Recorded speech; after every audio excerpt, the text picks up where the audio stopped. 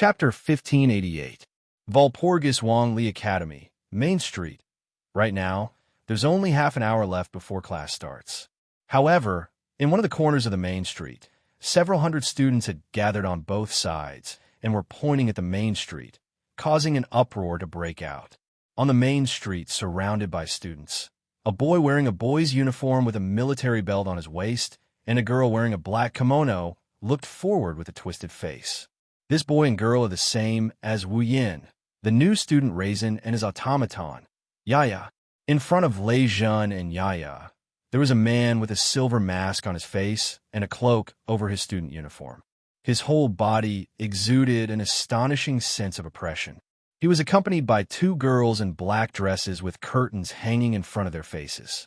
The number one genius in the history of the academy, Magnus, just like not too long ago, the number one puppet user who occupied the top position among all the students in the academy, was once again provoked by freshmen. If they had seen this scene a few days ago, the students of the Walpurgis Royal Mechanical Academy would have definitely treated the new student who challenged Magnus as an overconfident joke.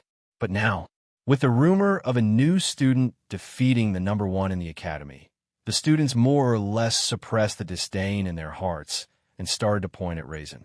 Among the crowd gathered at the corner of the main street, one of the corners was unusually empty. Not a single student moved in this direction, because there's a girl who everyone fears, who has the nickname T-Rex, standing there. Idiot. An idiot so stupid that it makes people pity him. An idiot so stupid that it makes people think he's cute. An idiot so stupid that it makes people want to laugh. A small dragon stood on her shoulder. Charlotte looked at Lei Zhen, who was confronting Magnus, and spat out harsh words. Seriously, are all the new students this arrogant? Why do they like to challenge the number one monster in the academy? Don't say that, Charles. Charles! Sigmund, who was standing on Charlot's shoulder, shook his head. Maybe. This kid can be like him. Show off a shocking battle prowess? Do you think there are so many freaks in the world? Charlotte's tone became indignant. Last place in the academy, but not long ago, he completely suppressed the number one in the academy. Where did such a freak come from? That's true. Sigmund's tone was still calm. Furthermore, he had also revealed some unknown facts. Didn't you sacrifice your self-study time last night to ask about that freak's results? I didn't ask about it. Charlotte's indignant expression turned into panic as she quibbled. I just wanted to rest, so I asked around. Is that so? Sigmund's voice was laced with a hint of a smile. Then, why do we still need to find out which dormitory and room he's in after finding out his results? It's to make it easier to find him. Then why did you specifically write down all the things you heard in a book? That's also to prepare for the night meeting to collect information, but didn't he say that he doesn't attend the night party? Shut up. Charlotte's embarrassment turned into anger as she slapped Sigmund's shoulder. Be careful, or I'll replace all your chicken with corn. Facing Charlotte's slap, Sigmund nimbly flew up, dodging Charlotte's slap and asking a sharp question. You're interested in him, right? That's not true, Charlotte shouted angrily. I don't have that kind of perverted feelings for him. Perverted feelings? As soon as Charlotte finished speaking, a voice sounded behind her. Who do you have perverted feelings for? He put on his uniform and brought the 5 girls with him. Wu Yin walked over Charlotte with a new set of clothes. You. Charlotte was stunned when she saw Wu Yin in his uniform. It seems like she hasn't gotten used to it yet. When she saw the group of young ladies dressed in white, red-edged blouses and red miniskirts, Charlotte revealed a stunned expression. Not only Charlotte, all the students were captivated by Natsuki, Ikaros, Astria, Nagisa, and Kanon's white figures. Originally, these young ladies already possessed breathtaking beauty. Now, coupled with their heroic outfits, they simply looked like beautiful commanders of an army. Not only were they beautiful, they also gave off a valiant feeling. They were so dazzling that no one dared to look directly at them. Looking at the 5 beautiful young ladies, even Charlotte couldn't help but exclaim, It's really a blessing that you've accumulated over several lifetimes to have 5 automatons like this. I'll take it that you're exaggerating. Wu Yin looked at the main street. Whoosh, as if it was planned. When Wu Yin looked at the main street, several figures flashed by and appeared in front of Lei Jun. It's Magnus Automaton. 6 female automatons appeared in front of Lei Jun and pointed their sharp weapons at Lei Jun's throat. It's just like what happened to Wu Yin not long ago. But this time, none of the weapons that were pointed at Lei Jun's throat were bound by the chains of discipline. As for Lei Jun's automaton, Yaya turned pale with fright on the spot, but she didn't dare to move, fearing that she would trigger the automaton and cause Lei Jun to lose his life. Cold sweat dripped down Lei Jun's face. His twisted expression froze. It's also a new student challenging the Academy's #1. However, the unexpected didn't happen today. The new student was subdued by the Academy's #1 in an instant. Seeing this, the surrounding students stopped making noise and finally began to look at Lei Jun with disdain. How should I put it? They're a bunch of nauseating and realistic people. What an idiot, Charlotte said sarcastically. If the Academy's #1 is so easy to deal with, the Demon King wouldn't be so hard to fight for. That was a bit reckless. Wu Yin frowned when he saw Lei Jun being surrounded by 6 automatons with weapons at his throat. He looked at Magnus. Let him go, Magnus. The moment the voice rang out, the entire place turned into a silent space. The students first looked at Wu Yin and then at Magnus. Then, they focused their attention on the automaton that is enough to form a combat squad. They gulped down a mouthful of saliva. Magnus looked at Wu Yin and didn't look away. Magnus and the other automaton girls also focused their attention on Wu Yin. They tensed up their bodies and went on high alert. At this moment, it's as if the crowd around them disappeared, leaving only Wu Yin and Magnus in the world. The temperature in the room seemed to have plummeted. It's very frightening. After a while, Magnus retracted his gaze. His automaton seemed to have received some sort of order as it leapt away from Ryzen and stood in front of Magnus, guarding against Wu Yin. Let's go. However, Magnus turned around and left the scene with the 6 vigilant automatons. The surrounding students also seemed to have unlocked some taboo and became noisy again. Lei Jun stared at Magnus back with hatred and anger in his eyes. He then turned around and looked at Wu Yin. He walked in front of Wu Yin. Let's have a fight. The hubbub of the crowd instantly died down. When he said this, Lei Jun didn't look as confused as before. Instead, he looked at Wu Yin with a resolute gaze. Charlotte, who was about to mock Wu Yin, shut her mouth and didn't say anything. Wu Yin looked at Lei Jun in the eye, and he nodded after a while. As you wish. Chapter 1589. Walpurgis Royal Mecha Academy. Drill Grounds. This was one of the training grounds specially provided for the students of the Walpurgis Royal Mechanic Academy to practice and train in mechanic magic and mechanic combat. It's not much time before class starts, but the training ground is packed with people. Students gathered in groups of 2s and 3s around the center of the practice field. They looked inside the practice field and whispered to each other. At the center of the training ground, Wu Yin, Natsuki, Ikaros, Astria, Nagisa, and Cannon stood on one side. On the other side, Raisin and Yaya stood in a standoff with Wu Yin, and company Raisin's gaze swept across Natsuki, Ikaros, Astria, Nagisa, and Cannon. His chiseled face was tense, and his gaze was heavy.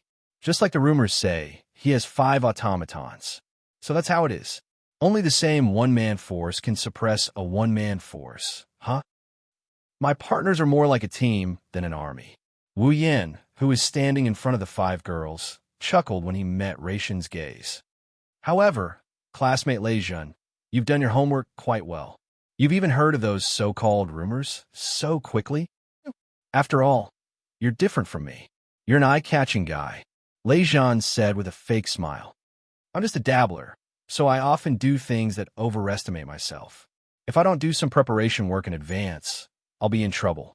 If I didn't prepare myself beforehand, I wouldn't have any chance of winning. That means you've been thinking about defeating me? Wu Yin looked at Lei Jun with a perplexed expression. Why? Didn't I tell you before that I wouldn't attend the night party? Like I said, I'm a guy who always does things beyond my ability. Lei Jun put his index and middle fingers together, as if he was forming a hand seal. He spread out his other hand. It was aimed at Yaya, who was standing in front of him. I have my own goal, but that goal is unreachable to me, but you easily achieved it. So, let me see how far away I am from the power that can help me achieve my goal. And Lei Jun's face suddenly showed a smile full of determination. My partner is the best automaton in the world. As soon as he finished speaking, a burst of mana emerged from Raisin's palm and turned into a circle of light, gradually rippling and fluctuating. Yaya, who was standing in front of Lei Jun, suddenly opened her eyes. Her body seemed to be wrapped in a layer of transparent fluorescent light, and the lines of her body flashed with a layer of light. Her originally harmless body was instantly filled with power, and the air around her surged slightly. Yaya, level 62. Wu Yan shook his head when he received the system feedback. Just as Raisin had said, Yaya was the best automaton in the world. To be precise, it was one of the best automaton in the world. Yaya was made by the famous automaton craftsman named Shuko Kariusai. She was the moon puppet in one of the 3 masterpieces of Snow and Moon that she was most proud of. Putting aside its magic circuit, in terms of performance alone, there were automatons in this world that were comparable to Yaya, but none that could surpass Yaya existed. Therefore, as an automaton, Yaya's strength was unquestionable. There was no way he was only level 62. Right now, Yaya's level was only 62. It was probably because Lei Jun wasn't able to fully utilize Yaya's abilities. Many words. I told you I didn't defeat Magnus. I just got the upper hand in a skirmish. Wu Yan mumbled to himself as he looked at the sky. Although Magnus has mobilized all his automatons, none of his automatons have activated their magic circuits or used any magic. Although I only have 2 automatons on my side, they have indeed activated their magic circuits. Lucian said with a smile, although Magnus has mobilized all his automatons, none of his automatons have activated their magic circuits. So, if we really fought Magnus, we wouldn't know who would win. Wu Yan looked at Raisin with a smirk. But I also told you, I'm not afraid of challenge. A surge of mana erupted from Wu Yan's body. It turned into a small ray of light and entered Estria's body. Just like how she received Raisin's mana every night, Estria's body turned transparent for a moment. Her body glowed with a layer of light. Then, the power that originally belonged to her surged out of her body, freeing her from the restraints. Estria understood after receiving Wu Yan's mana. Wu Yan wants her to make a move. An illusory square frame appeared in Estria's crimson eyes. A pure white halo appeared above her head. A pair of pure white wings spread out from her back, stirring up a gust of wind. Whoosh! Before the spectators could admire her angelic posture, Estria dashed forward, leaving behind a trail of afterimages. She arrived in front of Yaya in an instant with a deafening sonic boom. A vibrating lightsaber appeared in Estria's hand. Estria raised the lightsaber above her head and swung it down at Yaya, who couldn't react in time. Yaya, at the critical moment, Lei Jun, who was still on guard, reacted. Lei Jun's eyes widened in an instant. He clenched his teeth and extracted the largest amount of magic power from his body. While letting it flow into Yaya's body, he used forcible domination. Basically, automatons were able to move on their own. After all, an automaton had its own personality and intellect. Naturally, it would also make independent judgments and actions. The so-called force domination was a method that allowed the puppeteer to forcibly control his automaton to a certain extent. Raisin used force domination to control Yaya's body and forced her to take a step back before she could react. Then, the vibrating laser lightsaber whistled from top to bottom as it brushed past the tip of Yaya's nose and slashed down. However, in the next moment, Lei Jun and Yaya froze on the spot. Estria, who was slashing down with her laser lightsaber a moment ago, suddenly disappeared. Whoosh! The sound of something breaking through the air echoed. Her afterimage elongated in the air. Raisin felt a gust of wind hitting his body. His vision turned black, and a lightsaber appeared in front of him. The vibrating lightsaber was pointed at Raisin's forehead. Astrea appeared in front of Raisin with the lightsaber in her hand. She stared at Raisin with a pair of crimson eyes that sent chills down Raisin's spine. Raisin! Yaya turned around and saw Astrea pointing her lightsaber at Raisin's forehead. She froze on the spot, and her expression changed. Leijun looked at Astrea, who was standing in front of him. Her crimson eyes rippled. She looked cold and indifferent. Leijun's eyes were filled with emotions. In the end, it turned into helplessness. Facing Magnus 6 automaton, Leijun was taken down in an instant. Against Wu Yin, a mere automaton, Raishin was captured in a single move.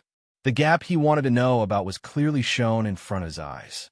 In the end, Raisin forced out a sentence with a bitter smile. I surrender. Chapter 1590. I admit defeat. When this sentence echoed in the air above the practice field, the whispers of the surrounding students became louder and louder. Their gazes were all focused on Wu Yin. There was a freshman who was able to control 5 automatons by himself and defeated Magnus. This rumor, even though it did spread throughout the academy, how many people actually believed it? Just like Wu Yin said, in that extremely short battle, Magnus used all 6 automatons, but none of them activated their magic circuits. Of the 5 automatons around Wu Yin, only 2 made a move. They used their magic circuits and performed magic. The other 3 automatons didn't use their full strength.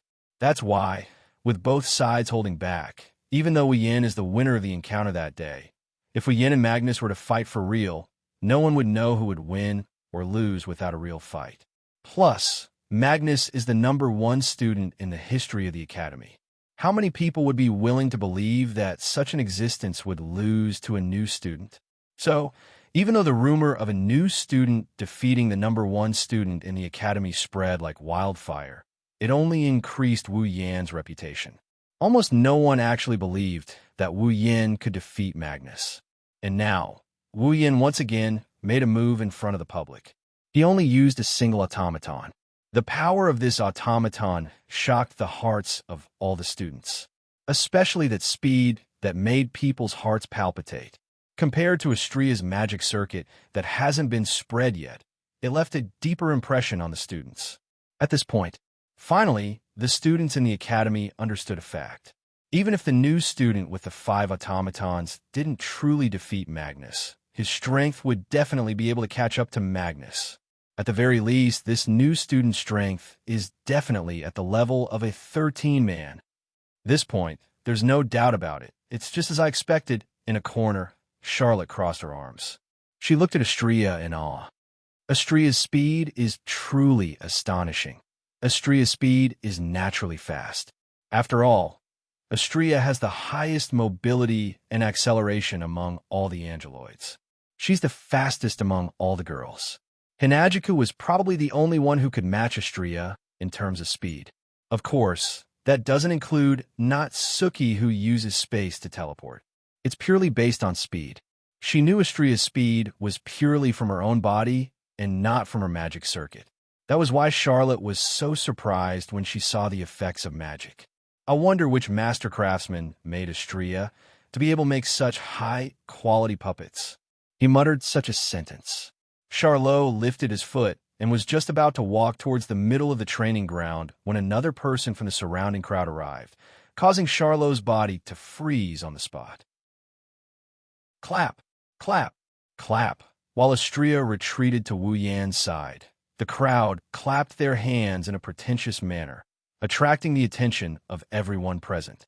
It's just as the rumors say, the 2 new students aren't simple characters, as such a voice rang out. A man in uniform walked out from the crowd. It was a woman with golden hair.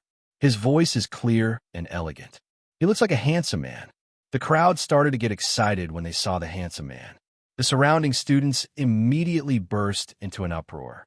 Presumably, they all knew this handsome man. Among the noisy crowd, the girls looked at him with admiration and admiration. It's not hard to imagine how popular this handsome man is among the girls. However, Looking at this handsome man with a kind smile on his face, there were 3 people present who were more or less different from the others. Lejeune sized him up. Charlotte had a strange expression on her face. Wu Yin narrowed his eyes and smiled. He looked like he was mocking something. "Nice to meet you." The man bowed with a friendly smile. "Can I borrow some time?" The boy was smiling when he said that, and he didn't seem to have any automatons with him. Wu Yin and Lejeune looked down at the same time. They stopped at the left arm of this handsome guy with a smile on his face. There was an armband with the word "Soar" embroidered on it with golden ribbons. In other words, this person is the disciplinary committee member of the Walpurgis Royal Tactical Academy. In addition, he was also wearing a pair of black, fingerless gloves embroidered with golden words like Charlotte's. The owner of the gloves. This person is qualified to participate in the night party. But that's not surprising. If you want to be a disciplinary committee member of the Walpurgis Royal Tactical Academy, you need to be able to deal with some trouble. Otherwise, you won't be chosen. That's why the disciplinary committee members of the Walpurgis Royal Tactical Academy are usually the top students who have the strength to participate in the night party. It's considered a gathering camp for night party participants.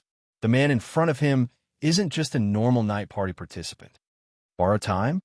Lejeune looked at the handsome man expressionlessly. Felix Kingsford ranked 4th in the academy. Not only is he one of the famous 13, but he's also the head of the disciplinary committee. Felix Kingsford, who is ranked 2nd to last, wants to borrow time from me? Ditto. Wu Yin shrugged, and he continued in a casual manner. Last place in the academy. Please. Felix had a friendly smile on his face that could make anyone soften, relax, and look harmless. However, both Wu Yin and Raishin expressed their resistance to him. The surrounding students went into an uproar. Some of the girls looked at Wu Yin and Lejeune with piercing gazes. These guys definitely don't understand the saying, "The weasel pays a visit to the chicken," or "one doesn't visit a temple for no reason." Please don't say that, Felix exclaimed in praise. Although your ranking isn't good, you're both very strong. I failed both challenges. Lejeune glanced at Felix and mocked himself. I really don't know how you see how strong I am. After that, Lejeune turned around and left with Yaya. Wait, Felix didn't even look at Lejeune. He smiled calmly. I'm here to give you the qualifications to participate in the night party. Are you going to ignore me? Lejeune's footsteps suddenly came to a halt. Wu Yin pursed his lips and walked to the other side. Wait, I don't want to participate in the night party. Felix wanted to ask him to stay, but Wu Yin stopped him with one sentence without even turning his head. So, please don't look for me for troublesome matters. Leaving these words behind, Wu Yin led the girls out of the training grounds through the crowd that automatically parted to make a path for them. That idiot. For some reason, Charlotte hid in the crowd and watched Wu Yin leave. Then, she glanced at Felix, who had a helpless expression on his face. She stomped her feet in anger before she snuck out of the crowd and left the scene. On the way to the lecture hall, Natsuki suddenly spoke. That man just now, you have to be careful. Oh?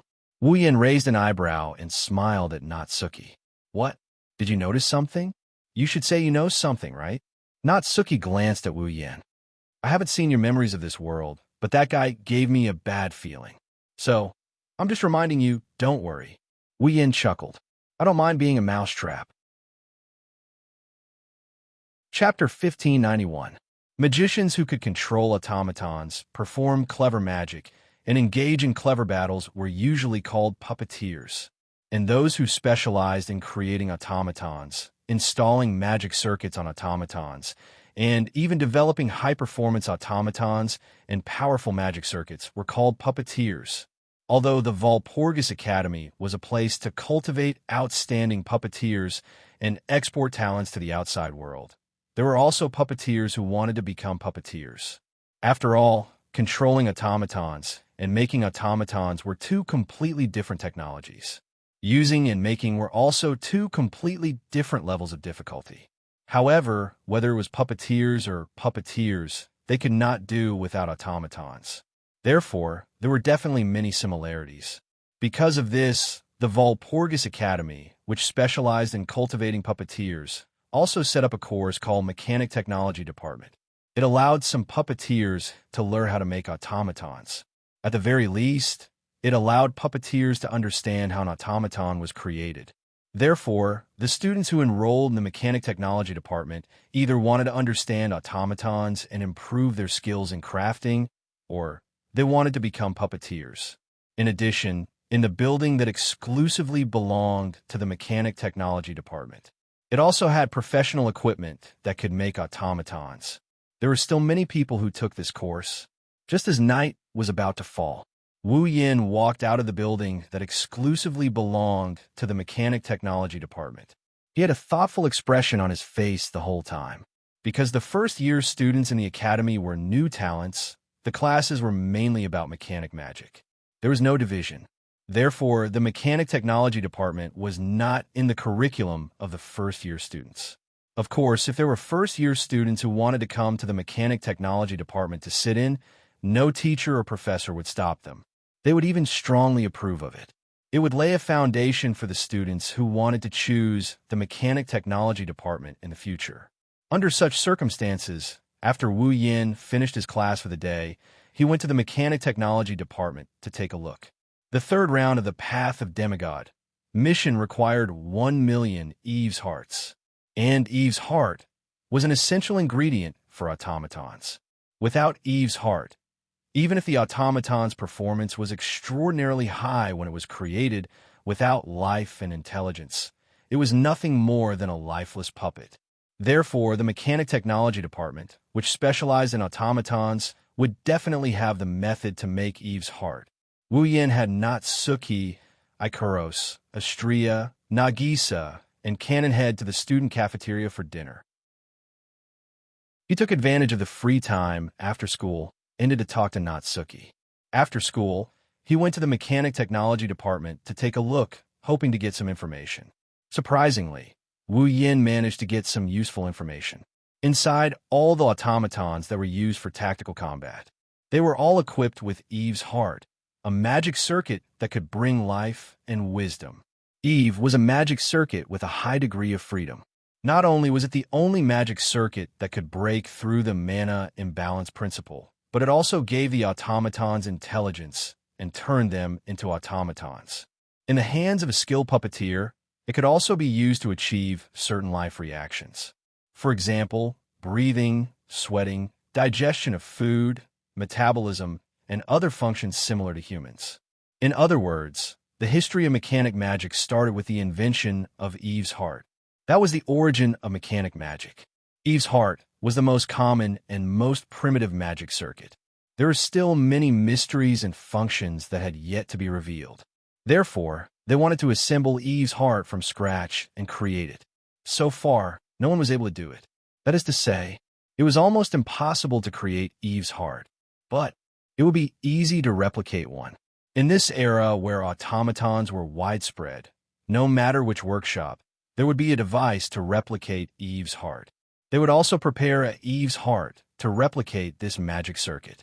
It was precisely because the replication of life had become so simple that automatons could be popularized. Therefore, there were 3 ways to get Eve's heart. 1. The simplest and most violent way, snatch. No matter which automatons were equipped with Eve's heart, kill the other automatons and dig out the hearts in their bodies to obtain Eve's heart. But 1,000,000 Eve's heart meant that Wu Yin had to kill 1,000,000 automatons. Every automaton was a considerable fighting force. If he killed them carelessly, not to mention whether the automaton's puppeteers would retaliate or alert the various countries, even finding 1,000,000 automatons was not an easy task. In addition, it would definitely take a lot of time. This method was definitely not advisable. 2. The most rational and easiest way since there was a workshop that specialized in making automatons and selling them, it wouldn't be strange to sell Eve's heart and use it to make automatons for the puppeteers. However, not to mention how much money it would cost to purchase 1,000,000 Eve's hearts. The reason for purchasing so many Eve's hearts would also attract unwanted attention. No matter where one was, there would always be people who were dissatisfied with the country's policies, similar to terrorists. In this era where magic was popular, it wasn't strange at all that there were terrorists who were puppeteers. Under such circumstances, the sale of automatons and Eve's heart was restricted. If he really wanted to buy so many Eve's hearts, the military or the police would definitely come knocking on his door and interrogate him. Would Wu Yin tell them that he was using them to complete a mission? It would be strange if he didn't get locked up as a suspicious person. Then, there was only one last, most troublesome and most laborious method left. He had to obtain the technology to replicate Eve's heart and create an Eve's heart replication device. Then, he had to get his hands on an Eve's heart and replicate 1 million Eve's heart. The replication technology wasn't that difficult. The technology department already knew about it. Wien just had to find time to come over and learn it. If it's a copy device, he can borrow it from the IT department, or he can just take a blueprint and make one himself. Then, he would have to get his hands on an Eve's heart. While Wu Yin was lost in his thoughts, a figure appeared in front of him on one of the side paths of the main street. No, or rather, it should be said that a figure with a group of young girls appeared there. He wore a mask on his face, as usual. The mask could only cover the area above his nose. Other than that, one of his eyes was also covered, while the other was directly exposed to the air. Wearing the academy uniform and a majestic cape, that person led a group of young girls in black formal attire with a curtain hanging in front of them. Like a flash from the darkness, they slowly walked towards the mechanics and technology department school building. It was Magnus. Seeing Magnus slowly walking towards him, Wu Yan's wine-red eyes smiled. Chapter 1592. Magnus was a fourth-year student of the highest grade in the Walpurgis Royal Mechanical Academy. Magnus had already stayed in the Walpurgis Royal Mechanical Academy for 4 whole years. For years of time allowed Magnus to climb to the top of the academy. Not only did he have the best results in the history of the academy, he was now ranked number 1, the most promising puppet user to become the Demon King. The Walpurgis Royal Mechanical Academy was a place where strength was the only thing that mattered. Therefore, the academy could turn a blind eye to those students who had strength but had poor results in theory. As for those students who were not only strong but also had excellent results, the academy had no reason to not give them good treatment. As the strongest puppet user in the Walpurgis Royal Mechanical Academy, and the one with the best results in history, Magnus didn't only have his own house, he also had a dedicated automaton research lab. This research lab also had all sorts of equipment for making automatons. With it, Magnus, who was a student of the mechanical engineering department, would basically stay there unless it was necessary, except during his usual classes. Today, when school was over, Magnus suddenly came to the mechanical engineering department's dormitory. Magnus didn't seem to want others to notice that he was still loitering outside at this time, so he avoided the main street and went through a small path beside the main street. He walked in the direction of the mechanical engineering department. Just as Magnus was about to reach the mechanical engineering department's dormitory, he walked out of the small path and entered the main street. As he walked towards the main door of the dormitory, suddenly stopped. There was no other reason, because in front of the main door of Magnus' destination, there was a uniformed student leaning against a pillar outside the main door of the dormitory. He looked at Magnus with a pair of wine-red eyes that flickered with a scarlet luster in the dark environment. He had a faint smile on his face. This person, although they had only met once or twice, and he only knew his name a few days ago, Magnus still had a deep impression of him, because this person gave Magnus a feeling of threat that he hadn't felt in a long time. Magnus had never had such a feeling ever since he came to the academy. He was a new student who had just entered the school a few days ago. His name was Wu Yin, and he was an expert. Now, this person had once again appeared in front of Magnus. It felt different from during the day. His wine-red eyes seemed even more profound in the darkness. Even his aura became ethereal and mysterious, as if he was a king born in the night. His entire body was filled with an oppressive feeling that made Magnus' heart sink despite it being very casual.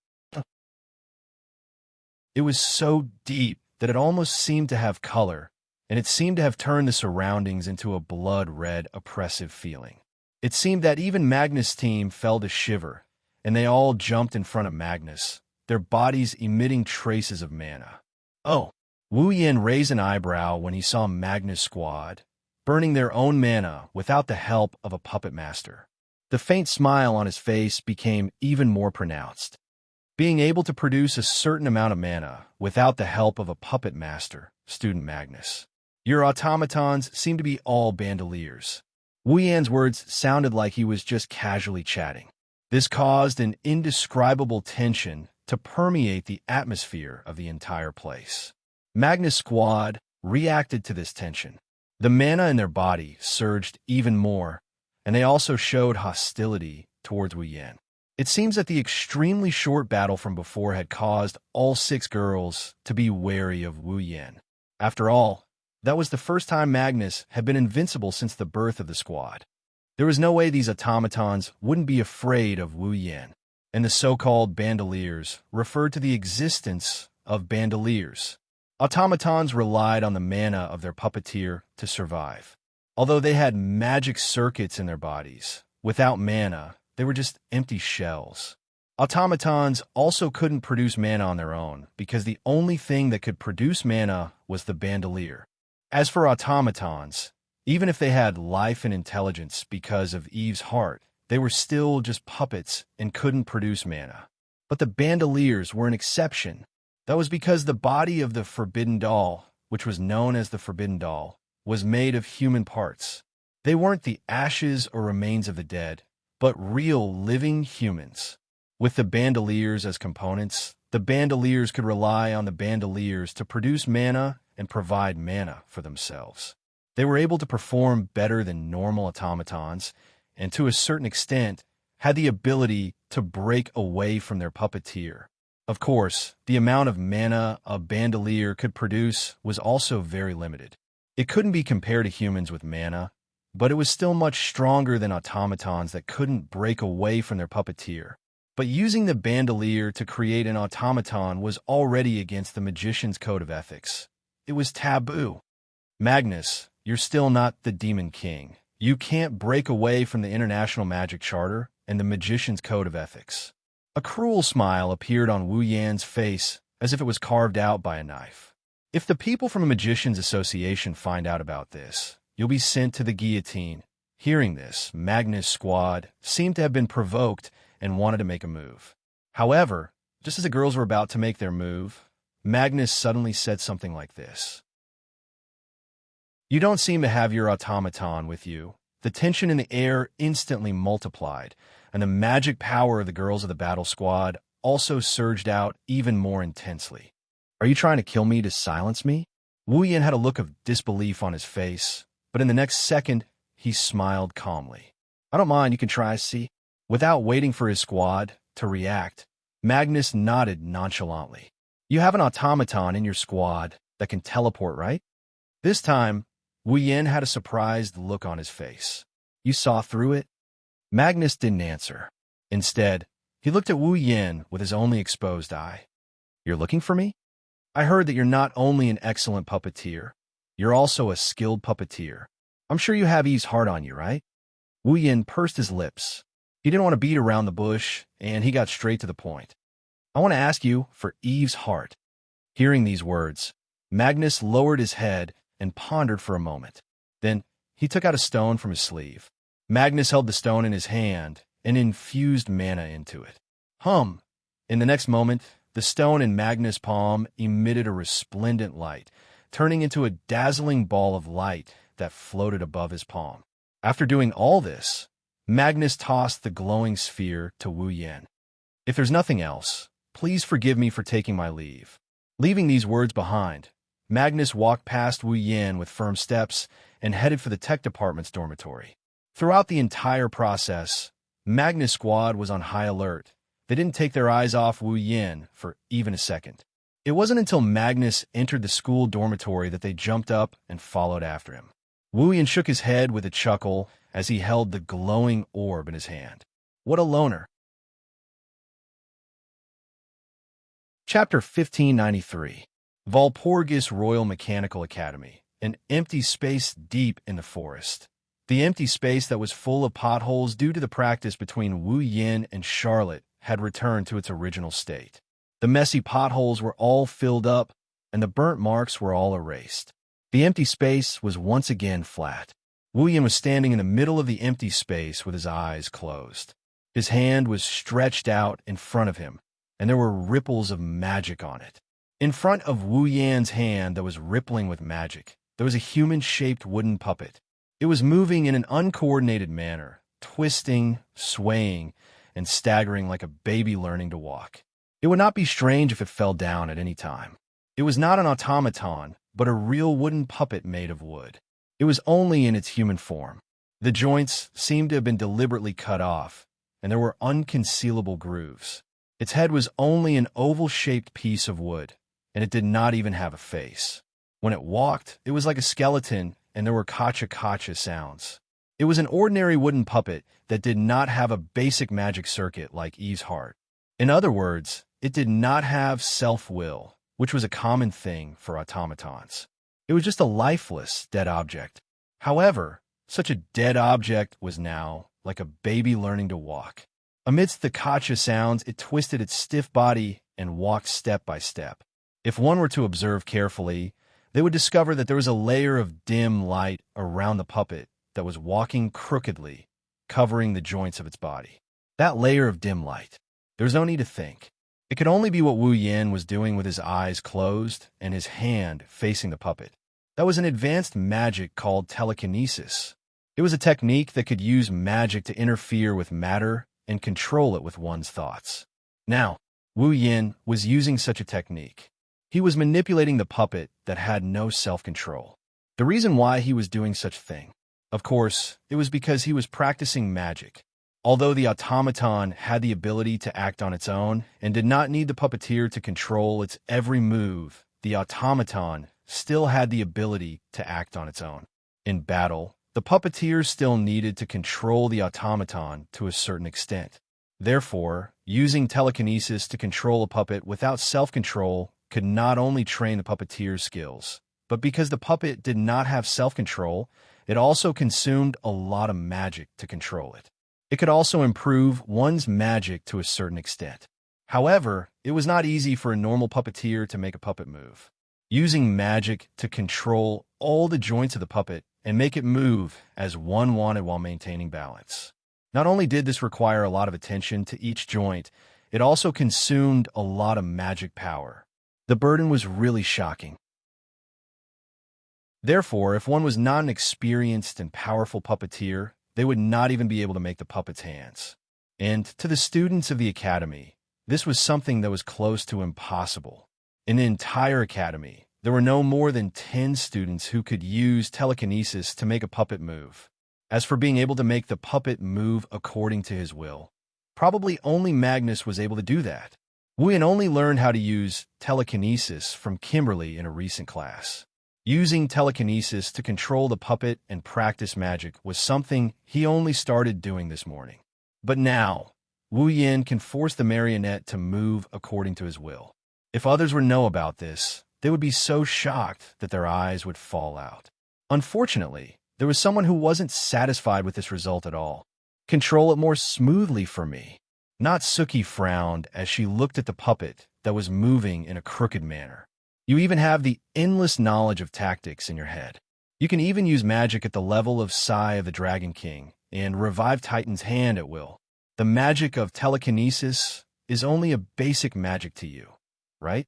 And you can only use it to this extent? No matter what, I only learned it today. Wu Yin retorted as he continued to release his mana and use telekinesis on the puppet. I'm not a genius. The knowledge in the 103,000 Book of Witchcraft was also converted into my own memories and directly controlled. This is the first time I've practiced a magic spell by myself. How about you give me a little more time? But it's a fact that you have extraordinary magic knowledge. You also have the infinite martial arts skill that combines mind, technique, and body as one. Mastering telekinesis should be easy, right? That's easy for you to say. Wu Yin opened his eyes, and he retracted his mana. The marionette fell to the ground with a thud. Why don't you give it a try? Wu Yin injected a portion of his mana into Natsuki's body. Natsuki glanced at Wu Yin and didn't say anything. She didn't even extend her hand.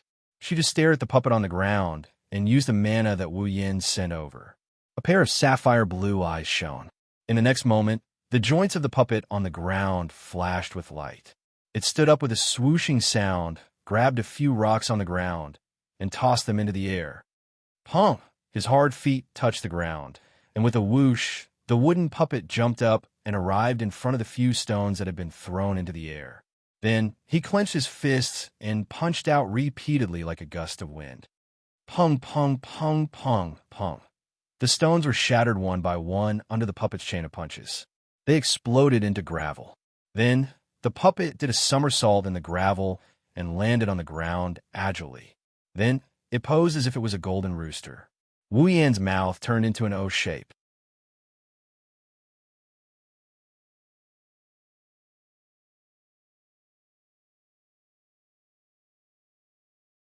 Chapter 1594.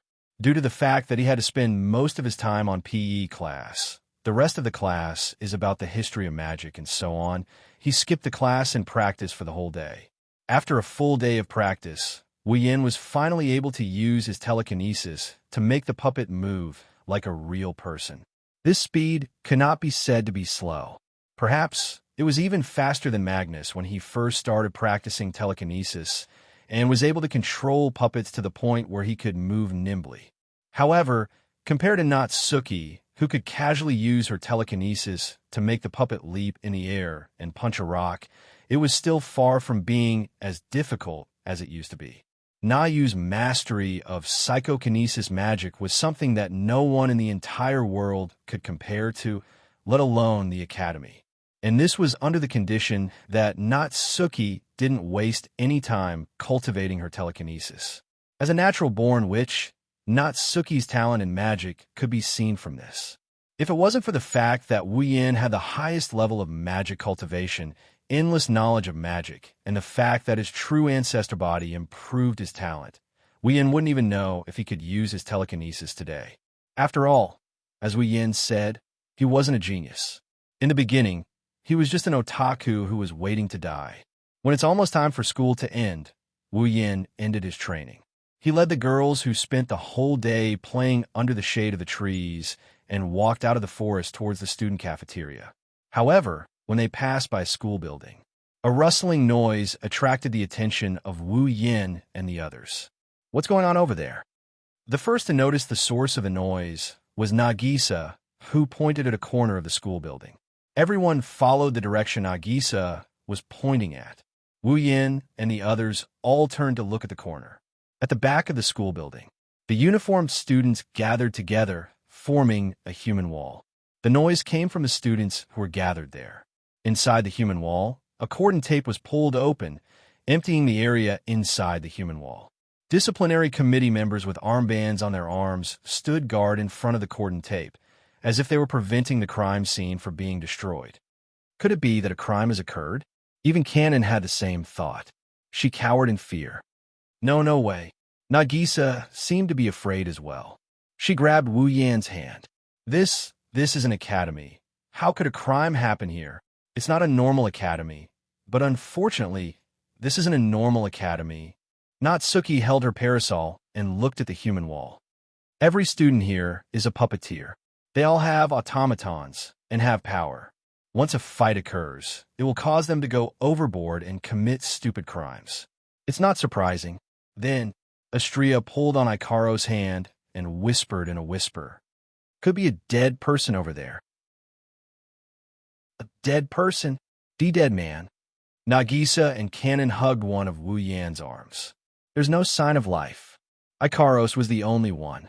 A pair of indigo pupils that stared at the inside of the human wall fluctuated with illusory frames and streams of light that resembled data. It's not a living being. Nagisa and Cannon heaved a sigh of relief upon hearing this. Wu Yin mused as he looked at the noisy crowd. Then, he noticed a person. She was standing at the corner of the human wall. She had a little dragon on her head. She had blonde hair and was as beautiful as a fairy. At the same time, this young girl seemed to have been isolated and monopolized that place. She stood there with a straight face. Looking at the interior of the human wall, he seemed to be in a bad mood. Charlotte? Wu Yin thought of something. He sighed and led the girls toward Charlotte. Charlotte noticed the unusual footsteps. She turned her head and looked to the other side. She was stunned for a moment. "Why are you here?" I'm just passing by. I'm just passing by." Wu Yin gave her a perfunctory smile. He and the girls looked inside the cordon. Then they saw something that made Nagisa, Cannon, and Astria gasp in shock.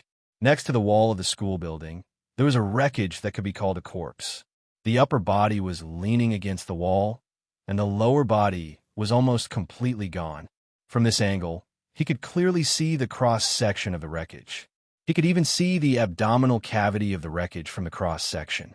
However, the abdominal cavity wasn't filled with flesh and blood. Instead, the structure was rather complicated. Gears and wires leaked out from the wound. It was none other than an automaton. Looking at the gears and wires that leaked out from the abdominal cavity and the oil that looked like blood, it made the remains of the automaton look even scarier than a human body. On top of that, the lower half of the automaton's face was completely destroyed, leaving behind no trace of its original shape. There was a blood-like liquid scattered around it, as if it had been eaten by some wild beast. It was a spine-chilling sight. The most eye-catching part was the strange wound on the automaton's chest. There was a smooth hole where the heart should have been. It looked like a melted candy. Ugh! Cannon and Nagisa turned their heads away, their faces turning green. This! Astria looked like she couldn't bear to see this happen. Who the hell did this? Charlotte gritted her teeth and clenched her fists. That's the work of magic liquor. Magic liquor? It's a pest that hides in the shadows of the academy. It specializes in attacking lone puppeteers and automatons. Charlotte took a deep breath and explained. Every year in the academy, there would be a few puppeteers who would mysteriously go missing, and the automatons of these missing puppeteers would all be destroyed. Was it attacked? As an excellent attack mage officer, Natsuki, who had dealt with countless big and small matters, kept looking at the remains of the automaton and frowned. Besides, since some puppeteers go missing and automatons are destroyed every year, it should be an untargeted and indiscriminate crime, right? That's right. That's it. Charlot nodded hard as he looked at the automaton inside the cordon. Every time Eyebaldy appears, a puppeteer would go missing. It would dig out or eat the automaton's Eve's heart along with its magic circuit. That is why Eyebaldy is the culprit behind this automaton's destruction. Why would it do something like this? Cannon hugged Nagisa tightly. She didn't dare to look inside the cordon as she spoke in a sad tone. There's no grudge between us, right? Since there are no grudges between them, there can only be two reasons why they would do such a thing. Wu Yin sneered. Either it's a psychopath or has a motive. For example, looking at the heart of the automaton, Wu Yin's eyes flashed with a glint. They need the magic circuit that will eat it every time they attack. Clap, clap, clap, clap. When Wu Yin finished his sentence, the crowd applauded just like they did when he finished his fight with Lei Jun. That's a good judgment. With such a sentence, not far away, the handsome blonde man slowly walked over with a man and a woman. Looking at the handsome man with a kind smile on his face, Charlotte was startled. Felix! It was Felix. Beside Felix were Lei Jun and Yaya. Chapter 1595. Yo, Seal, you're here too? As Felix walked over, he cast his gaze on Charlotte with a smile. I thought you weren't interested in things that have nothing to do with you. It's too noisy here. That's why I came to take a look. Ciara averted her gaze as if she was trying to hide something.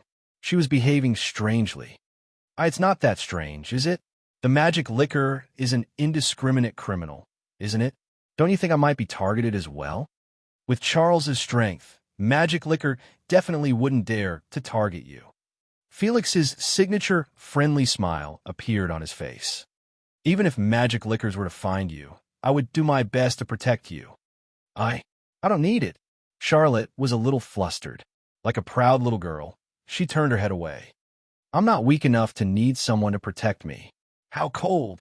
Felix shrugged helplessly. He looked at Wu Yin, who didn't even look at him as he joked.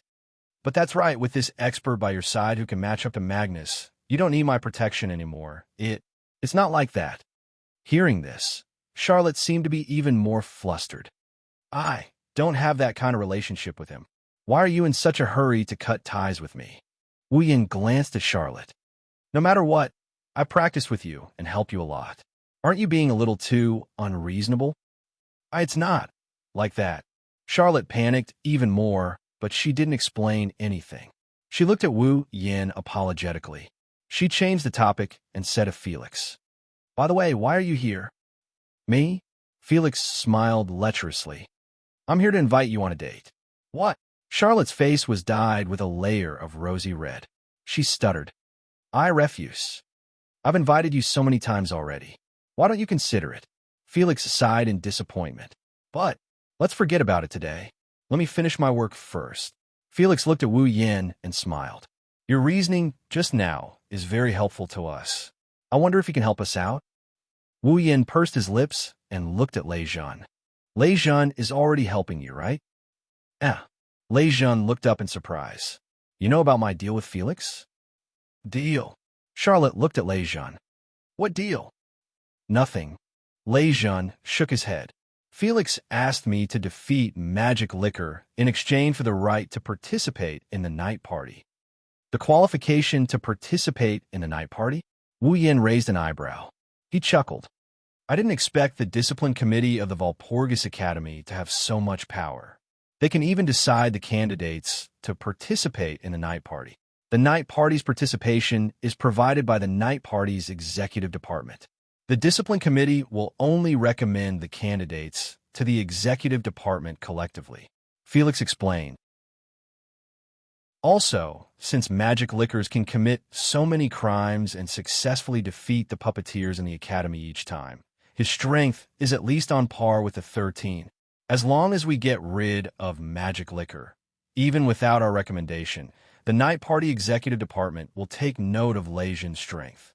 They'll think he can participate in the night party and given the right to participate, right?" Felix patted Lei Zhan's shoulder. "I'm just going with the flow. So, Magic Liquors, if you give this prey to Lei Zhan, will be very grateful." Hearing Felix's words, everyone looked at Wu Yin. But under everyone's gaze, Wu Yin smiled. His smile was very sarcastic. "Looks like our discipline committee's supervisor doesn't like me either." Such a sudden sentence stunned everyone present on the spot. "Why is that?" Felix waved his hand and shook his head as if he was panicking. "I didn't mean that at all." "Then why did you ask me to look for the Magic Liquor?" Wu Yin smirked. "Aren't you trying to push me to a dead end?" "What? Push you to a dead end?" Charlotte, Lei Zhan, and Yaya were all stunned. They didn't understand what was going on. Even Felix frowned. "I think you misunderstood. I didn't mean that. Although Magic Liquor, Eyebaldi, should be very strong, if it's you, you shouldn't be able to deal with him." "Do you really think so?" Before Felix could finish, Wu Yin interrupted him. "Then, can you please tell me if the academy has found any of the missing students up until now?" "Yes. The academy has already started searching for the missing students." Felix became serious. "But the discipline committee, the guards, and the academy's professors haven't been able to find them. Don't you know that?" Wu Yin sighed. "That's right. The number of students that Magic Liquor had ambushed so far has completely disappeared. In other words, not only did Magic Liquors eat the automaton, but they also hid the puppeteers who might have been killed." Wu Yin looked at Felix mockingly. "It's not easy to hide a corpse. If you bury it, there will be soil there. If you dissect it, there will be bloodstains on the ground. Moving the corpse is even more troublesome. Many murderers give themselves away when they dispose of the corpse." "That's right." Felix's frown deepened. "But what does this have to do with me wanting to push you to a dead end?" "You still don't understand?" Wu Yin shook his head and looked straight at Felix. "There would definitely be some sort of criminal act that would give a game away. However, up until now, there hasn't been a single trace left behind. If Magic Liquor was someone from this academy, there's no way he could have done it so perfectly, unless..." Wu Yan's wine-red eyes shone with a clear coldness. "The culprit is someone with status, power, and authority in the academy. Someone who can do things behind the scenes." For example, the academy's higher-ups, the guards, or disciplinary committee member. His clear words reverberated in the surroundings, causing everyone present to clamor loudly. Charlotte and Lei Jun were even more shocked. As if they had made an agreement, they cast their gazes on Felix. Felix retracted his usual friendly smile. He stared at Wu Yan in a deadlock. They didn't say anything else. One must admit that Wu Yan's judgment was very accurate. There were so many missing students, but the academy still hadn't found the reason. They didn't even have a single clue, which was very strange. However, if there was an academy behind the scenes that tamper with magic liquor, then it wouldn't be strange at all. Of course, I don't have any evidence. After a while, Wu Yan suddenly changed the topic. He smiled and turned around. However, if I cause trouble from magic liquors, I might become enemies with the disciplinary committee member, the guards, or even the academy's higher-ups. If that's the case, I should be quietly eliminated, right? I don't want to take the risk. Along with this teasing remark that may or may not be true, Wu Yan led the girls and left the scene with clear footsteps, leaving behind a heavy, suspicious, and bewildered atmosphere.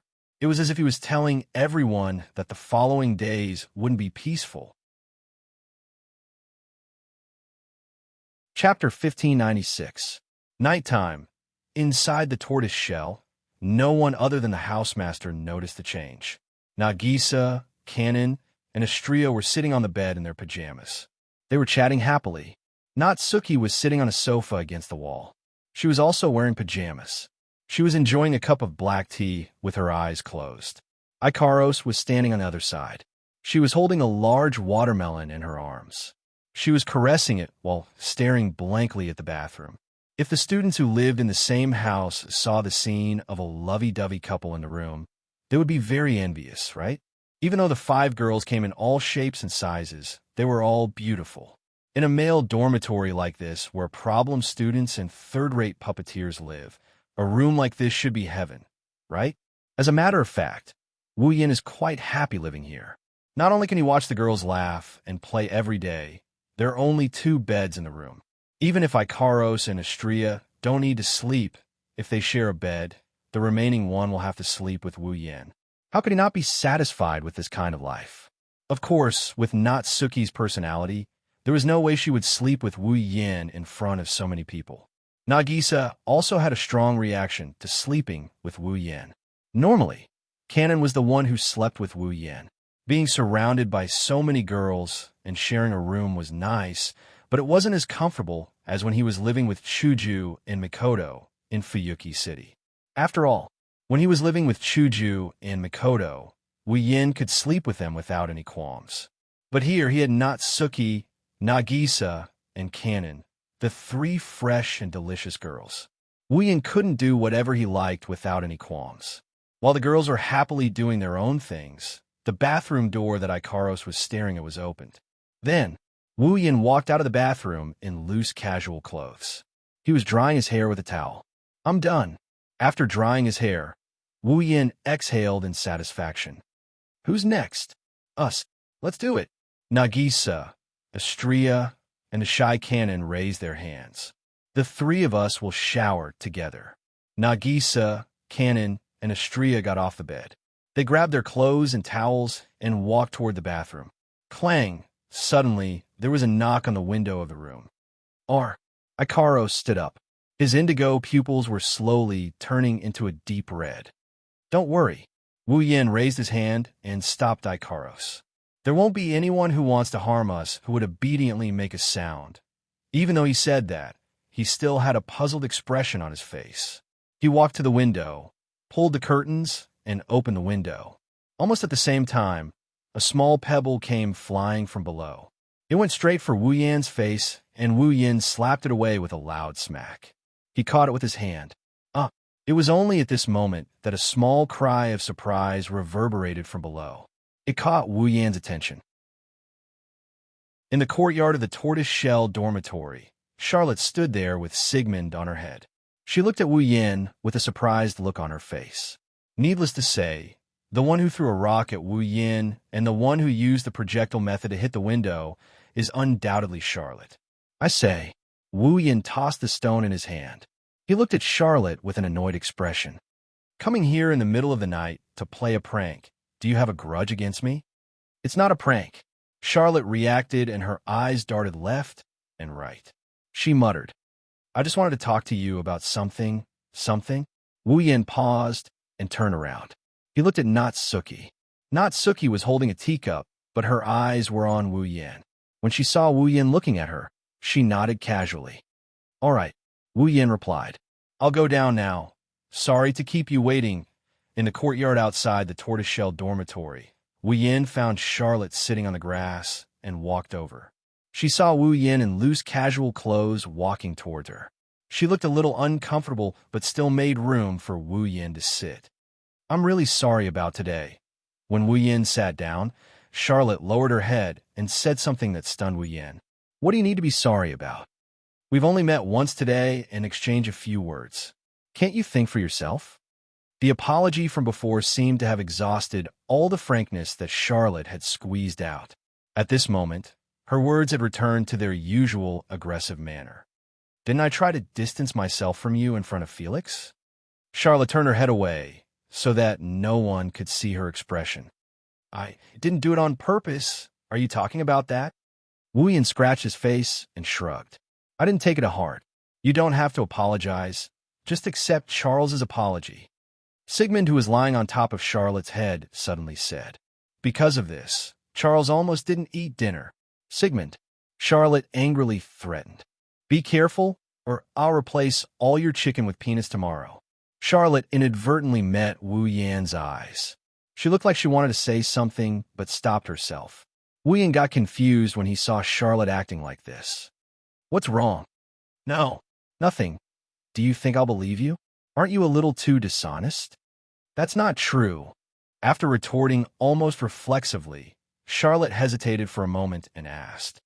Today, you said that there's someone in the Conduct and Discipline Committee who helped Magic Liquor clean up the aftermath and is in cahoots with Magic Liquor, right?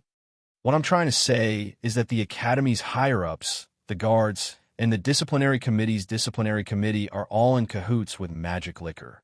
Or rather, Magic Liquor is among them. Wu Yin looked at Charlotte as if he could see through her thoughts. I didn't specifically designate them as the Discipline Committee. In other words, the Conduct and Discipline Committee member is indeed suspected to be in cahoots with Magic Liquor, or Magic Liquor is hiding in the Conduct and Discipline Committee member. Charlotte's pretty face was instantly covered with a layer of darkness. Am I right? Those missing students disappeared too thoroughly. It's too unnatural. Wu Yin didn't answer directly. He looked at the night sky and changed the topic. Just like what we said during the day, even if the corpses were destroyed, there would definitely be some traces left behind. However, they seem to have completely disappeared from the face of the earth. After such a long time, the Academy still hasn't found anything. It doesn't matter if those missing students are alive or dead. Since there isn't a single trace left behind, it means that they were either transferred out of the Academy or hidden in a place that ordinary students are not allowed to enter. Charlotte could feel Wu Yan's voice turning colder by the second. But you know the situation in the Academy. It's like a cage. Students have to register when they leave. Automatons can't even leave. They'll be attacked the moment they leave. In such a cage, if Magic Liquor really transferred the missing students out of the Academy, then it must have been approved by a certain powerful existence or organization in the Academy. Wu Yin turned around and looked at Charlotte. If the missing students are still in the Academy, then wouldn't the only place where they can hide and not be discovered by others be the restricted areas that are strictly regulated by the Academy? If that's the case, if you want to hide them, you have to get the approval of those powerful existences in the Academy, right? Charlotte fell silent. Chapter 1597. It was too clean. All clues related to the Magic Liquor seemed to have been purposely erased. Other than the remains of the automaton, nothing else was left behind. The Walpurgis Royal Mechanic Academy was the best academy in the world of magic. If the Kaibalkani was really just a rat hiding in the shadows, how could the Academy not find any traces of it until now? To be able to commit a crime in the highest school in the magic world so cleanly, it was like successfully escaping from a police station without leaving behind a single trace of blood. It was as if the victim had vanished from the face of the earth and disappeared without a trace. This, in itself, was already a suspicious point, and if the Academy's authorities were behind this, then it would explain why the crime was so clean. No matter if the missing students were alive or dead, they were destined to be shameful. Then it was not possible to move the missing students out of this cage-like academy. If they were to be hidden in the academy, they would have to be in the most secretive place that outsiders could not find. But if the academy's higher-ups, the guards of the garrison, and the members of the discipline committee were serious about investigating the case, where in this academy could they not be specially approved to enter? The only explanation was that this so-called investigation was just for show. Therefore, the academy's higher-ups, the guards of the garrison, and the members of the discipline committee were very likely to be in cahoots with the magic liquor. Or perhaps the magic liquor, Kaibal candy, was hiding among the existences who held real power in the academy. If they were to go against the magic liquor, Kaibal candy, it would mean that they would have to go against these beings as well.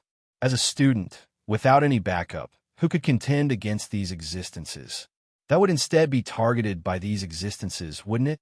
Even if they did find the magic liquor, Kaibal candy, wouldn't they be fooled by the other party using their authority?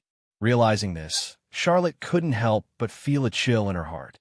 Doesn't that mean that regardless of whether we find the Kaibal candy or not, he won't suffer the punishment that he deserves? You're being too pessimistic. Wu Yin shook his head. Perhaps the Kaibal candy is indeed hiding in those institutions with real power in the academy, but not everyone is on his side. Otherwise, this academy would be too scary. You mean, Charlotte said with uncertainty. If we can find out who the magic liquor is, will the authorities that have nothing to do with the magic liquor punish him? The premise is, although it's not everything, but if you really want to make an enemy out of Kaibal candy, you must be mentally prepared to stand against someone with real power. Looking at Charlotte's eyes that gradually turned firm, Wu Yin poured a bucket of cold water on her. But Charlotte, if you want to find the magic liquor, I advise you not to. Charlotte's gaze that had just become firm instantly froze and was replaced with a blank look. Why? Don't you realize it? Wu Yin met Charlotte's confused gaze and threw out such a sentence like a sudden clap of thunder. You are also one of the suspects of the magic liquor. What? Charlotte's delicate body trembled as she angrily shouted. How could I be that kind of criminal? Only you would think so. Faced with Charlotte's rage, Wu Yin coldly and mercilessly threw out words that made Charlotte's delicate body tremble. Every time the Kaibal candy attacked, the attacked automaton would be left with scars as if the candy had been licked and melted. And Charlotte, your automaton, Sigmund's magic, seems to be able to do the same thing, right? Charlotte seemed like she wanted to explain something, but Wu Yin stopped her with a sentence. Perhaps you want to say that there must be a magic trick that can achieve the same effect, but you've forgotten something else. The automaton attacked by the magic liquor will have its magic circuit dug out. Wu Yin sighed. And if someone finds a large number of magic circuits in your dorm room, guess what will happen to you? Charlotte's pretty face turned pale in an instant. Even Sigmund's eyes were wide open, and his expression was ferocious.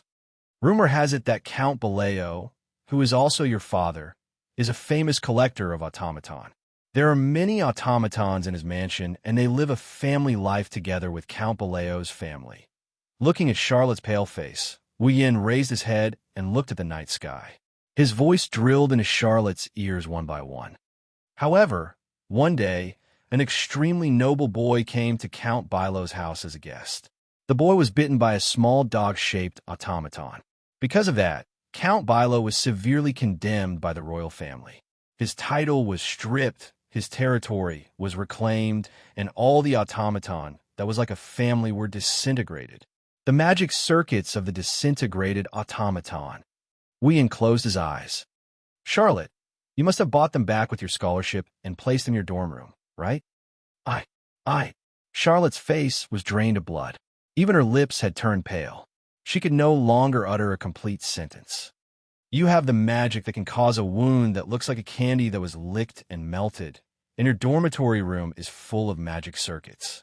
Tell me, if someone sees all this, will they still believe that you are not a magic liquor, Kaibal candy? Wu Yin glanced at Charlotte. If the real magic liquor knows about all of this, and is a member of the authorities in the academy that you're about to go up against, even if it's black, they can turn it into white and push all the blame onto you. What should you do then? What should I do? You can only defend yourself helplessly. Then, you'll be treated as a magic liquor and sent to prison, right? Charlotte collapsed on the ground. She didn't have the time to ask Wu Yin how he knew about the magic circuits in her room. Her mind was completely blank. So, that's why you spread the rumor that the magic liquor is a member of the authorities in the academy in front of everyone, right? Sigmund, who was lying on top of Charlotte's head, laughed bitterly. I'm sorry to have troubled you. You said it's just a rumor. It's just a rumor without evidence. If the magic circuits in Charlotte's room are discovered, then no matter how reasonable this rumor is, it will be covered by irrefutable evidence. No one will doubt it. Wu Yin shook his head and stood up. Charlotte, I hope you can think about it before you act. Don't get yourself into trouble in the end. Also, I'll give you a piece of advice. Wu Yin turned around and walked towards the dorm room. People who try their best to get close to you, compared to pure kindness, I think they have a purpose. Leaving those words behind, Wu Yin walked into the dormitory, leaving Charlotte alone. She sat limply on the floor. She looked so lonely. Chapter 1598. Walpurgis Academy, Griffin Hut. This was a female dormitory. Moreover, it was a dormitory that only the top-ranked female students in the academy had the right to live in. Compared to the tortoise hut that looked like a hotel, the Griffin Hut looked like a villa. Not only was there a lawn in front of the dormitory, there was also an elaborate staircase and a courtyard paved with shiny stone bricks. When one arrived at the Griffin Hut from the main street, one could see the stone paths that led to the Griffin Hut. The stone paths were connected to the elaborate staircase. After walking up the staircase and through the courtyard, one could reach the Griffin Hut's female dormitory. In this quiet night, in a room in the Griffin Hut's female dormitory, Charlotte sat alone on her bed. She hugged her knees and buried her head. She didn't even turn on the lights. The moonlight shone in through the window and scattered on Charlotte's body, making her figure look very sad and beautiful. Charlotte didn't have the same achievements as Magnus. Therefore, Charlotte didn't have a means to have a private residence and research room. However, the Griffin Hut's female dormitory was very luxurious for a student. Just the space alone was more than double the size of the tortoise hut. There were also 2 double beds. However, there was a large table that was enough for 4 people to use at the same time. There was also a study table and a bookshelf that looked like a library. There were even 2 spacious and comfortable sofas. It was too much of a waste for a single person to live in such a room. However, the reason why Charlotte lived alone and didn't have a roommate was because Charlotte often got into trouble. She alienated others and didn't get close to anyone. This was why no one lived with her. Otherwise, the students wouldn't be so scared when they saw Charlotte. They would escape and make way for her in fear. And it was also because Charlotte often got into trouble. She alienated others and used violence whenever she encountered something that didn't go her way. This was why she had the code name Tyrantrex and was also known as T-Rex. Her notoriety spread far and wide. Therefore, if the students in the academy saw Charlotte, who was known as T-Rex, in such a weak state, they would be shocked. Wouldn't it be very hard to believe? On the other side of the bed, Sigmund looked at Charlotte quietly without saying a word. Charlotte raised her head slightly. His gaze stopped at a corner of the room. Over there was a wooden cabinet. Charlotte took a deep breath and got off the bed. She walked to the cabinet, squatted down, and slowly opened it.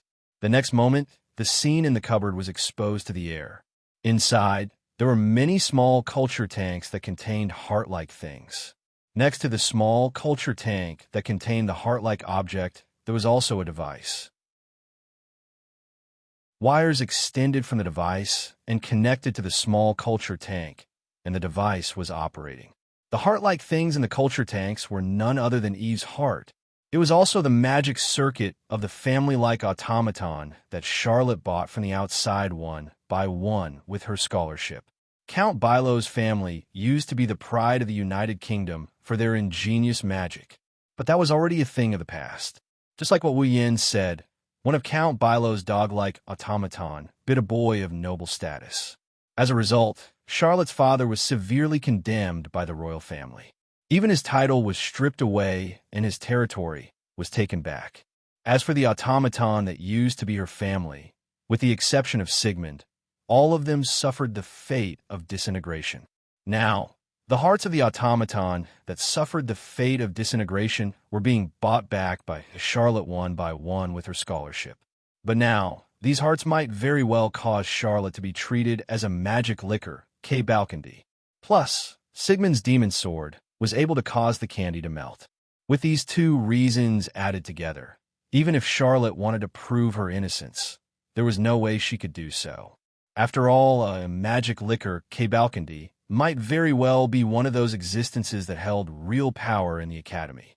Compared to Charlotte, who hated others, often got into trouble, didn't interact with others, and stubbornly used violence, causing harm to many students, the words of those high and mighty existences were more likely to gain the trust of others.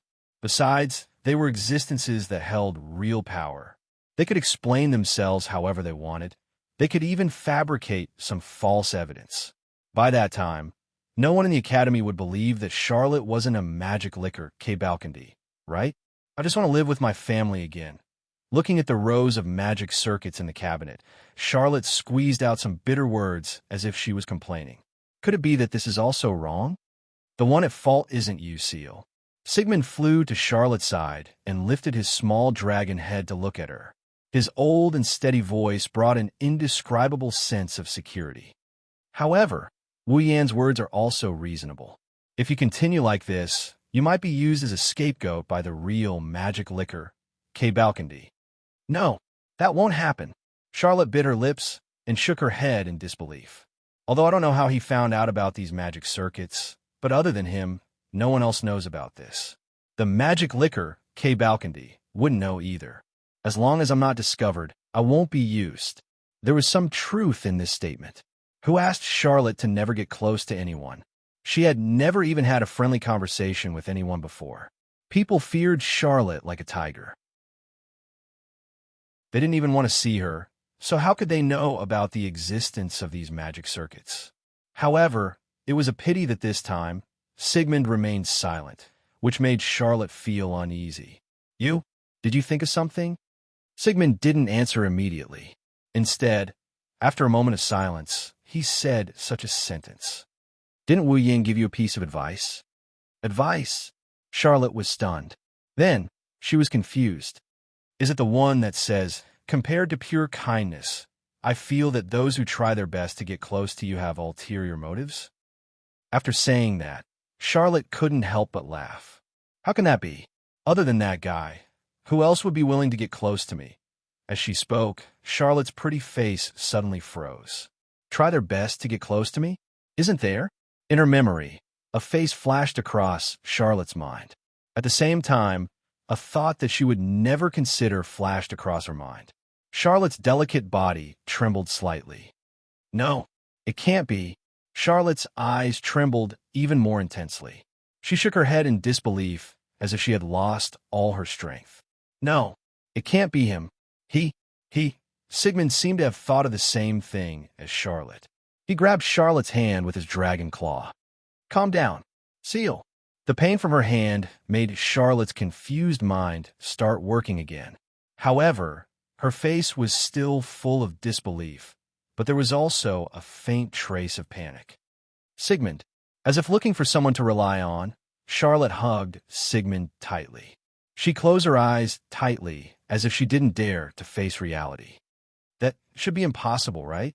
I don't know, Sigmund said in a deep voice. However, we can't rule out this possibility. It depends on which side you choose to believe. Which side do I believe? That's right. Sigmund nodded vigorously. One side is the person who spared no effort to practice with you, eat with you, chat with you, and give you advice. The other side is the person who tried his best to get close to you every day. He helped you settle a lot of problems for you, but his motives are unclear. Which side are you willing to believe? Hearing this, Charlotte lowered her head so that no one could see her expression. Chapter 1599. The next morning, on the noisy main street, Charlotte brought Sigmund, who was standing on her shoulder, to the student cafeteria. Along the way, the students acted as if they had seen the god of plague. They opened up a path in a panic, making the places that Charlotte passed by become like a ferocious tiger on the streets, creating chaos. Looking at this scene, Charlotte was expressionless on the surface, but she smiled bitterly in her heart. That's right, Charlotte, who was known as the Tyrannosaurus, was such an existence that people wanted to avoid, because Charlotte had done a lot of extreme things. For example, when school started, Charlotte sent 5 senior students who tried to touch her body to the hospital. For example, when Charlotte was taking a shower, her roommate barged in and was pushed out of the window by Charlotte. For example, because she didn't want to touch a frog, she destroyed the entire anatomy laboratory. Another example would be if they provoked a wasp and Charlotte burned down the entire courtyard. When these extreme actions spread, the result was obvious. All of them became the reason why the landing code name Tyrannosaurus appeared. However, that was only because Charlotte's behavior was too clumsy. She didn't do it on purpose. However, these actions made Charlotte offend people unknowingly. This was also a fact. Therefore, no one was willing to get close to Charlotte, and no one was willing to get close to Charlotte. Or rather, Wu Yan letting Charlotte lead the way and paying for a meal out of Charlotte's own pocket. That's something that's truly shocking.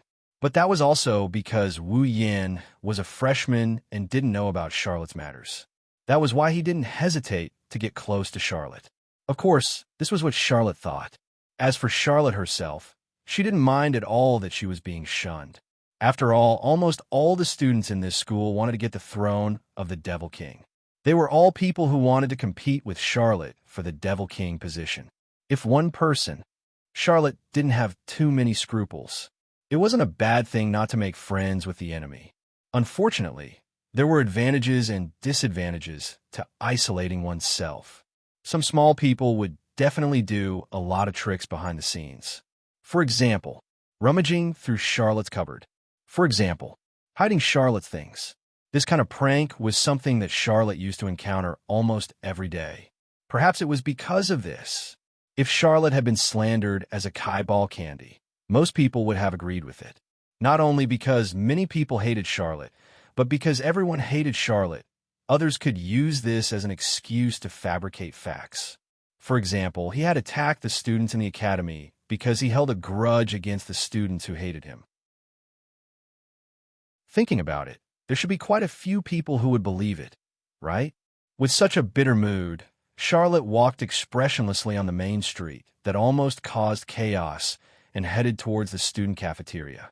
"Yo, Charles!" At this moment, a clear voice echoed from behind Charlotte. While the others were trying their best to avoid him, a handsome man with blonde hair, wearing a glove that represented the qualification to attend the night meeting, and an armband that represented the discipline committee on his arm, with a friendly smile on his face, slowly walked toward Charlotte. Felix. Looking at the only person who didn't reject her and was walking towards her, Charlotte seemed to be a little nervous and looked like she wanted to escape. "You're still alone as always." Felix looked around and said with a smile, "What? You're not with Mr. Wu Yan? Why do I have to be with him?" Charlotte turned her head away. "Our relationship isn't good enough for us to have breakfast together in the morning." "Is that so?" Felix heaved a sigh of relief. "That's great. I thought you two had a good relationship. I almost gave up." "Or give up?" Charlotte's gaze drifted uncomfortably. "Or give up on what?" "Well, who knows?"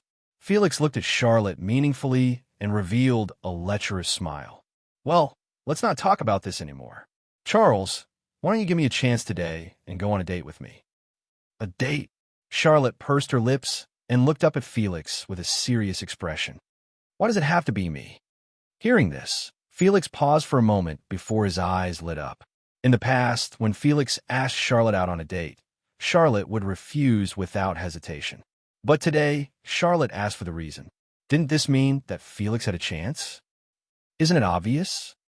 At that moment, Felix looked at Charlotte with some enthusiasm and said, half jokingly and half seriously, "Don't worry. Isn't it normal to pursue a girl as beautiful as you?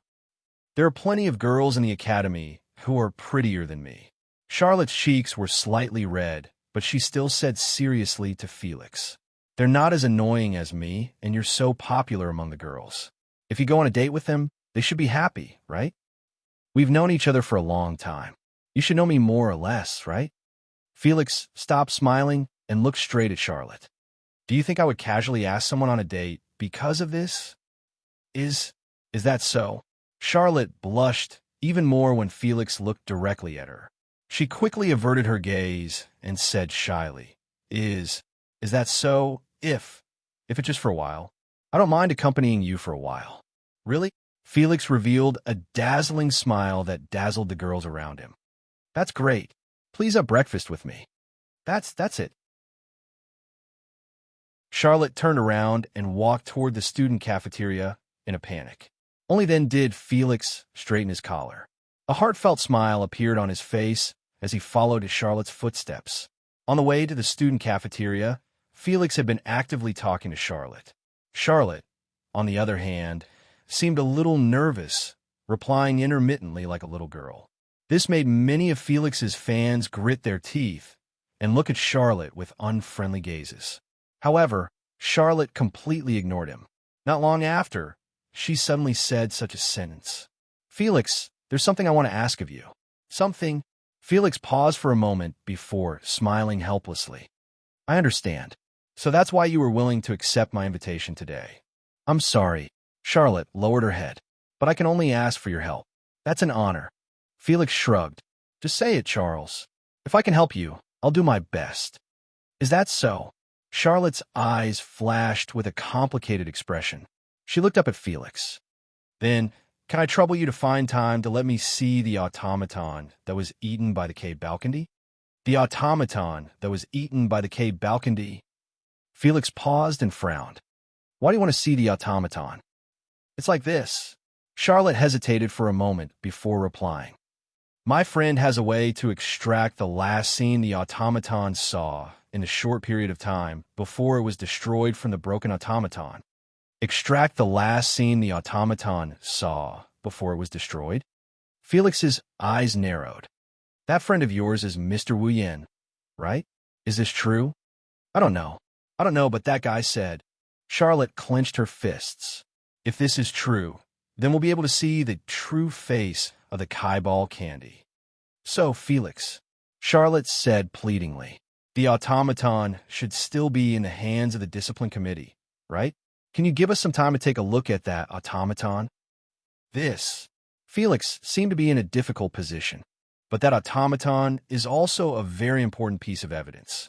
If it's accidentally destroyed, we will be accompanied by the disciplinary committee. Charlotte's determined eyes were exposed to Felix's vision. "Please, Felix, this is the only way to find the Kaibal candy right now. If we apply for it ourselves, we don't know how many procedures we'll have to go through, and it'll take a long time as well. I can only trouble you." Felix closed his eyes and fell silent. "All right." After a long time, Felix nodded. "I will go and prepare. I will inform you when I'm ready." "Thank you." Charlotte thanked Felix, relieved. Felix smiled when he saw the relieved Charlotte. His smile was very pleasant. Chapter 1600. Walpurgis Royal Mecca Academy, Central Great Hall. On the second floor of the Central Lecture Hall, there was a rather large area. This area was made up of the Conduct and Discipline Committee's office, the Conduct and Discipline Committee's waiting room, and the Conduct and Discipline Committee's meeting room. In other words, the Conduct and Discipline Committee's headquarters was set up on the second floor of the Central Lecture Hall. From the location of the Conduct and Discipline Committee's headquarters, it could be seen just how important the Conduct and Discipline Committee was in the Academy. Although this was a group that the students could freely join, and none of the Academy's higher-ups were involved in the affairs, the Conduct and Discipline Committee was still an important existence in maintaining the Academy's discipline. Even if there were no students, the Academy wouldn't neglect them. Using the second floor of the Central Lecture Hall as the Conduct and Discipline Committee's headquarters showed just how much the Academy valued and acknowledged the Conduct and Discipline Committee. Under these circumstances, the Conduct and Discipline Committee couldn't be said to be able to cover the sky with one hand, but they did have some privileges given by the Academy. For example, incidents such as K. Balcondy, which led to the disappearance of the puppeteer students and the destruction of the automaton, were all handled by the Disciplinary Committee, not the guards. Of course, if it was proven that the Conduct and Discipline Committee killed the missing puppeteer, then the guards would have no choice but to move out. At night, the lights in the Central Lecture Hall were almost completely extinguished, causing the entire place to be shrouded in darkness.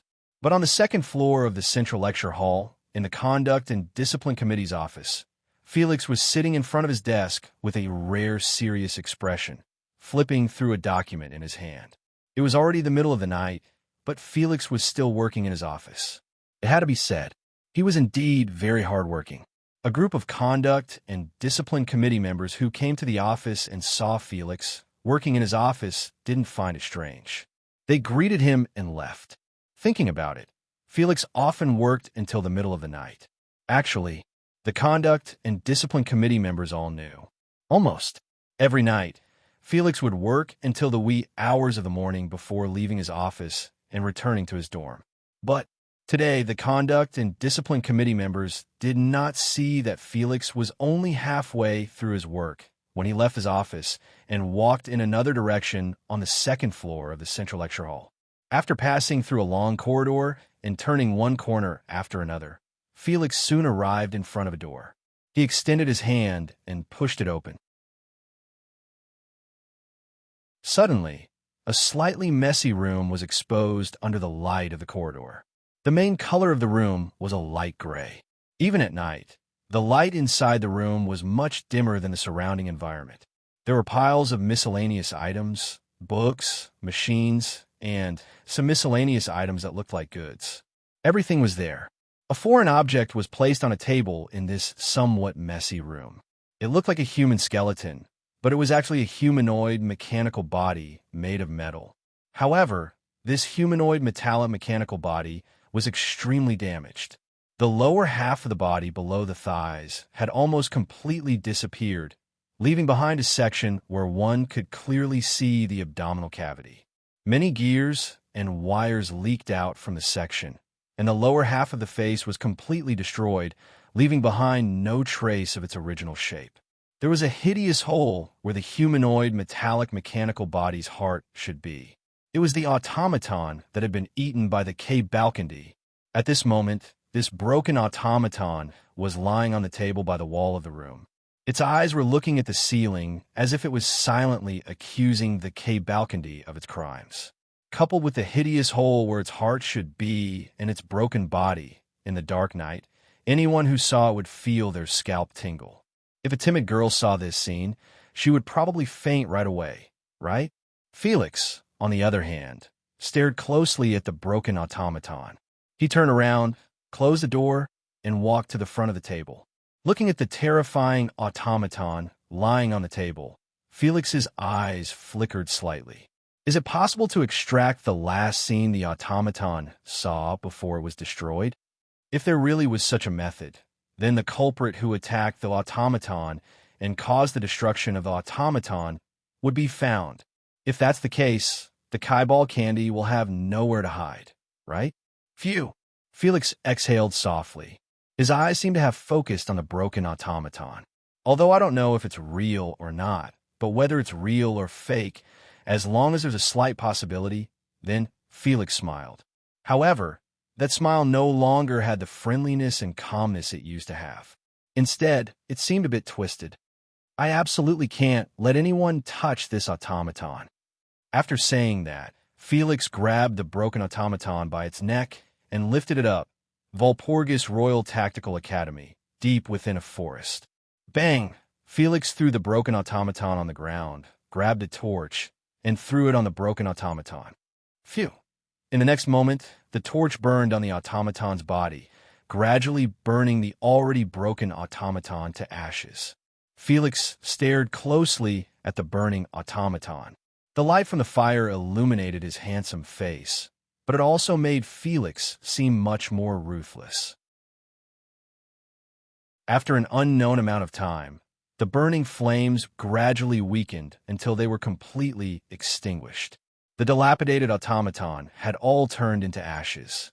Felix took out a bag and swept all the ashes into it.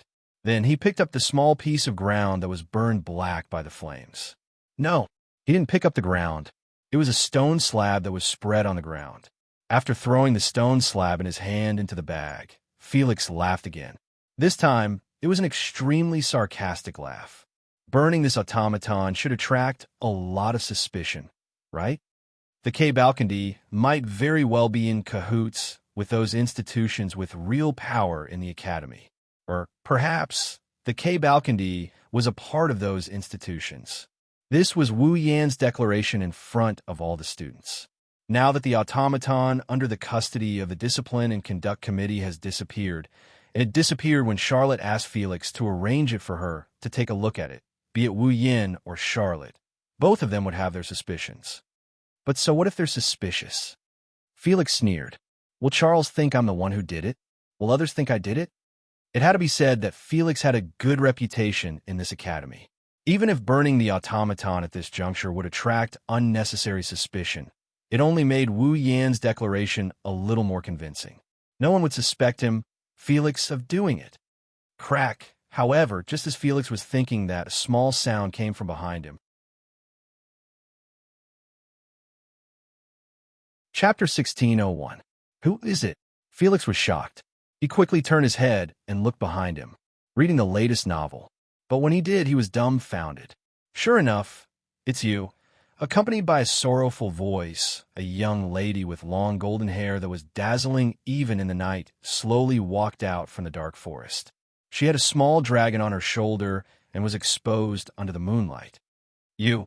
Felix's expression changed when he saw the young girl walking out of the forest. Charles. The person who had come was none other than Charlotte. Raising her head, Charlotte's gaze met Felix's handsome face. A miserable smile appeared on her face. How I wish it wasn't you. Felix reacted when he heard Charlotte's sorrowful words. He looked at Charlotte with sincere eyes. Charles, please calm down. This is a misunderstanding. Felix's voice became softer and softer. It was for no other reason than the tears that flowed from Charlotte's crystal-clear eyes. Why is it you? Charles. Felix clenched his teeth and said with some pain. Don't tell me you don't believe me? Charlotte smiled. Charlotte laughed, and it was a masochistic laugh. Felix, do you still not understand? Understand? Felix's face was full of confusion. He had a bad feeling in his heart. Understand what? Seeing that Felix was still putting on an act, Charlotte wiped away the tears on her cheeks. With a trembling voice, she said something that made Felix's heart beat faster. What do you mean by being able to extract the scene that the automaton saw before it was destroyed? That's all fake, from the moment you brought the automaton out to the moment you burned it. The entire process. I saw everything with my own eyes. You. Felix was speechless. You set a trap to lure me. No, you're the one who set a trap to frame me. Charlotte's eyes were wet once again, but she met Felix's gaze. It was as if she had forced the words out of her mouth. I said it. Am I right? Magic liquor, K-Balcony this time. Felix didn't explain anymore. In the space that became deathly silent, all of Felix's expressions disappeared, and he stared at Charlotte. Then he stopped. He suddenly smiled. That really surprised me. With the same kind smile on his face, Felix nodded in admiration. I didn't expect you to suspect me and set a trap for me. I've said it before. You're the one who set the trap. Charlotte bit her lips as if she was holding back her tears. Her voice was hoarse. Felix, the reason why you're so close to me and try your best to invite me on a date every time is only because Sigmund's magic sword is very similar to the candy melting scar you left behind when you committed the crime, isn't it? The reason Felix tried his best to get close to Charlotte wasn't because he had feelings for her. It was because the magic effects left behind by the two were too similar.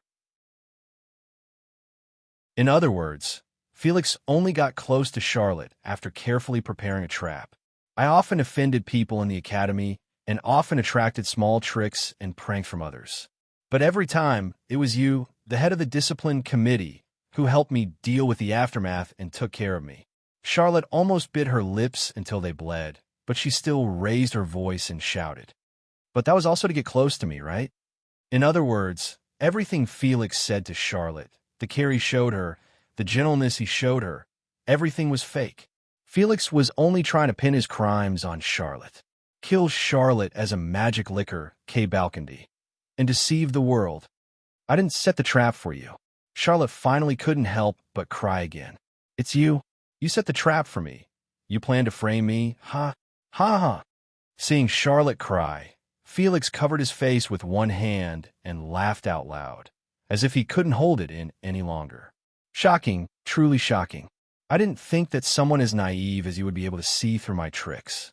I thought you only knew how to daydream, wanting to become the Demon King by hook or by crook while obediently accepting the hypocritical favors of the enemy. Enemy?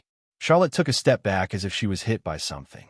In other words, you framed me because you wanted to become the Demon King and eliminate an opponent? No, no, no. You've misunderstood me.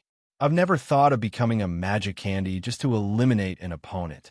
The smile on Felix's face was still as cordial as before, but in the eyes of others, that smile was even more terrifying than ferocious. My automaton is capable of transforming the magic circuits that I've eaten into my own and using the magic of other automatons that I've eaten. Magic that allows you to use other automatons that you've eaten. Charlotte covered her mouth. Could it be that you're preparing for the night meeting? Correct. Felix's lips slowly curled up. In order to win in the night meeting, of course I have to prepare more magic tricks. Just for something like this? Charlotte's delicate body trembled. Just for something like this, you actually destroyed so many automatons? In order to become the Demon King, no matter who stands in your way, you must defeat them. No matter what method you use, you must achieve your goal. Felix looked at Charlotte mockingly. Hasn't this always been your point of view? Oh, that's right. Charlotte wanted to become the Demon King and revive Count Bilo's family. She wanted to find all her family members and find that warm family of the past once again. This was Charlotte's goal of becoming the Demon King. In order to achieve this goal, Charlotte alienated the students in the academy who were destined to be her enemies and who also had the goal of becoming the Demon King. She also secretly decided that no matter who stood in her way, she would eliminate them. Therefore, strictly speaking, Felix's words were indeed correct. I really like you. I really like your point of view because I have the same idea. Felix closed his eyes as if intoxicated. In order to become the Demon King, any method must be used. If I can become the king of this magic world, then what's the point of sacrificing a few puppeteers and a few automatons? But I can't stand your naivety. Felix opened his eyes forcefully. His eyes were filled with endless coldness. You've already decided to defeat everyone in your way to obtain everything. But until now, you haven't destroyed even a single automaton. You have magic that can destroy everything, but you still show mercy every time. How noble, so noble that I want to vomit. Automatons aren't tools. Charlotte shouted in agitation. They have their own lives. In the past, Charlotte used to live with the automaton like her family. Now, in order to reclaim her family members who had been disintegrated, Charlotte had been trying her best to find the hearts of her family members. The reason why Charlotte tried so hard to find the Balcondy was because she didn't see the automaton as a tool. Unfortunately, such a point of view only made Felix laugh out loud again. That's why I say I hate your naivety, whether it's in the way you deal with people, with the automatons, or with the current situation. You're already suspecting me, yet you still came here alone. You didn't even raise your guard before me. How laughable. After saying that, a spear-like ice arrow suddenly shot out from the forest behind Felix and shot towards the stunned Charlotte. Chapter 1602. Whoosh!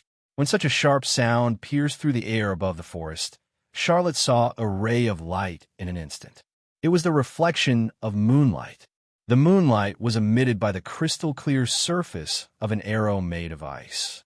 Like an arrow, a ferocious ice spear burst out from the depths of the dark forest, brushed past Felix's shoulder, and mercilessly shot towards Charlotte's forehead, who didn't react at all. Charles, just as the arrow-like ice spear was about to hit Charlotte's forehead, Sigmund growled and woke her up. At that moment, Charlotte hurriedly threw herself to the ground beside her without caring about her image. Almost at the same time as Charlotte pounced to the side, the ice spear swept past her original position and landed on a tree behind her original position. Bang! Instantly, the tree that seemed to have a long history was pierced through in an extremely straightforward manner, piercing a hole the size of a human head. Looking at the splinters of wood splashing from the tree trunk and the hideous hole, Charlotte's pretty face turned pale at the thought of how she was almost hit in the head by an attack that could cause such damage. If she hadn't dodged just now, Charlotte would have definitely died. Whoosh! Just as Charlotte's heart was still fluttering with fear, another piercing sound rang out. Shortly after, an afterimage appeared. It suddenly appeared in front of Charlotte. Before Charlotte could raise her head to see the true face of the afterimage, another afterimage lashed out like a whip from the body of the afterimage. It was a long-handled greatsword that flickered with a cold arc of light. The afterimage that appeared in front of Charlotte held a long-handled greatsword in its hand, and with a whistling sound, it slammed towards Charlotte. Bang! The next moment, a muffled sound rang out. That was the sound of the long-handled great sword hitting something. However, it wasn't Charlotte who was hit. Instead, it was to protect Charlotte. Sigmund leaped up from Charlotte's body and blocked the long-handled greatsword.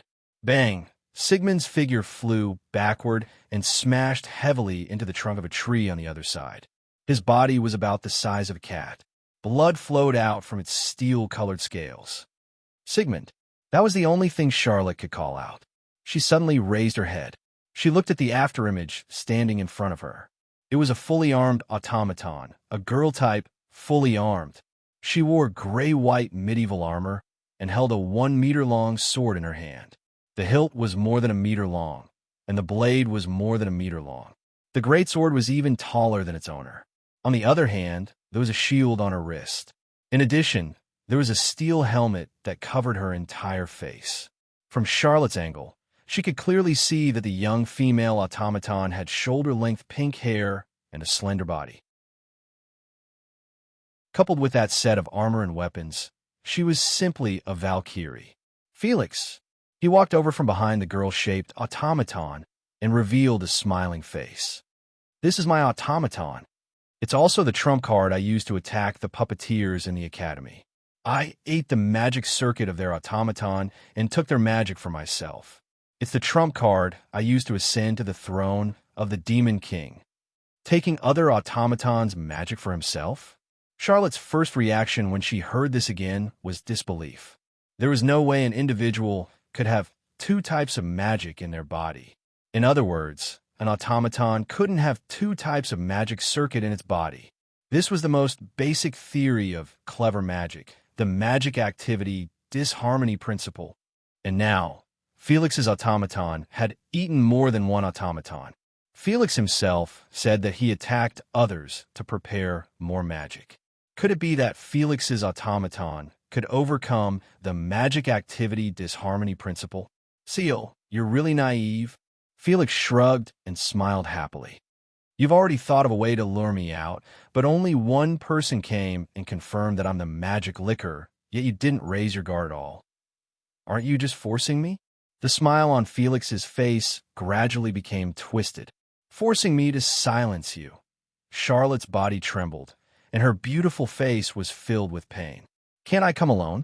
But before she saw Felix burn the automaton with her own eyes, Charlotte was unwilling to believe that Felix, who had been helping her and approaching her, was the magic licker. She didn't raise her guard at all? How could Charlotte raise her guard against the person who had helped her solve a lot of problems and was someone she looked forward to? Perhaps this was what Felix meant by naivety. You've really helped me a lot, Seal. Felix slowly raised his hand and laughed evilly like a devil. After I deal with you, I'll tell others that as the magic liquor, you attacked me and I killed you in self-defense. Then, I'll find a magic circuits hidden in your room. I believe no one will doubt it. After all, Felix gathered his magic power and turned it into a light-like wire that flowed into the automaton in front of him. I'm the head of the disciplinary committee. No matter what I say, everyone will believe. After saying that, Felix's automaton nimbly raised its slender arm covered in heavy armor. Magic power surged out and turned into a stream of water above its palm. Then, it condensed into ice and turned into an ice spear. Kill her. Elisa. Under Felix's order, the automaton named Elisa grabbed the ice spear and threw it at Charlotte.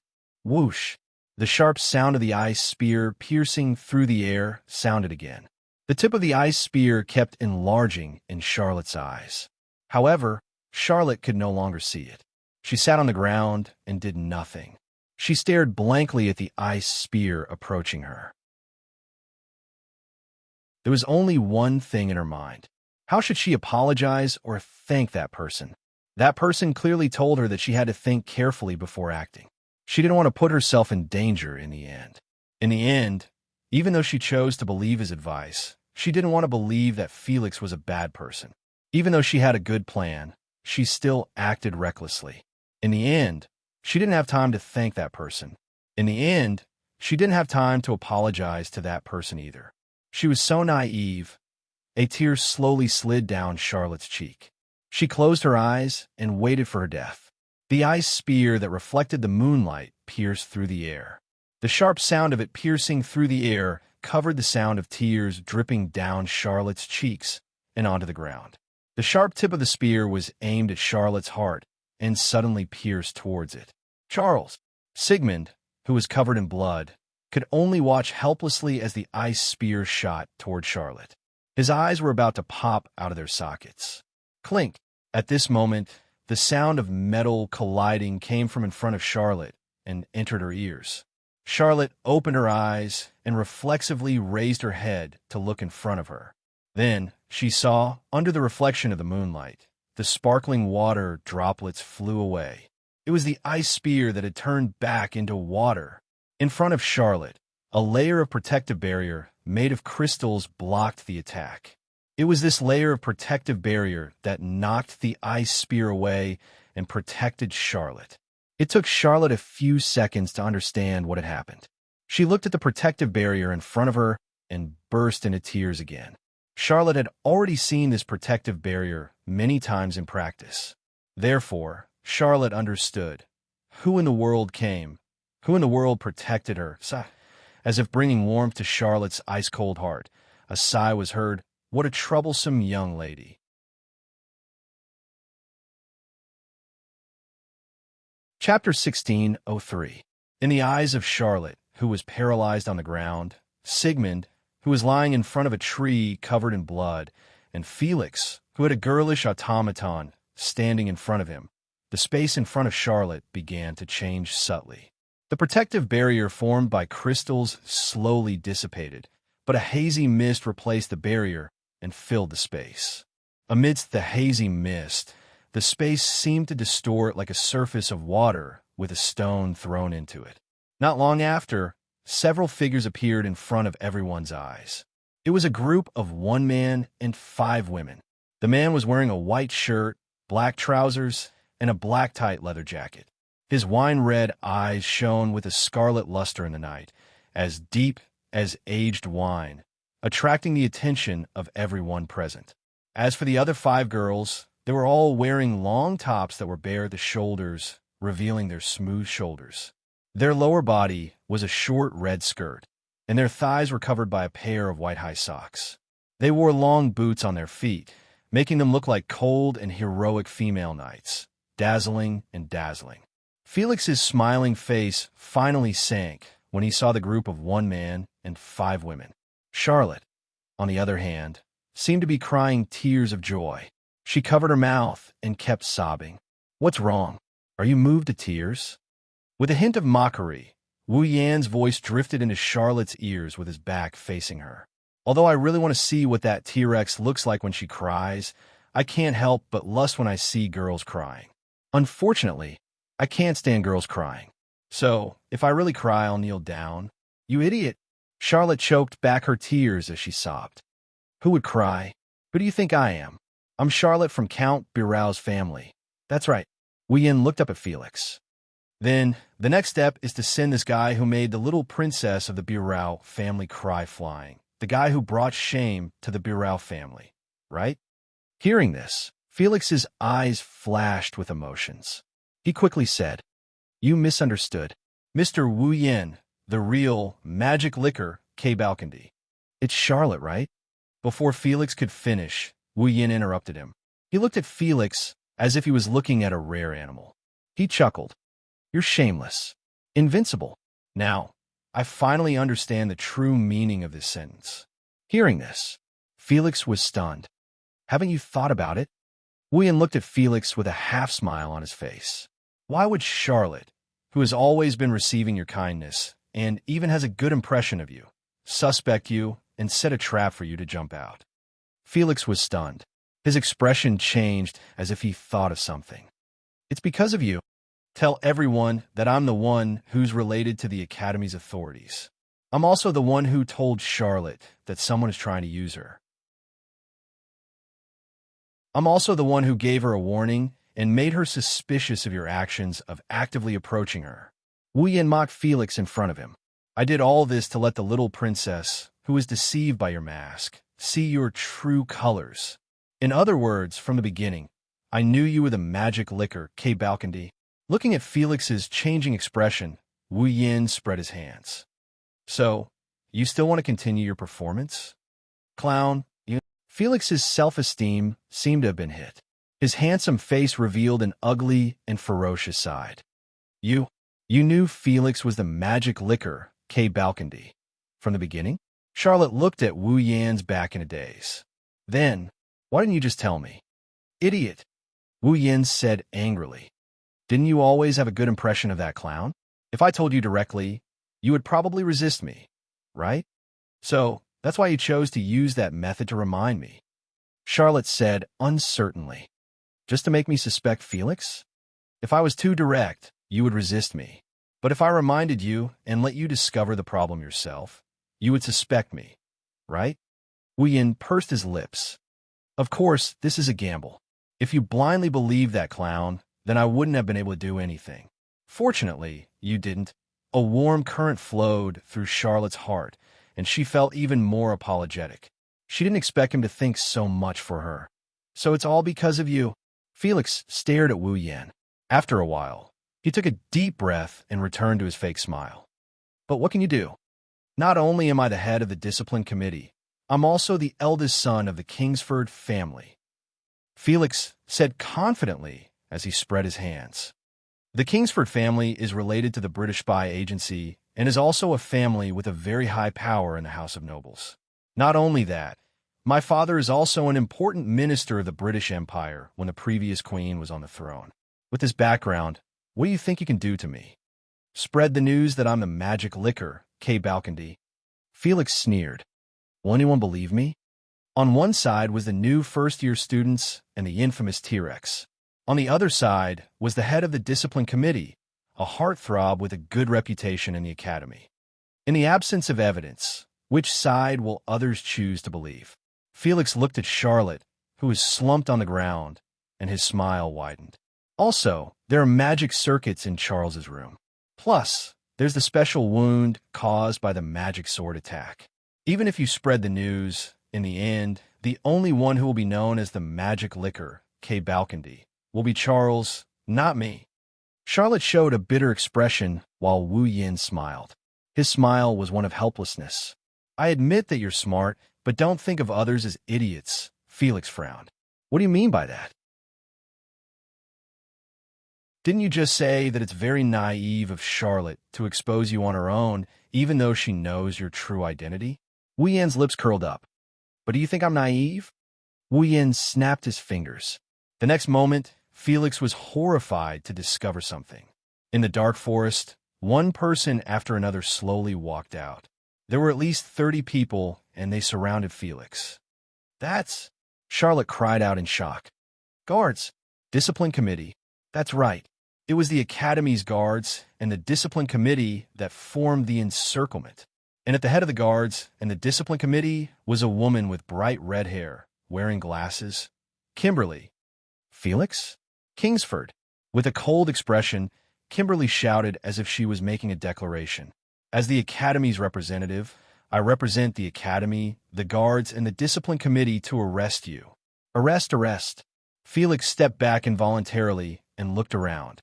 A forced smile appeared on his face, as if he was struggling on the brink of death. WH, what are you talking about? It's useless to play dumb, Kimberly said coldly. You admitted to your crimes with your own mouth. Everyone here heard it with their own ears. There are as many witnesses as you want. You heard it all. Felix's eyes widened. He turned his head and looked at Wu Yan. You again. Like I said, I knew you were magic liquor, K. Balcandy, from the start. Wu Yan snickered with malicious intent. So, you think I'm not prepared? Felix? Kingsford. Kimberly led the guards and the discipline committee and slowly approached Felix. Be a good boy and put on shackles. Go to jail. Jail. A vicious look appeared on Felix's face. Don't even think about it. The automaton named Elisa immediately picked up Felix and jumped into the dark forest. Stop. Seeing this scene, the surrounding guards and members of the Discipline and Conduct Committee were in an uproar. You want to escape? Kimberly's eyes flashed with a cold light. Chase after him. With Kimberly's cold yell, the guards and members of the Discipline Committee all rushed into the forest with their automatons, following in Felix's direction. Charlotte, who was sitting on the ground, panicked at first. Then, she stood up and seemed to want to chase after Felix. However, before she could do anything, Wu Yin pressed her shoulder. Leave it to me. Charlotte looked at Wu Yin and met his wine-red eyes. After hesitating for a while, she nodded. Wu Yin smiled and looked at Natsuki. Natsuki understood and waved her hand. In the next second, the group of 1 man and 5 women all disappeared.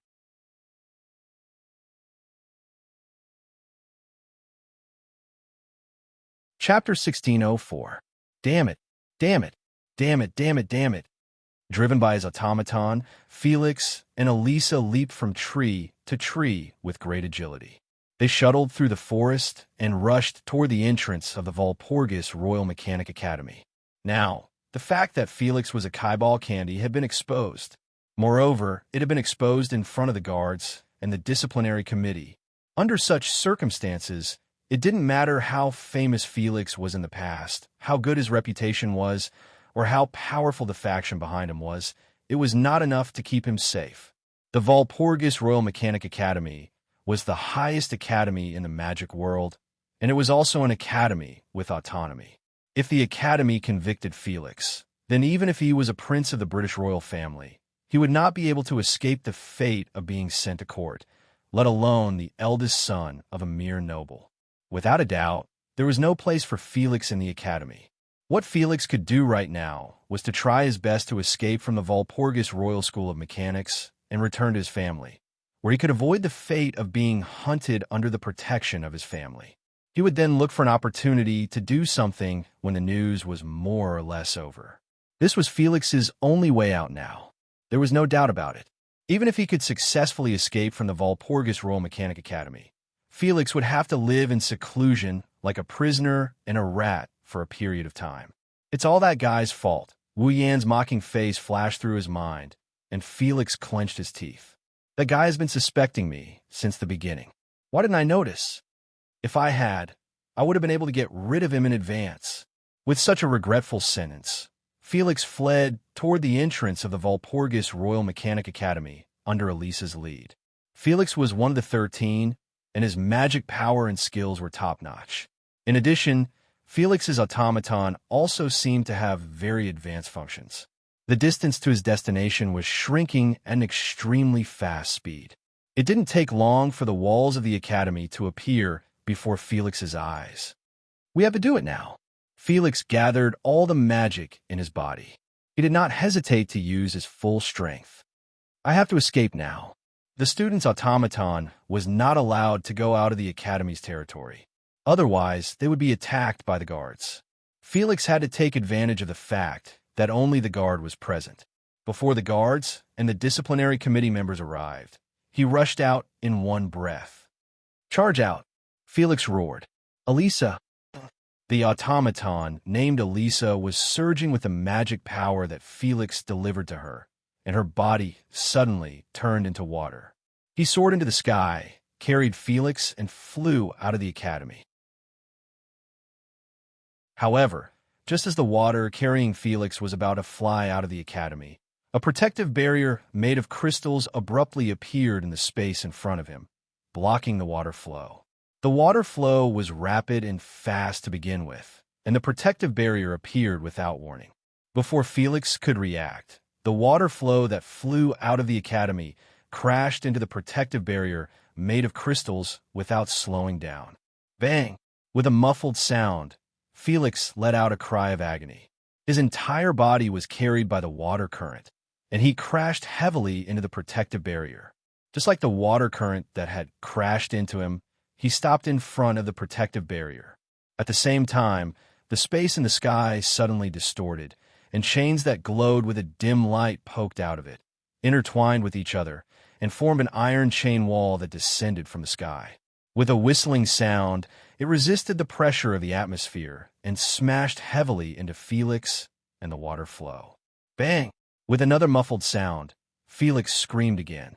Like the water flow around him, he fell to the ground below like trash. Bang! Just as he was about to hit the ground, the water flow suddenly erupted and wrapped around Felix. Then, he fell to the ground and smashed into a cloud of dust. Fortunately, the water flow wrapped around Felix. Otherwise, with his weak body, falling from a height of at least 30 meters would have crippled him even if he didn't die. Damn it! Holding his nose that was bleeding from hitting the protective barrier, Felix stood up from the water flow. "Oh!" A voice that sounded both surprised and mocking echoed from the other side of Felix. "Can you still stand up?" Felix raised his head with all his might and looked across with eyes that were about to pop out of their sockets. There, Wu Yin and the 5 girls were imitating Felix's old behavior and clapping their hands hypocritically. "That face of yours isn't even swollen after hitting it so hard. Your skin is thicker than I thought." "You again?" Felix was mad with hatred. "How long are you going to oppose me? How long am I going to oppose you?" Wu Yin sneered. "Of course, when you'll never be able to raise your head again. Go to hell."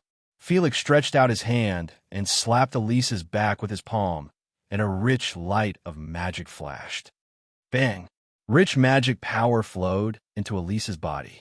Elisa suddenly stomped on the ground, and the ground under her heavy iron boots cracked inch by inch. Whoosh! Elisa turned into an afterimage and shot forward. Splashes erupted from her body, and she turned into a running stream that rushed toward Wu Yin. "Water?" Wu Yin gazed at the rushing stream and placed his hand on Nagisa's shoulder. "Nagisa, it's time." Nagisa didn't expect Wu Yin to choose her and jumped in fright. She only reacted when she sensed the magical power flowing into her body from the hand on her shoulder. Nagisa hurriedly closed her eyes, clasped her hands, and placed them before her chest. She murmured as though she was praying. "Please, Agrora." As soon as she finished speaking, a ball of blue light erupted from Nagisa's body. The surrounding space trembled slightly. The blue ball of light expanded and a white mist rose abruptly, causing the temperature to drop by a few degrees. A layer of ice also formed on the ground. Under the effect of the white mist, the front of the water current that was shooting out also slowly froze, and its speed suddenly slowed down. "What?" Felix was shocked and withdrew all the magical power he was channeling. Bang! The slowly frozen water suddenly exploded, splashing water in all directions, dripping onto the ground drop by drop. Without the support of magical power, Felix's automaton couldn't activate the magic circuit, and cast any magic spells. The stream returned to the form of a young lady clad in heavy armor and wielding a longsword. However, because Felix's mana recovery was too fast, and he didn't have time to control Elisa, who had recovered from the state of flowing water, fell to the ground with her back. After a while, she adjusted her body, stood up, and looked forward. The blue ball of light gradually dimmed, and an extremely beautiful figure appeared in the air. The owner of the figure had long, light golden hair. However, the light golden hair seemed to be able to change into other colors. It was like a raging flame. Every time it raged, the long, straight hair would change into a different color. It was like a rainbow. It was very beautiful. His eyes were dark blue, and like his hair, they would also flash with other kinds of luster. However, unlike his rainbow-like long and straight hair, his eyes only flashed with a flame-like flame. Her ears were obviously elongated like an elf's. And in front of the figure, there was also a dreamy and exquisite face. This was an extremely beautiful young lady. Moreover, she was a young girl who possessed beauty that surpassed the standards of a human. At that moment, on the extremely beautiful face that could make one lose themselves in a trance and was comparable to that of a fairy, there was an innocent, proud, and confident smile. Such a beautiful young lady left Felix subconsciously stunned.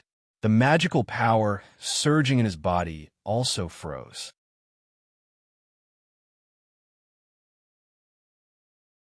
Chapter 16:05. Whoosh! A white, icy cold mist blew up like a gust of wind and spread out, covering the entire place. Ding, ding, ding, ding. Light sounds like dewdrops falling into water echoed in the white, icy cold mist. Every light sound was accompanied by an icicle protruding from the ground. Even the ground was covered in a thick layer of ice. Not long after, the area within 100 meters of the ground was completely covered in icicles. The icicles were like a stone forest made of ice, reflecting the moonlight and emitting arcs of light. In this world of ice, Aurora was like an ice queen. Her long, light golden hair and eyes that were fluttering in the wind were flickering like flames, reflecting each other. It was hard to believe that there was such a spectacle in the world. Such a spectacle was the most realistic portrayal of the fourth true ancestor, Aurora, who was known as the Fiery Knight Earl. Transformed, Felix stared blankly at Aurora, who had an innocent, proud, and confident smile on his face. An automaton that can transform into a human? Now is not the time for you to sigh. With such a sentence, the corner of Wu Yan's mouth curled up. His hand that was placed on Aurora's shoulder suddenly flashed with a burst of rich, flame-like magic power. Aurora. Oh! The sudden shout gave Aurora a fright, causing the innocent and proud smile on Aurora's face to completely disappear in an instant. It was replaced by a timid expression. This contrast almost made Felix think that the noble Aurora he just saw was an illusion. It also made Wu Yin smile wryly. Stop daydreaming. It's time to go.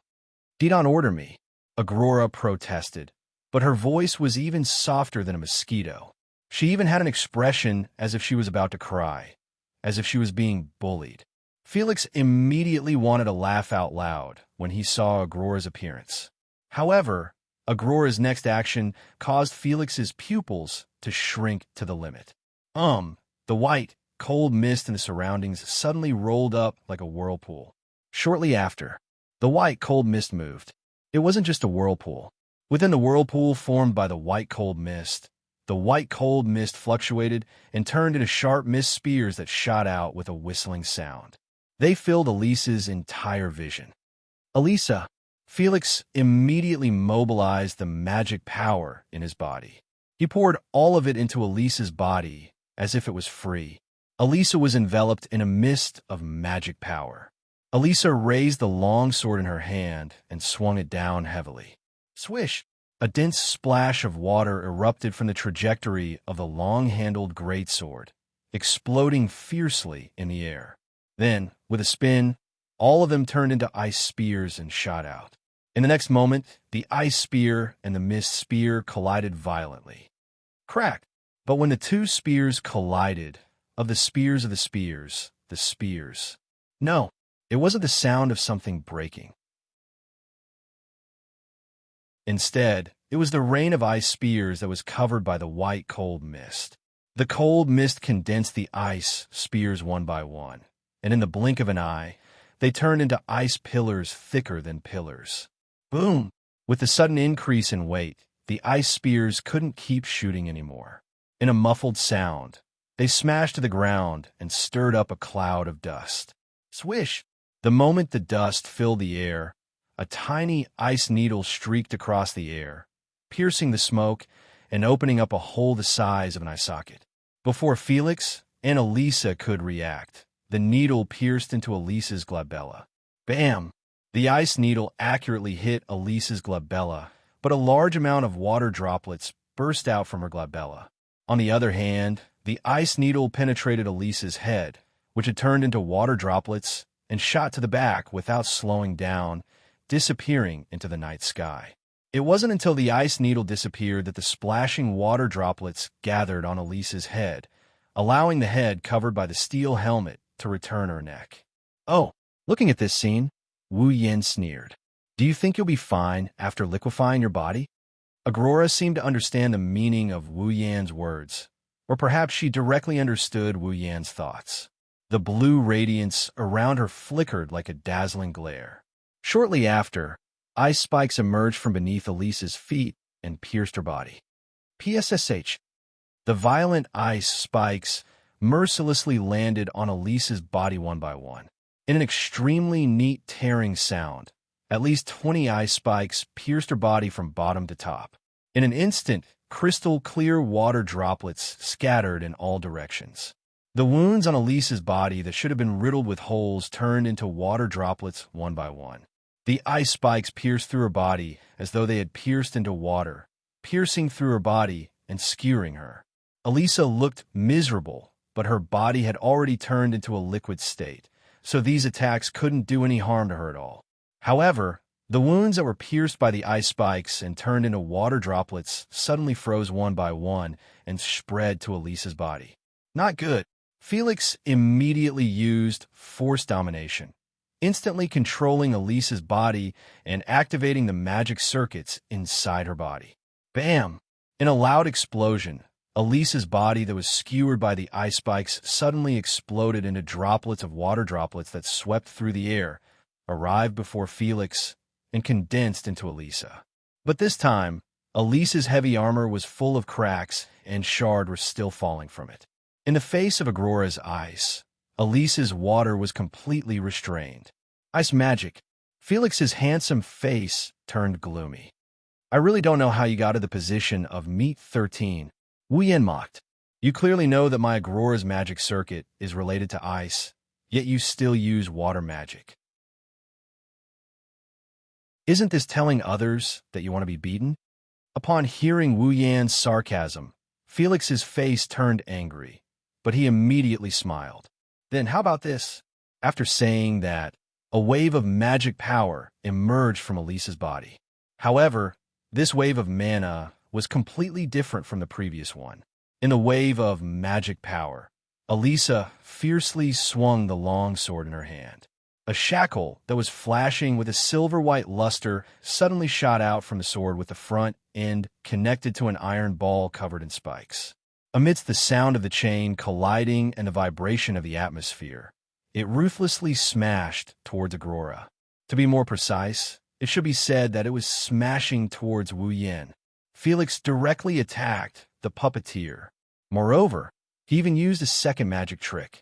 In the face of this situation that violated the magic activity disharmony principle and the spiked iron ball that was shooting towards him amidst the chaotic atmosphere with a sharp whistling sound, Wu Yin pursed his lips. He actually did not transfer any magic power to Agrora. Instead, he withdrew his hand, opened it, and aimed it at the incoming spiked iron ball. In the next instant, the surface of the bramble iron ball was wrapped in a layer of faint light, as if it was pressuring it, causing the bramble iron ball to suddenly stop in midair. Impossible! Felix involuntarily cried out. He actually used telekinesis to control the iron ball. That's right. Relying on the boundless magic power in his body and the skills that he had recently trained, Wu Yin used telekinesis to directly control the spiked iron ball.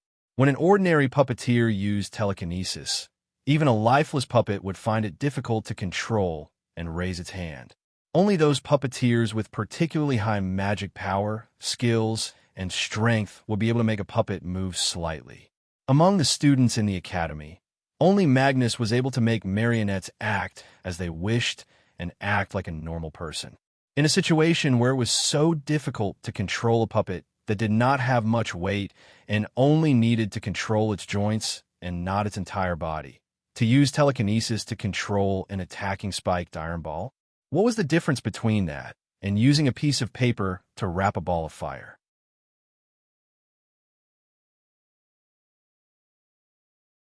Chapter 1606. Wrapping a ball of fire with paper. That was an apt description for how difficult it was to control a bramble iron ball with a diameter of 2 meters with telekinesis. However, Wu not only wrapped the ball of fire with paper, he also used the paper to control the entire ball of fire. No matter how the ball of fire struggled, it couldn't break free from the paper, let alone burn it. What? You want to go back? Wu Yin sneered at Felix's incredulous expression. Then I'll return it to you. Then, Wu Yin extended his hand, and a ripple of mana appeared around him. Then, the light wrapped around the thorny iron ball suddenly brightened, and the iron ball that had been suspended in the air suddenly turned around. With the clear sound of chains clashing and the sharp sound of breaking through the air, it heavily smashed into Elisa, who was caught off guard. Boom! With a muffled sound, Elisa was knocked back as if she was hit by a car. Even though her feet were nailed to the ground, she was still knocked back. She plowed 2 long trenches in the ground. It wasn't until she was forced back more than 30 meters that she stabilized herself and came to a stop. Gotcha! Under everyone's gaze, Elisa's heavy armor finally couldn't hold on any longer. With a cracking sound, a crack appeared on her armor, and with a bang, her chest was completely shattered. The armor in front of Elisa's chest shattered. Wu Yin raised an eyebrow. As I thought. Felix gritted his teeth angrily. What do you mean? What I mean is, why didn't you turn Elisa in a liquid this time? Wu Yin looked at Felix's gloomy face. Didn't you say that your automaton could use non-magic circuits? Then why didn't you use the water magic from before? Felix didn't answer. Instead, he stared at Wu Yin. His eyes were filled with uncertainty. You can't use 2 types of magic at the same time, right? Wu Yin slowly smiled in front of Felix's uncertain expression. Not only that, your automaton can't use magic a second time. To put it simply, the magic circuits that were gnawed by your automaton can only be used once. They can only be used once. Also, there's a limit to the number of times it can be used. Wu Yin glanced at Felix. I'm right, aren't I? Overcoming the principle of magical activity disharmony, allowing individuals to use multiple types of magic at the same time, or allowing automatons to carry multiple types of magic circuits. That was until now. The entire magic world hoped that it could be solved, but it was the most basic and difficult problem that had never been solved. If Felix's automaton could really overcome the principle of disharmony of magical activity, then, using multiple magic at the same time, the British royal family had already ordered that this technology be used for their own use. They would throw it into the army's automaton to increase their military strength. In that case, the news that someone had overcome the principle of magical activity disharmony should have spread throughout the world. But the truth was that in England, no one had ever heard of anyone who had overcome the magical disharmony principle, nor had there ever been an automaton that carried more than 2 types of magic circuits. The reason was that Felix's automaton could use multiple types of magic was all because of opportunism. Moreover, the restrictions were huge. The magic circuits were all one-time use. There was also a limit to the number of times it could be used. That was already a huge limitation. One had to know that the price of each magic circuit was quite expensive. If they were used as ammunition for Felix's automaton, The Kingsford family would go bankrupt no matter how rich they were. But it had to be said that if Felix could prepare enough magic circuits, Felix's automaton could indeed unleash a very powerful combat ability. After all, everything had its weakness. With so many magic tricks, Felix could definitely use the right medicine. It was not impossible for him to win in the night gathering. Therefore, in order to become the Devil King, Felix still chose to use Elisa. Therefore, in order to win in the night gathering, Felix could only transform into a K-Balcondy and prepare enough ammunition for his automaton. Ask your automaton to collect as many magic circuits as you can before the night party and find a scapegoat when the night party is about to begin. Then, you'll be able to perform all kinds of magic tricks in the night party openly. Wu Yan looked at Felix with a cold expression in his eyes. I have to say that your wishful thinking is not bad. Unfortunately, you didn't expect Charlotte to dig a hole for you to jump into, so you jumped into it without thinking. How stupid. Felix couldn't say anything. It was only after a while that he shook his head. You're wrong. What I didn't expect was that someone like you would appear in the academy out of nowhere. Otherwise, my plan would have succeeded long ago. You're the one who wiped out my hope, and you're the one who made it impossible for me to sit on the throne of the Devil King. Coldness appeared in Felix's eyes. So before I escape, I have to at least kill you first. Kill me. Wu Yan grinned. He grinned from ear to ear. I really admire you for being able to say something like that. As soon as he finished speaking, a raging wave of magic power surged out of Wu Yan's body with a boom. It turned into a storm and rushed in all directions. Didn't you notice? In the storm of magic power, Wu Yan's voice rang out as Felix looked on in shock. I have 5 automatons, and I've only used one since the beginning. Besides, the storm of magic power rubbed against each other and burst into fierce sparks. Shortly after, they turned into air currents and flowed into Agrora's body. Even if there's only one, this one hasn't used its full strength yet. The voice slowly traveled into Felix's ears, causing the expression on Felix's face to completely collapse. Agurola opened his eyes. His dark blue eyes flashed with a flame-like radiance, and the dark blue radiance on his body abruptly surged. Boom! Amidst such a muffled sound, the white mist that contained icy temperatures pervading around Agurola exploded. Like a shockwave, it frantically spread out. Wherever it passed, the ground would be frozen into ice, while ice crystals would fall from the air. Then, the white mist hit Elisa like a shockwave. Kacha! Kacha! Kacha! Kacha! Before Elisa could react, her body gradually froze into ice amidst a series of cracking sounds. Not long after, Elisa was frozen in an icicle like a lifelike specimen nailed to the wall. Looking at Elisa frozen in the icicle, Agrora clasped her hands and placed them in front of her chest like a pitiful saintess. Then, she pointed her finger. An icicle condensed in front of Agrora at an extremely slow speed. With a sharp piercing sound, it shot out like an arrow. No!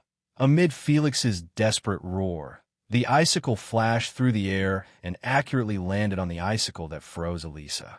Boom!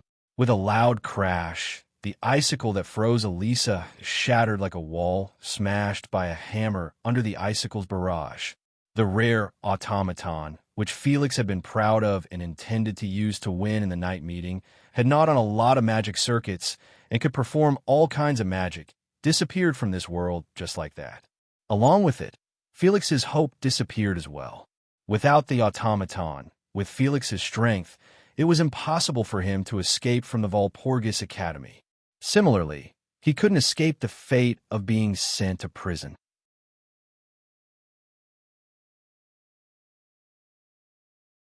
Chapter 1607. Seeing that his automaton was completely shattered along with the icicle, Felix retreated in a daze. It's over.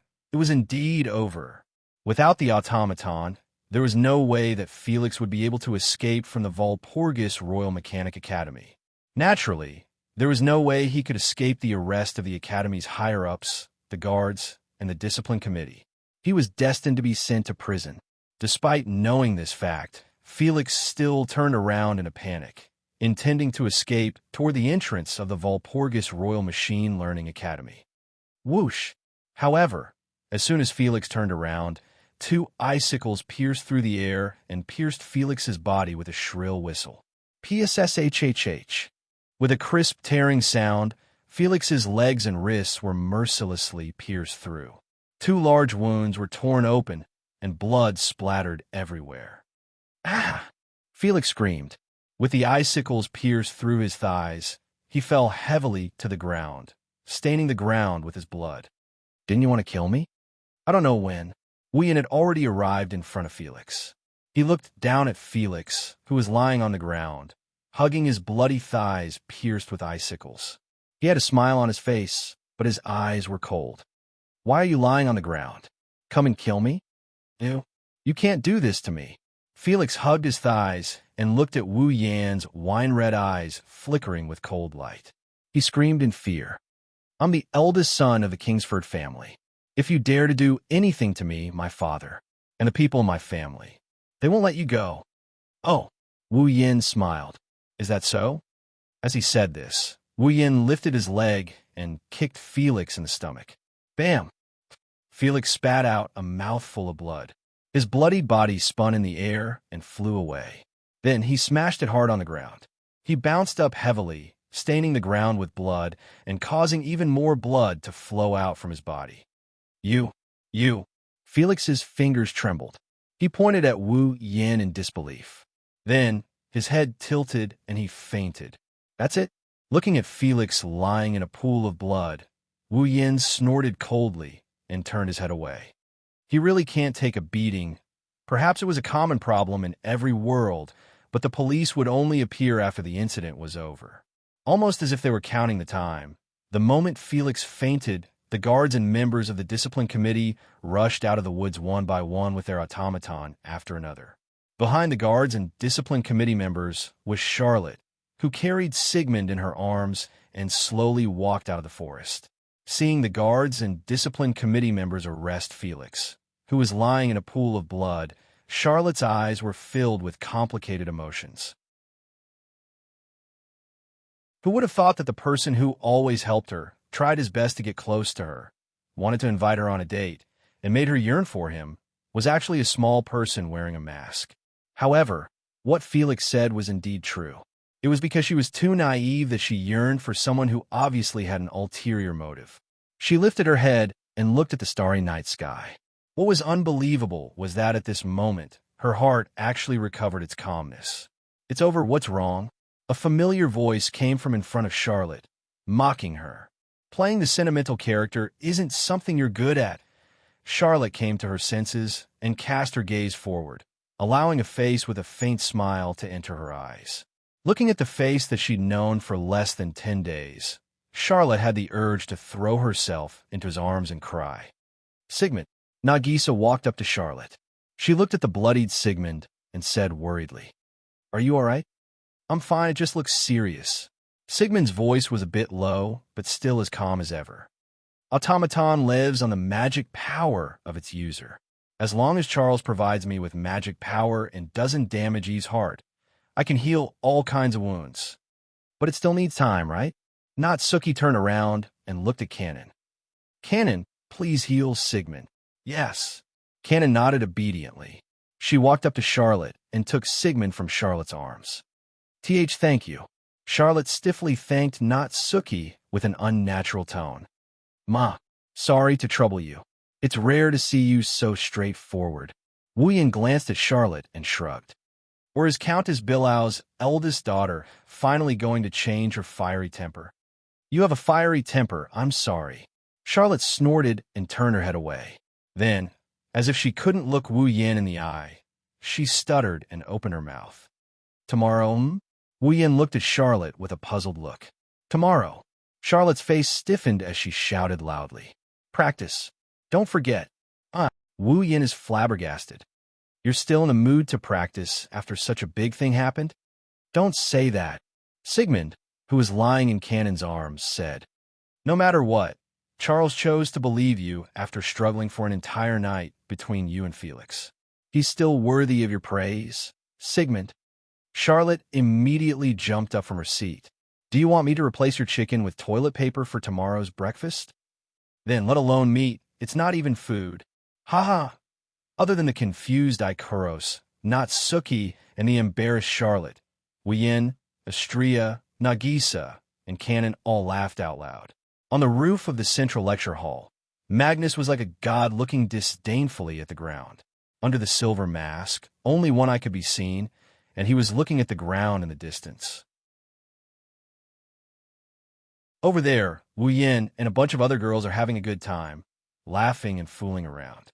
Around Magnus stood a bunch of young and beautiful girls who looked like blooming flowers.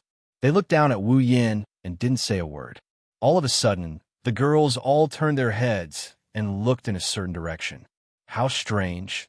There, Kimberly completely ignored the girls staring at her. She first glanced at the ground before looking at Magnus. We're famous for being cold, never interacting with anyone, and never showing any interest in anything. Magnus, the one with the best grades in the history of the Academy, the one closest to the position of Demon King, is actually interested in someone? Magnus didn't respond to Kimberly's question. He didn't show any respect to his teacher. However, Kimberly didn't lose interest and continued to ask, "What's wrong? Could it be that the previous encounter with the last place really made you feel that you can't beat him?" This time, Magnus finally had some reaction. Didn't he say the same thing? Magnus raised his head slightly and responded without turning his head. "Both of us have been holding back.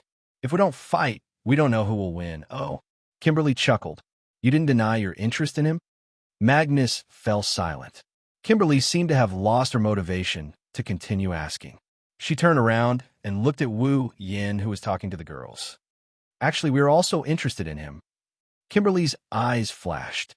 "He clearly has 5 automatons with such high performance and strength, but we can't find out his background at all. We can't even find out who made those automatons. However, after checking the information written on the admission application, the result is all true." This is just too strange. After saying that, Kimberly said to Magnus, "Don't worry. Just like a student in the academy who also has a powerful multiple automaton but can't find out anything about it." Magnus glanced at Kimberly, turned around, and walked down. "Huh." Kimberly shook her head. "What an uncute student."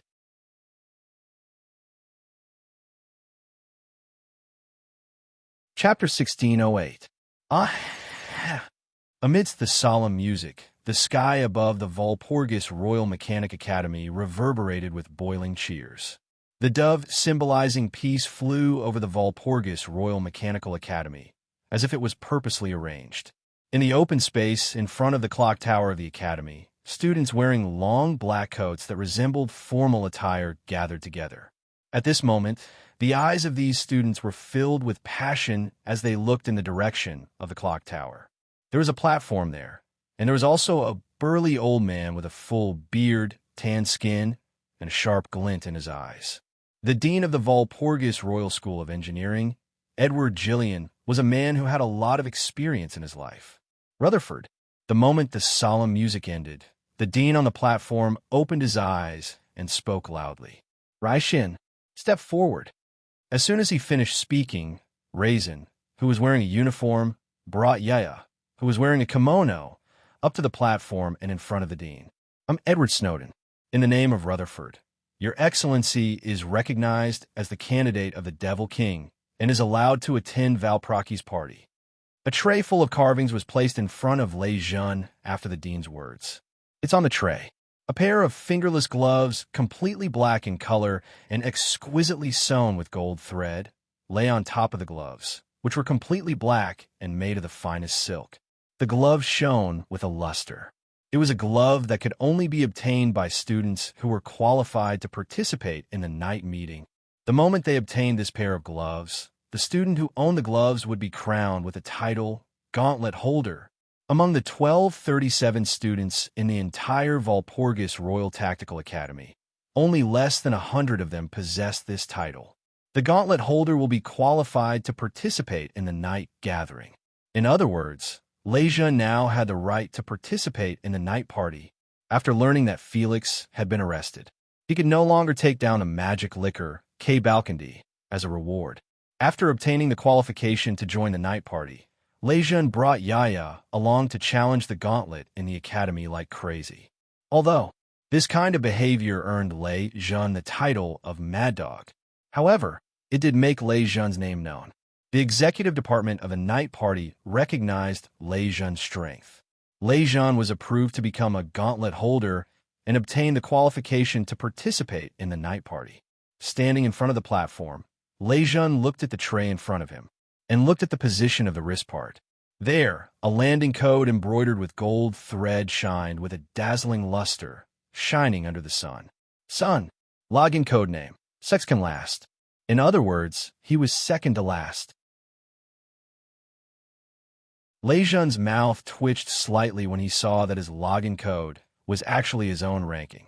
You're ranked 100th in the night meeting. It was as if he had dealt the final blow to Lei Jun. The dean made the declaration expressionlessly. Is there a problem? No. Lei Jun took a deep breath and took the tray. Then he took Yaya and retreated to the back. The dean nodded and looked at the person beside Lei Jun. Wu Yan, step forward. The entire place fell silent. Wu Yan led Natsuki, Ikaros, Astria, Nagisa, and Kanon in their white night outfits. They parted the crowd, and they slowly walked up the platform. This reaction was completely different from when Lei Jun was on stage. However, that was only natural. After all, the person in front of him had not only gone up against the #1 student in the academy, Magnus, but also had the upper hand. Now, he had defeated Felix, one of the 13 meet players who was ranked 4th. He was clearly just a freshman, but he was already so powerful. Furthermore, he had 5 automatons that were second only to Magnus in the academy, and all of them were extremely beautiful girls. It was impossible for him not to attract attention. When they arrived in front of the headmaster actually put on a smile and declared loudly, "I'm Edward Snowden. In the name of Rutherford, I recognize you as a candidate for the Demon King and allow you to participate in the Walpurgis evening banquet." After saying that, the headmaster personally picked up a tray and placed it in front of Wu Yan. On the tray was a pair of high-quality black gloves similar to Lei Jun's. There was only one difference between the gloves and Lei Jun's. It was the code embroidered with golden thread on the wrist of the gloves. Scarlet eyes, scarlet taste.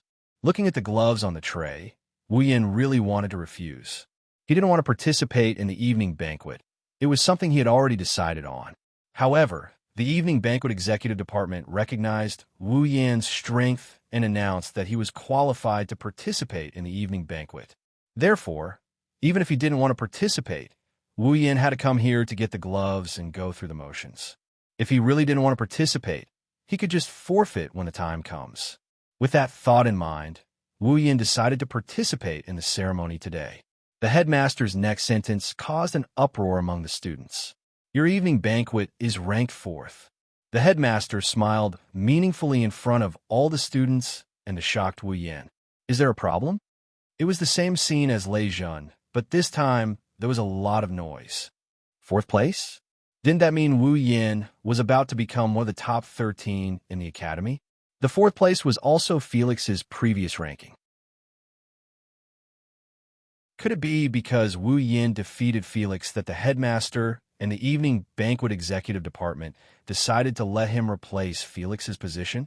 As a puppet user, your strength is clear for all to see. Amidst the noisy crowd, the headmaster's voice clearly traveled into everyone's ears. I believe that you have the qualifications to be ranked this way. If anyone disagrees, you can step forward and explain your reasons. If it is reasonable, this ranking can be changed. The moment the headmaster said that, the crowd quieted down. Although it was noisy, who would actually object to Wu Yan replacing Felix's position?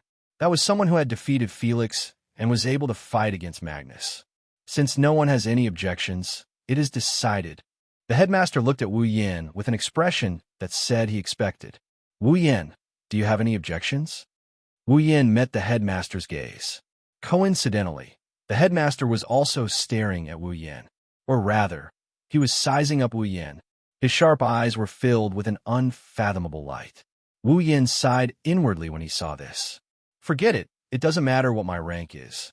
Anyway, he wasn't going to participate. Immediately, Wu Yin nodded in agreement. No objections. Seeing that Wu Yin had agreed, Canon immediately stepped forward and took the tray for Wu Yin. Then, the group retreated to Lei Zhen's side. The dean lowered his voice and spoke to Wu Yin and Lei Zhen in a friendly tone. Then I, the dean of the Walpurgis Royal Tactical Academy, hereby acknowledge that you are the official gauntlet from now on. The students cheered once again, bringing the simple award ceremony to an end. Under the gaze of all the students present, Wu Yin and Lei Zhen stood on the platform. They looked at each other and smiled. Next time, I won't lose again, Lei Zhen said resolutely. I will defeat you at the night party.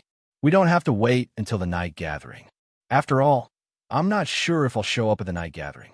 If you want to challenge me, feel free to do so at any time. Wu Yin smiled as he looked at Lei Zhen's determined eyes. I've said it before. Although I hate trouble, I'm never afraid of challenges.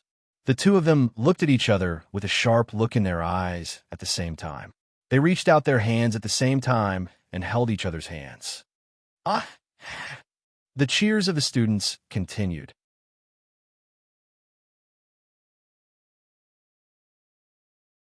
Chapter 1609. Unpleasant. It's so unpleasant. In the student cafeteria, Charlotte violently cut the toast on the plate in front of her while venting her dissatisfaction with an indignant expression. How did a guy who came to the academy for less than 10 days become a gauntlet holder? And one of the 13 people... Calm down, Seal. Sigmund, who was enjoying a chicken dish on the dining table, said coldly as he held a small piece of chicken in his little dragon claw. You're not upset because Wu Yin became a gauntlet or because he's one of the 13 meat players. You're upset because he's ranked higher than you, right? That's right. Charlotte choked and blurted out, as if she had nothing to lose. How can a guy whose theoretical score is so bad that he could hand in a blank paper be ranked higher than me?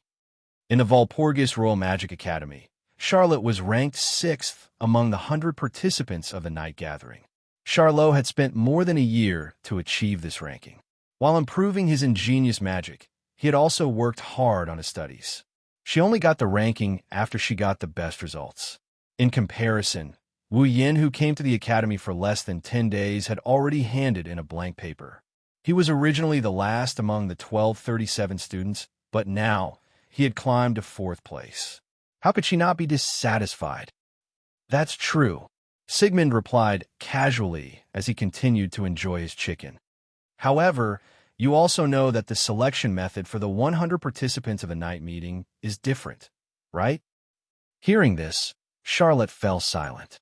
Indeed, the selection method for the 100 gauntlet holders who could participate in the night gathering was different. Those gauntlets who can participate in the night gatherings. First, it was decided by the results of the Academy's regular tests. Every student's score in each subject would be tabulated. Then, the average score was calculated and the top 100 students were selected from the 4 years of the Walpurgis Royal Magic Academy. This was the way the Night Party Executive Department chose the gauntlet. However, because of the selection process, it was easier for the first-year students to get better grades than the students of the other 3 years. After all, the first-year students just came to the academy. Even if they participated in the regular tests, the number of tests they took was much less than the senior students. Under such circumstances, as long as the first-year students in the first few tests, occasionally, they would get better results and their average score would increase greatly. Their ranking would also increase by a lot. For example, if Wu Yin and Lei Zhen were able to get into the top 100 in the last test, they would be qualified to participate in the night gathering. That was because the academic strength test was the last test before the night meeting. However, the other senior students had gone through the tests again and again. Some had good results, and some had bad results. If the average score was used to calculate, the score would be very unstable. That was to say, the method of selecting the participants of a night gathering was very advantageous for those students who had fewer tests. In other words, the selection method was not directly related to one's combat ability. However, the night gathering was a competition to select the best puppet users. Strength was the key factor.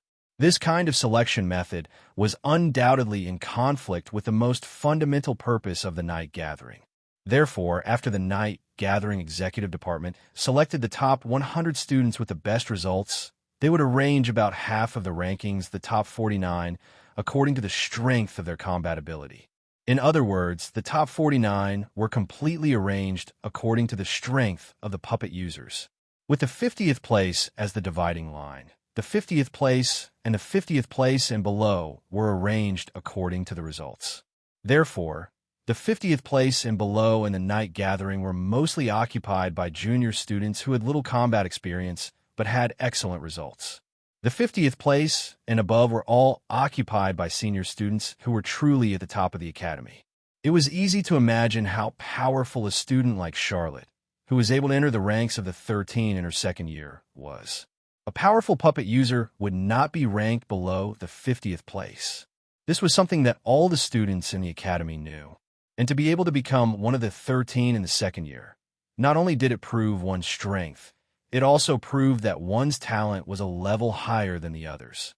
As for being able to become one of the 13 in his first year, one could imagine how shocking it was. By the way, Charlotte is a second-year student. Raisin is a transfer student, so he's also a second-year student. Wu Yin, on the other hand, signed up as a first-year student because he's never learned any magic tricks before, so he wanted to start from scratch. Charlotte and Raisin were Wu Yan's seniors. As long as you have the strength, you will be able to enter the top 50. Wu Yan's strength is comparable to Magnus, and he even defeated Felix. I think fourth place is a bit unfair for him. Sigmund raised his head and looked at Charlotte. Come to think of it, Seal, he's your friend. Now that he's one of the Meet 13, don't you want to go and celebrate for him? Friend.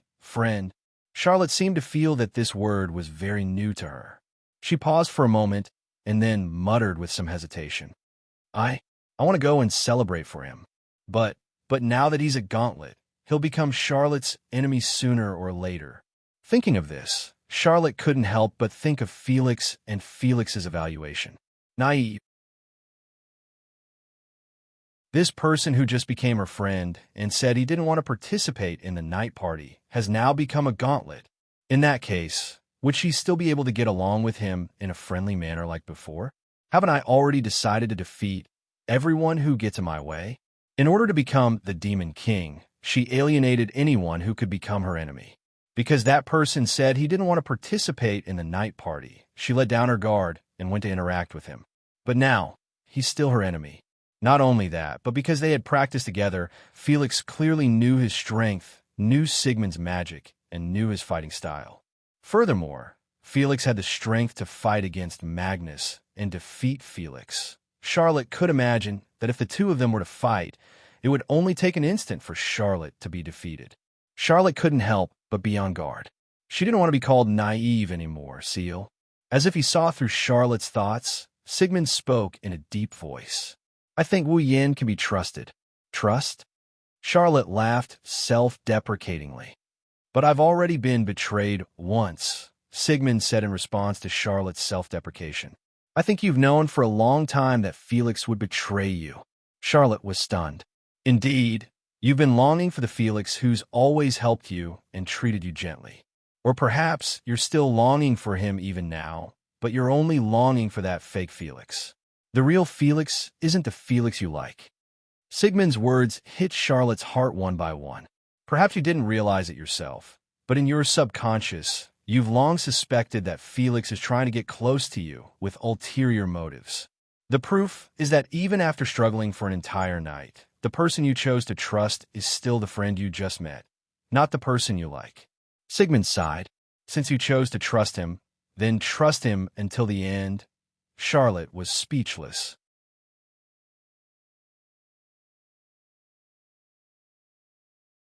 Chapter 1610. Walpurgis Wang Li Ji Academy, Tortoise Hut. In the end, I still got into trouble, lying on a bed. Wu Yin raised his hand and looked at the black glove on his hand. His fingers were not covered, and the back of his hand was empty. There were only two intersecting black bands. On his wrist, There were a few English letters embroidered with golden thread. Scarlet Tays. Login code name. Scarlet Eyes. Twitching his lips, Wu Yin lowered his hand and looked at the ceiling. Since I'm going to participate, why don't you give me a better login code? Isn't it too casual to use the color of my pupils to decide my login code? I think it's pretty good, Scarlet Eyes. Sasaba, who was tidying up the laundry with Canon and Ikaros, tilted her head and blinked her cute big eyes. In our world, the second true ancestor's name is Scarlet Tays. You're also a true ancestor. It's not bad to have such a name. Why don't you just let me inherit Agrora's title? Wu Yin waved his hand while still lying on the bed. Fiery Night Earl. She's obviously a super cute girl. Why would she have such a title? To be precise, Fiery Night isn't Agrora's name. It's the fourth true ancestor's code, right?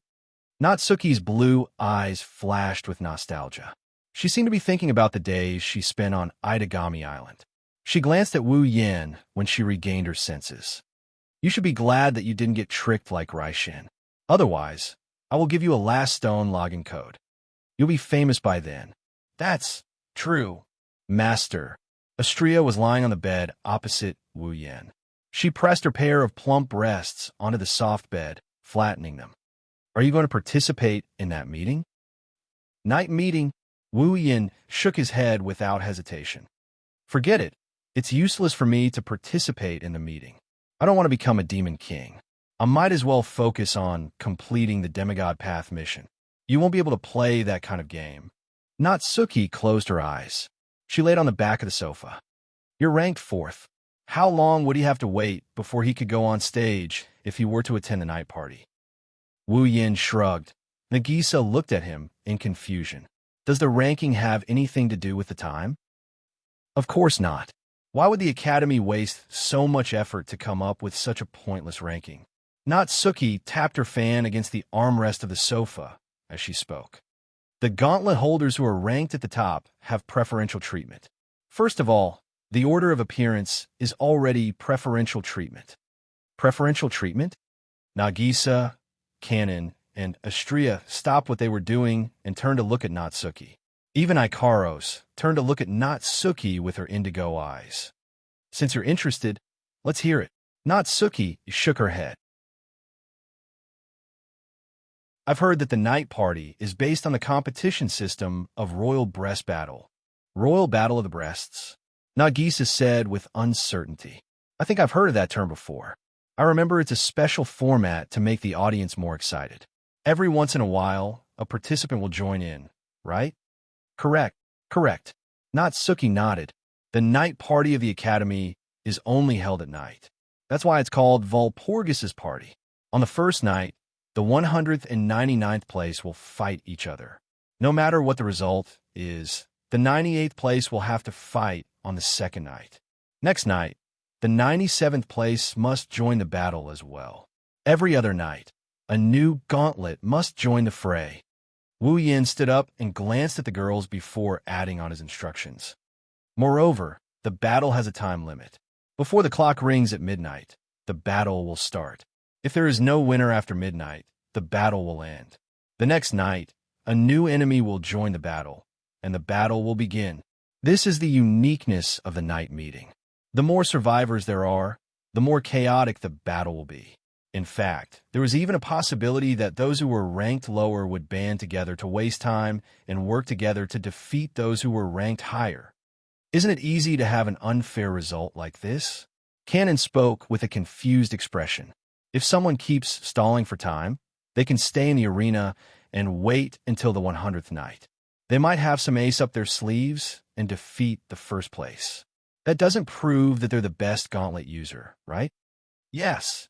If the 100th place player can survive until the end, that's a skill. Wu Yin chuckled. Also, the 100th place player is the only one without special privileges. Special privileges? Nagisa, Canon, and Astria were dumbfounded. Huh. Nagisa, Canon, and Astria were confused. When facing an opponent with a lower ranking than you, those with a higher ranking have the right to choose not to fight. Natsuki was the one who answered this question. When facing a higher-ranked opponent, the lower-ranked person has to stay in the arena for a full hour. After that, the lower-ranked person can leave the arena and wait for the second night. Aside from Astria, who's an idiot with an IQ of 9, Nagisa and Kanon understood what Wu Yin and Natsuki meant. If the 100th ranker wants to stay on the battlefield until the 100th night, he would have to spend a full hour on the battlefield every day, accumulating a total of 100 hours. Wu Yin said with a tone that sounded like he's full of admiration. Those ranked after the 50th place all relied on their results, but those ranked before the 50th place are all people with strength. The 100th place is at the bottom of the rankings, and his strength is not enough to be ranked in the top 50. Facing so many strong enemies, he can still last until the last night. If he can become the Demon King, there should be no one who will object to it. The higher-ranked person has the right to not fight. Once it's the higher-ranked person's turn, no matter how many people there are, other than the highest-ranked person, no one else has the right to be absent. They have to stay in the arena for a full hour. Natsuki said disinterestedly. With the addition of one person every night, if the fourth-place player wants to fight, they have to wait until the fourth night. Not necessarily. Wu Yin shrugged. Those with a high ranking also have the right to be automatically demoted. So if I want to fight, I can directly drop to the 100th or the 99th place, and I can fight on the first night. Then, Kanon met Wu Yin's gaze with her breathtaking eyes. Oni-chan, do you want to fight? There's no reason for me to fight. Wu Yin sighed. He raised his hand and looked at his glove. Forget it, I'll just go with the flow. Natsuki, Ikaros, Astria, Nagisa, and Kanon nodded in agreement. For the girls, there's no need to consider whether they want to participate in the night party. As long as Wu Yin decides to participate, they will participate. It's that simple. Clang. At this moment, there was a knock on the window. Everyone in the room paused for a moment before they looked at each other and smiled. Natsuki, the smallest person in the room, looked like an old woman. She glanced at Wu Yin from the corner of her eyes. It's that brat, right? I think so. Wu Yin didn't know whether to laugh or cry. She's the only one I'm familiar with in the academy. No one else would come looking for me, let alone using this method. Let's go take a look. Natsuki closed her eyes and said, That brat should be very lost right now. Lost? Nagisa, Kanon, and Astria were confused again. It seems like Natsuki is the only one who saw through Charlotte's thoughts. All right, Wu Yin hesitated for a moment before standing up. I'll go take a look. Master, Ikaros stood up. Wu Yin patted Ikaros's head to comfort her. I'll be fine. Ikaros nodded.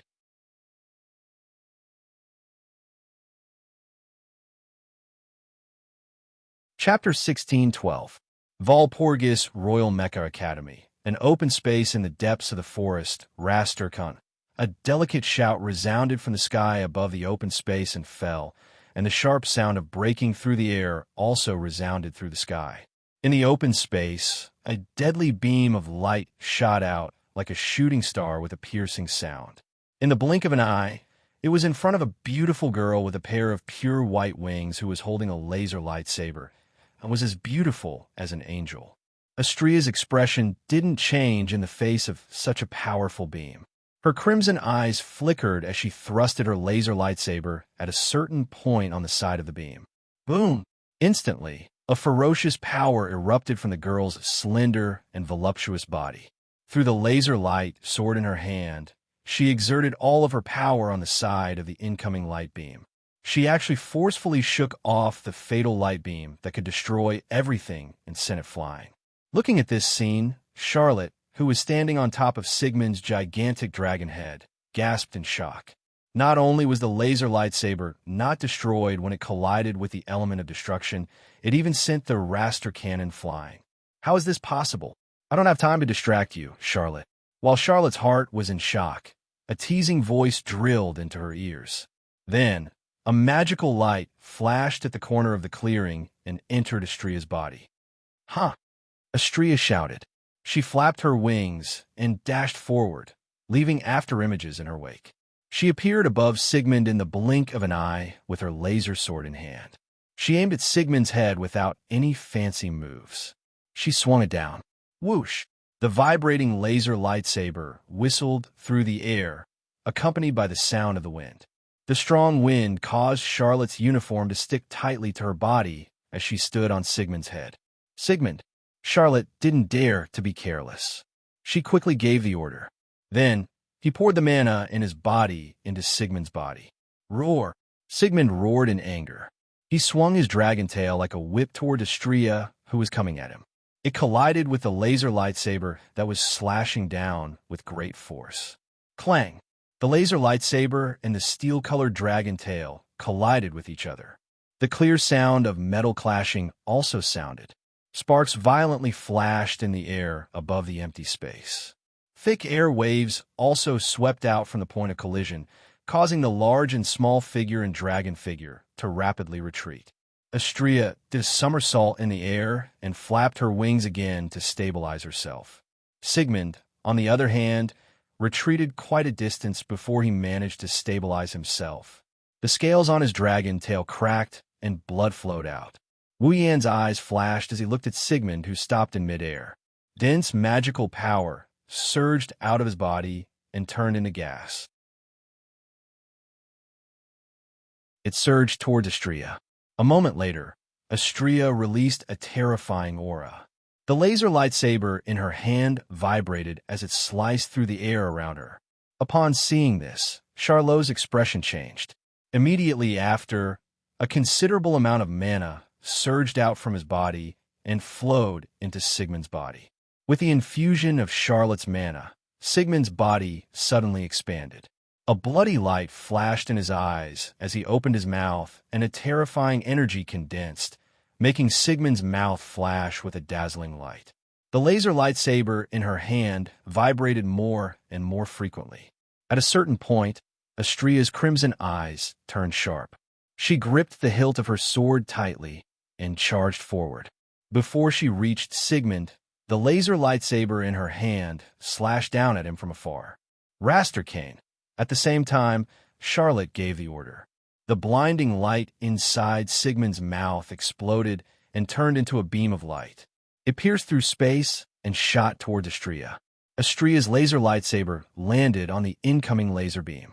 She didn't know if it was a calculated move or not, but her laser lightsaber landed on the incoming laser beam. Boom! Under the watchful eyes of the audience, the sword's slash clashed with the light beam. A thunderous explosion erupted from Astrea's position, sending a wave of fire and dust into the air. Whoosh!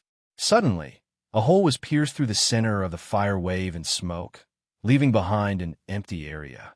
Astrea shot out like an arrow and arrived in front of Charlotte and Sigmund, who couldn't react in time. She swung her laser sword at Astrea. Stop! Wu Yan shouted when Astrea's laser sword was about to hit Sigmund's body. Stop here! The laser lightsaber stopped less than 5 centimeters away from Sigmund's chest and slowly dissipated. Yay! The illusory frame in her eyes disappeared along with her cold aura. Astrea flapped her wings and cheered in the air. I won again. Yuwa! Charlotte hugged her head and shook it like she couldn't accept it. Why did I lose again? Why can't I win? How did Astrea manage to knock the Raster cannon away? Logically speaking, Astrea's laser sword should have been obliterated by the element of destruction when it collided with the Raster cane.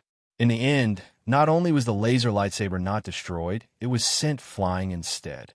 It's not that it wasn't obliterated, it just regenerated at high speed. Wu Yan chuckled when he saw Charlotte hugging her head like a child. Astrea's magic allows her to control particles to form laser lightsabers. No matter how many times the laser lightsaber is destroyed, it can be regenerated. That's why Astrea's laser lightsaber was able to regenerate at high speed during the clash with the element of destruction.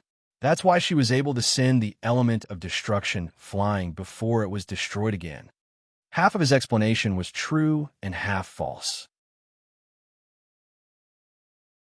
The fake part was that Astrea's laser lightsaber wasn't formed by controlling particles. The truth was that Astrea's laser lightsaber could regenerate indefinitely. Since it was a lightsaber, as long as Astrea's hilt wasn't destroyed, the lightsaber could always regenerate. That works. Charlotte was stunned for a moment before she shouted unwillingly, "One more time!" As if. Wu Yin rolled his eyes. "Lunch break is almost over and we haven't eaten yet. How many more times do you want to fight?" Ugh. Whoa. Charlotte immediately whimpered. "You have to use at least 2 automatons, otherwise it means I'm not improving at all." Ugh. "I'm also improving all the time, okay?" Wu Yin waved his hand. He turned around, and he headed towards Natsuki, Ikaros, Nagisa, and Kanon, who were resting under the shade of a tree. "That's why I hope you can continue next time." That was the truth. He may not be as good as Charlotte, but his mastery of magic is still improving. His mastery of controlling and manipulating automaton is also getting better and better. The fact that Astria was able to use super regeneration to clash with Sigmund's magic and send him flying was proof of that. When the laser sword clashed with Sigmund's magic, Wu Yin used force domination on Astria. Otherwise, Astria wouldn't be able to come up with such a strategy with her limited brain. The fact that Wu Yin is able to use forceful domination proves that he has taken a solid first step on the path of puppeteer. Charlotte jumped down from Sigmund's head and brought Sigmund, who had shrunk to stand on her head, to the shade of a tree. She flicked her long blonde hair and walked to the shade.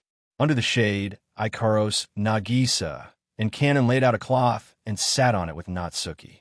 And in the middle of the 4 girls, there was a large pile of delicious food. It looked like a picnic.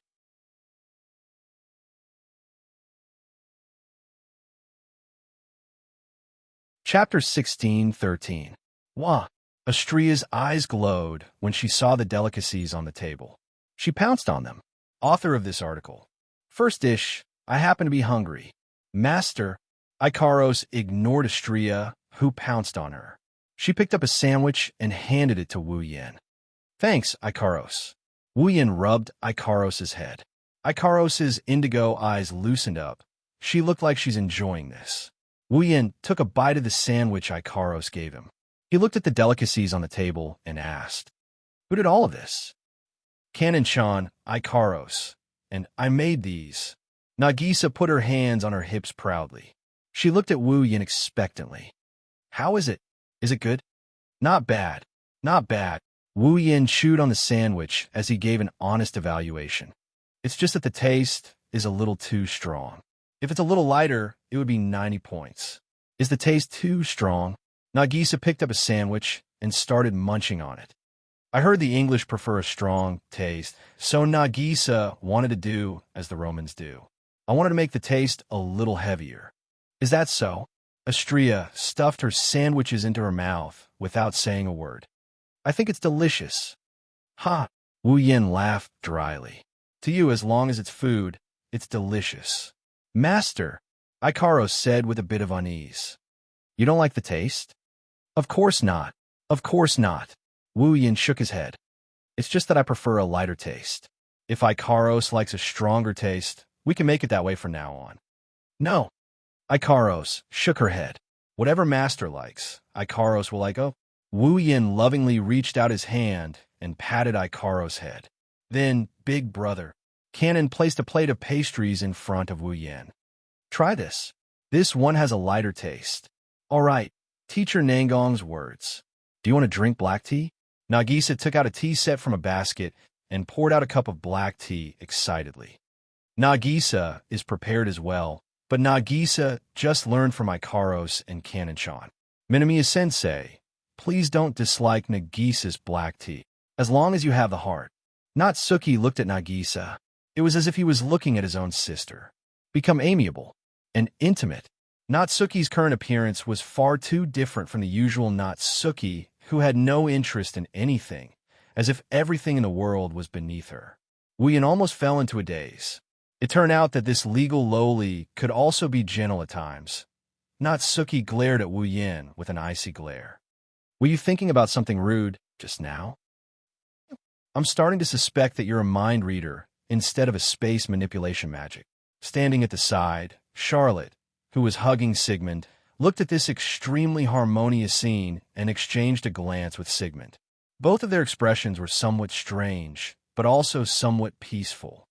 "Hey," Charlotte walked up to Wu Yin and lowered her voice. You have a really good relationship with your automaton. Close. Wu Yin nodded nonchalantly. It's all right. Aren't you close with Sigmund as well? That's different. That's different. Charlotte shook her head. Sigmund watched me grow up since I was a child. He even bathed me during labor. To me, Sigmund is like a father, I see. Wu Yin nodded thoughtfully. He looked at Sigmund and teased him. Then you must have it tough, Sigmund, to have such a stubborn daughter. It's all right. Don't be fooled by Seal's appearance. She's just an ordinary girl. Sigmund's calm voice revealed a hint of kindness. You definitely wouldn't have guessed that Charles was playing house until he was 14 or 15 years old before he started to feel that it was too childish. Sigmund. Charlotte flew into a rage out of humiliation. Be careful, or I'll replace all of your chicken with natto. I'm not a bird, Seal. If I only eat natto, my body won't be able to take it. Wu Yin and the others laughed out loud when they saw the interaction between the two. Miss Charlotte, Cannon said politely, please sit down and try our food. Charlotte shook her head, embarrassed. That won't be necessary. Why are you being so polite? Wu Yin pulled Charlotte's hand and pulled her in. For those who cook, the happiest thing is watching others happily eat the food they make. Don't hurt Cannon, Nagisa, and Ikaro's feelings because of your politeness. All right then, Charlotte could only sit down obediently. She picked up a sandwich and took a bite. Her eyes lit up. It's not bad, really? Nagisa smiled happily. Then eat more. Okay. Charlotte lowered her head as if she was not used to it. She looked like a child who had come to a stranger's house as a guest, causing everyone to feel a burst of laughter. But that's not surprising. In the academy, Charlotte gave everyone a negative impression. Hence, if she wasn't feared, she was loathed by others. It had been a long time since Charlotte was bathed in kindness like this, right? You seem to be getting stronger and stronger, Charlotte suddenly said as she sat on the tablecloth. The night gathering is about to begin. With my current strength, I'll lose right away if I fight you, right? Wu Yin paused in the middle of delivering the sandwich to his mouth. After thinking for a bit, he said, Are you planning to admit defeat? If it was the usual Charlotte, she would have retorted and said, I am the Charlotte of the Bilo family. But this time, Charlotte seemed to be deeply moved as she spoke softly. In the past, I didn't understand how a freshman like you could be so strong that even Magnus would be suppressed by you. Now, I roughly understand. As she said this, Charlotte's gaze swept across her surroundings. She glanced at Natsuki, who was drinking tea with her eyes closed. She glanced at Nagisa, who was drinking tea with a smile on her face. She glanced at Ikaros, who was holding a basket and staring at Wu Yin. He glanced at Cannon, who was arranging the dishes on the tablecloth and arranging them neatly. She glanced at Astria, who was happily munching on a sandwich. You and them trust each other. Charlotte spoke her mind. That's why you're stronger than anyone else. Basically, puppeteers could control the automaton under their control at will. Even if it was an automaton with strong self-discipline, it could still be controlled by using the method of force domination. However, the automaton isn't a normal automaton. Automaton had the ability to judge and have a strong sense of self. If the coordination and synchronization rate between the puppeteer and the automaton was too low, the automaton's movements would become sluggish, and the puppeteer's mana consumption would increase. Therefore, if a puppeteer and an automaton could understand each other and connect their minds, then they would be able to unleash more than 120% of the automaton's power. That's why Charlotte said that. Because Wu Yin and the girls have 120% trust in each other, leaving everything to each other. This bond, this understanding, became the key to Wu Yan's rapid mastery of his magic. After all, the so-called trick magic was performed through the cooperation of the puppeteer and the automaton, wasn't it? Looking at Wu Yan's profile, Charlotte couldn't help but recall Sigmund's words as she mumbled to herself. Trust him until the end.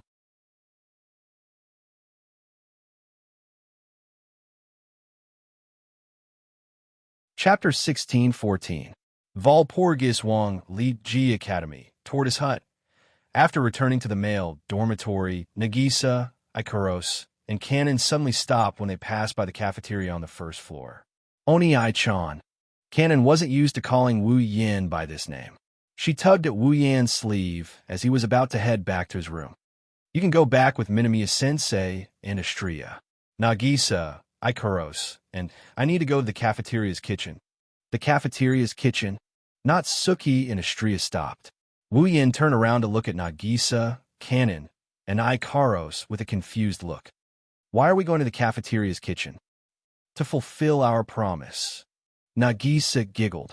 We talked to the person in charge of the kitchen this morning and asked them to lend us the kitchen.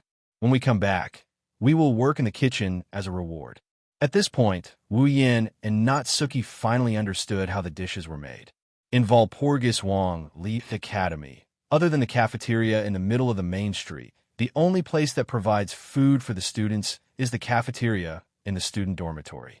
Due to the cafeteria and the cafeteria providing food, the students didn't have kitchen utensils in their rooms.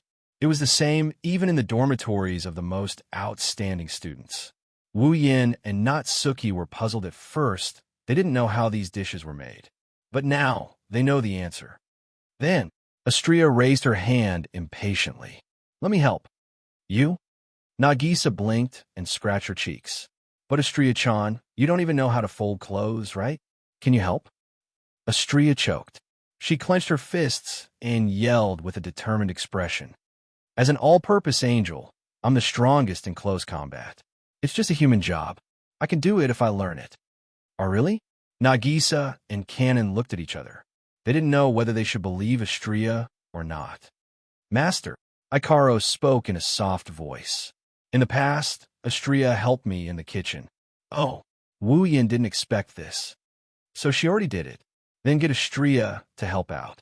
There shouldn't be any problem. However, Ikaros didn't even get to say the word title before her next sentence froze everyone's face. That day, everyone didn't get to eat. Ikaros sounded like she was telling a story, her tone as calm as an ancient well. Astria used Chrysor when she was cutting the fish and sliced the kitchen in half. Natsuki, Nagisa, and Kanon were speechless. Astria. Wu Yin grabbed Astria's shoulder, and he said in a serious tone, Leave this to Ikaros and Kanon. Astria grumbled in dissatisfaction. Why? I'm good at doing chores at home. Nagisa smiled sheepishly. So leave it to me. It won't be a problem. I do chores all the time, too. Kanon chimed in. I'll be of help. Ikaros, on the other hand, couldn't bear to see Astria sobbing like this. If you want help, you can. MMPH. Before Ikaros could finish, Nagisa and Kanon covered her mouth. Then, I'll leave this to you.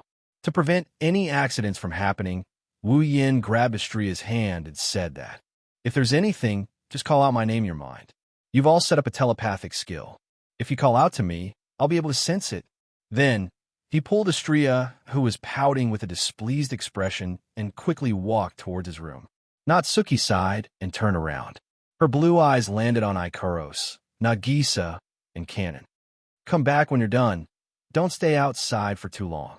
Got it. Minamiya-sensei. Nagisa and Kanon replied obediently.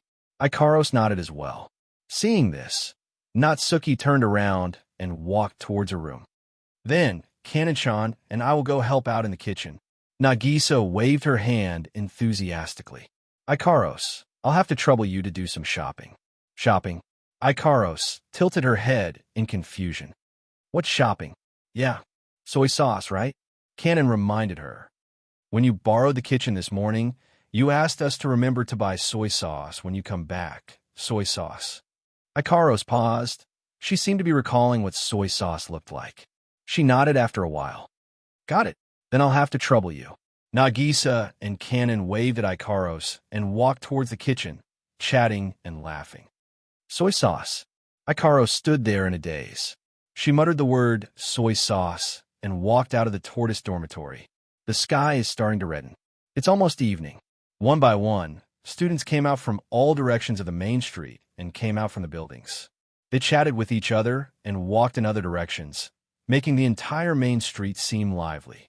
Ikaros was wearing a white long jacket with red edges and a red short skirt. As she walked down the main street, her pair of indigo eyes revealed a pitiful expression.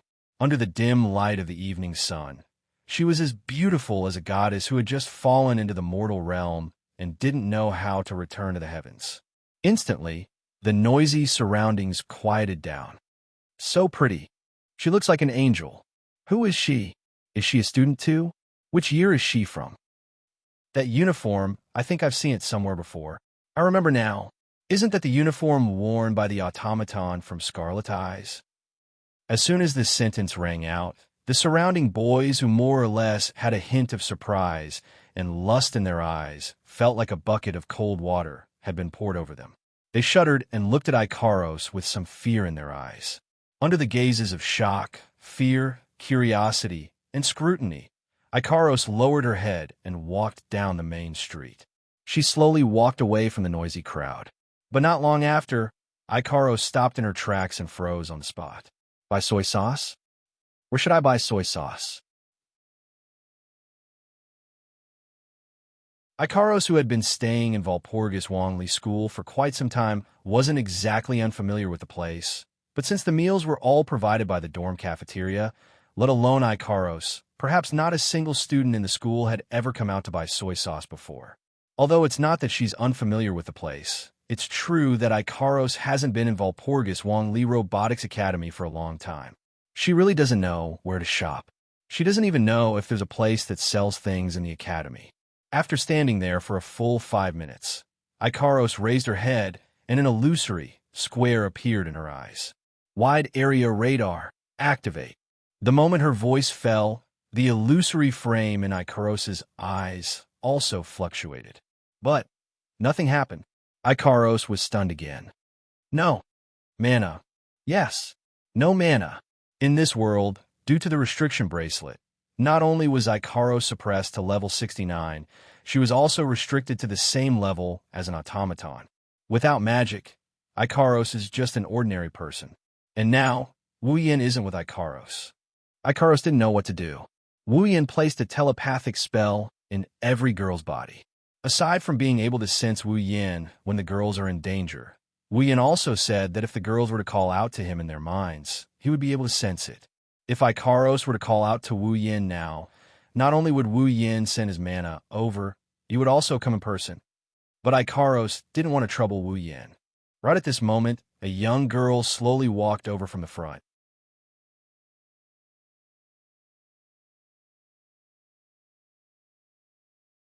Chapter 16:15. When the girl walked into Ikaros' field of vision from the opposite side of the main street, the first thing she noticed was her dreamy long hair. It's like snow, a little different from white, and not silver at all. If you really want to describe it, you should use the color of pearls to describe it. The pearl-colored hair was tied to the right side of the girl's head with a black flower-like hair ornament, allowing the long hair to hang down in a ponytail. Under the evening sun, it shone with a peculiar luster. The girl was wearing the uniform of the Walpurgis Wangli Academy.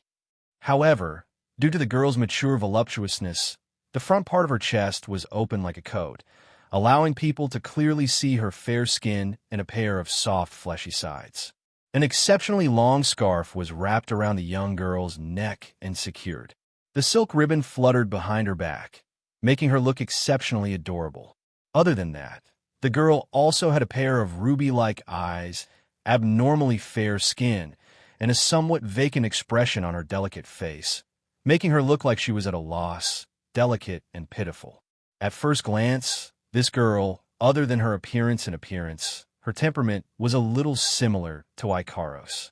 However, unlike Ikaros, who was pure and holy, the pearl-colored hair girl was more lovable, and in this aspect, she was quite similar to Ikaros. Next to the girl, there was a dog half the height of a person. A pitch-black wolfhound followed her every step. Compared to normal wolfhounds, it was slightly bigger. However, the wolfhound's shoulders, limbs, and the front of its head were all covered with steel-colored armor. When it walked on the ground, its steps were also powerful, and its eyes would flash with a fierce glint from time to time. Even though it was a dog, it gave off a more dangerous feeling than a wolf. From this aspect alone, it was clear that this wolfhound half the height of a person wasn't a real wolfhound. It was an automaton. The girl's automaton. Of course, Ikaros didn't pay special attention to the girl because her temperament was similar to her or because of the wolfhound. What really attracted Ikaros' attention was the basket of sandwiches in the girl's hand. Inside the basket, other than the sandwiches, there was also a small bottle. There was some black liquid in the bottle. Soy sauce. After realizing this, Li Yundong said, Ikaros' pair of indigo eyes couldn't leave the bottle in the girl's hand. As the girl walked closer, the distance between her and Ikaros kept shrinking. Ikaros' gaze also kept following the soy sauce bottle in the girl's hand. Such an obvious display. Finally, it attracted the girl's attention. The girl's footsteps stopped on the spot. Looking at Ikaros, who stood not far in front of her staring at the basket in her hand, a timid expression appeared on her face. You? The wolfhound, the girl's automaton, of which the girl's is of a person, of a girl, of course, of her, of a person, and bared its of its teeth. However, Ikaros didn't even look at the wolfhound, still staring at the basket in the girl's hand. That, the girl mustered up her courage and spoke in a voice as soft as a mosquito. You? Do you need something? Ikaros didn't speak, still staring at the basket in the girl's hand. The girl tilted her head. A question mark floated above her head. Following Ikaros' gaze, she looked at the basket in her hand and timidly took a step to the left. Ikaros immediately turned her head to look at him. You. The girl timidly took a step to the right. Ikaros turned her head again and looked to the right. This time, the girl seemed to have guessed what Ikaros was looking at. She looked at the basket in her hand suspiciously. After a while, she didn't move, but her hand moved the basket to the left. As expected, Ikaros looked over reluctantly. The girl slowly moved the basket in her hand to the left, then to the right, constantly moving. Ikaros followed the basket's trajectory, constantly shifting her line of sight. Suddenly, on the main street, a young girl moved the basket with all her might, while another young girl moved her head back and forth, following the direction of the basket. This strange scene caused the nearby students to stare in a daze. Not long after, the girl tightly gripped the handle of the basket in her hand. Her red eyes timidly looked at Ikaros. Do you want some? Ikaros finally raised her head and looked at the girl. She lightly shook her head and spat out 2 words. Soy sauce, soy sauce. It took the girl 4 to 5 seconds to understand what Ikaros meant. She took out the soy sauce bottle from the basket in her hand and said with uncertainty, You want this? Ikaros looked straight at the girl without saying a word. Before the girl could feel uncomfortable, she nodded. I'm here to buy soy sauce. Buy soy sauce? The girl was stunned for a moment before she weakly opened her mouth. But I'm not a soy sauce seller.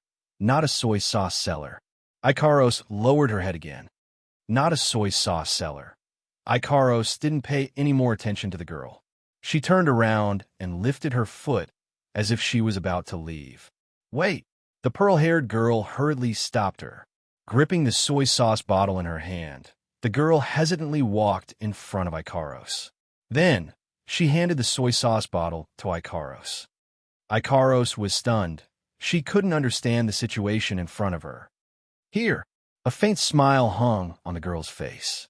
Even though she still looked weak, there was a hint of gentleness in her expression. You need this, right? Ikaros was silent for a moment before she reached out and took the bottle from the girl's hand.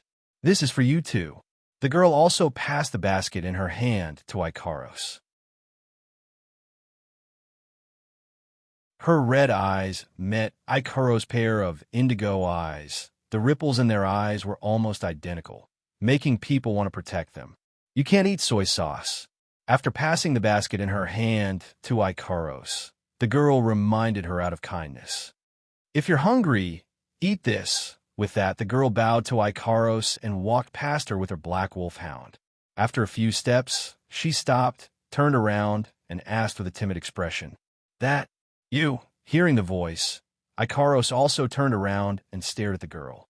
The girl couldn't help but shrink her neck and asked in a voice that seemed like it's about to disappear. You, what's your name? Me? Ikaros' indigo eyes flashed with a hint of emotion. Her red lips parted slightly. Ikaros, is it? The girl repeated the name several times. Her timid face blossomed into a beautiful smile. My name is Flay.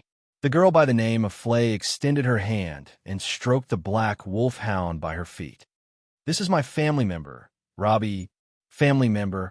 Ikaros looked to the black wolfhound. The black wolfhound by the name of Robbie licked Flay's palm intimately. This sort of behavior was something that an automaton with intelligence like an ordinary person would not do. In other words, even though this black wolfhound was an automaton, its intelligence did not seem to have reached the level of a human. It should be similar to an ordinary dog. The young girl named Flay, on the other hand, called this dog-shaped automaton that did not have much intelligence, but she called it her family. If others were to hear this, they might want to laugh. However, Ikaros clenched her hands before her chest. Her heart, that would only waver when she faced Wu Yin for the first time, began to have feelings for something else. After all, Ikaros was also not a human. Until next time, after she finished her introduction, Flay bowed again. Then, she brought Robbie with her and walked toward the other side of the main street. Seeing Flay's gradually disappearing figure, Ikaros lowered her head. Her indigo eyes were fluctuating non-stop. Family member.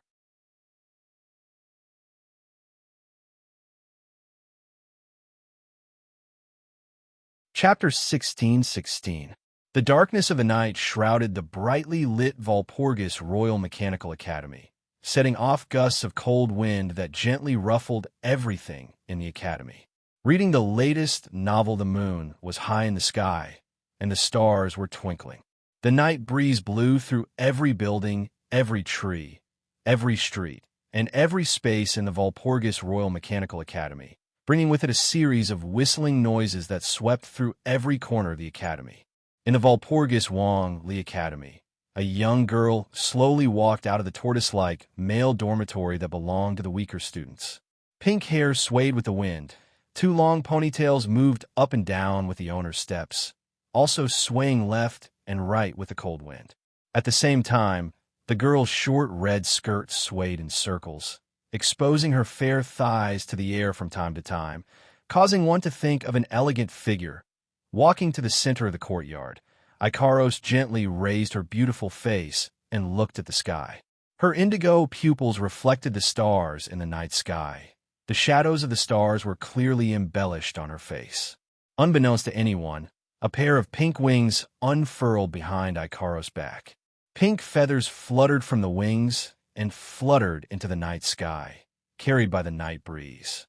The angel-like girl stood on the ground with a pair of pink wings. Her eyes seemed to contain the entire starry sky. Her delicate face was exposed under the moonlight, like a silver veil, shimmering faintly. Beautiful, extremely beautiful, breathtakingly beautiful. Breathtakingly beautiful. This otherworldly angel stood in the courtyard of an old dormitory. She was lucky enough to be seen by the boys in the dormitory who happened to pass by their room windows. In an instant, the windows of the tortoise-like dormitory were open one by one. The boys' heads poked out and looked at the angelic girl standing in the courtyard. His eyes were already wide open in shock. They stood there in a daze. At this moment, every window of the tortoise-like dormitory was filled with people, at least 40 to 50 of them. But these people seemed to have made an appointment. No one made a sound, as if they were afraid to break this beautiful scene that they might only see once in their lives. The boys in the tortoise-like dormitory watched quietly. There was only one thought left in their minds. Is that girl really an automaton? No. Or should I say, is that girl really a species that exists in this world? Impossible, right?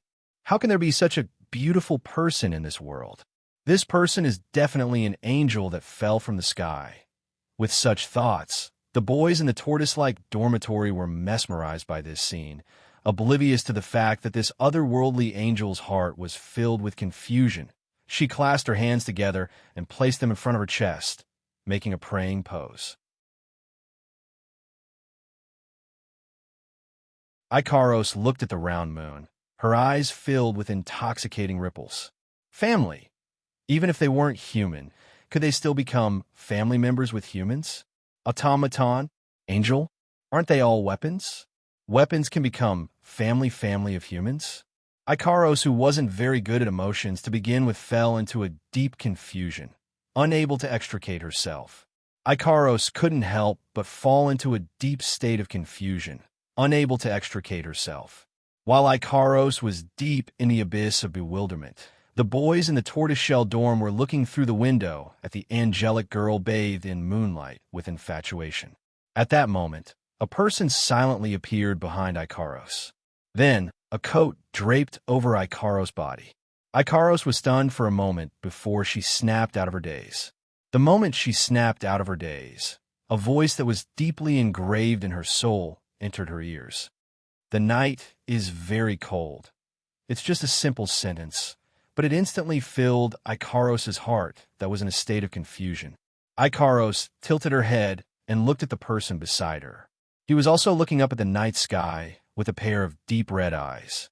She uttered the name that was buried deep in her heart. Master, why didn't you tell me you were coming here? Wu Yin also tilted his head, meeting Ikaros' pitiful pair of indigo eyes. You can't do this next time. It'll make me worry, Master. Ikaros' eyes twinkled, and she nodded obediently to show that she understood. What's wrong? As if he could see the confusion in Ikaros' heart, Wu Yin didn't shift his gaze away. He continued to stare at Ikaros' eyes that seemed to be able to speak. If there's anything troubling you, you could discuss it with me. Troubling? Ikaros clenched her hands in front of her chest. She didn't shift her gaze away either. A hint of depression appeared in her eyes. I don't know, but the energy furnace's condition seems a little strange. Strange? Wu Yin furrowed his brows. Tell me in detail, how strange is it? Something it feels like? Ikaros tried to find the right word and came up with the right one. It's like there's something strange going on in the furnace. There's something strange going on in the reactor. Wu Yin relaxed his furrowed brows. In other words, your heart isn't a mess? What mess? Ikaros was startled by his words. Wu Yin turned around to face Ikaros. He asked in a serious tone. Ikaros, can you tell me what's bothering you so much? Is this what's troubling me? Ikaros crossed her arms in front of her chest. She lowered her head and fell silent. Master! When she raised her head again, there was a hint of confusion in her eyes. Can weapons become family with humans? The moment he heard that, Wu Yin understood everything. He understood why Ikaros was behaving this way. But why would Ikaros be so confused? Could it be that something happened while Ikaros wasn't by my side? Wu Yin thought about it for a bit before tossing it aside. No matter what happened, the most important thing right now is to unravel Ikaros' confusion. That's the most important thing. Ikaros. Wu Yin reached out and patted her head. Do you know what family is?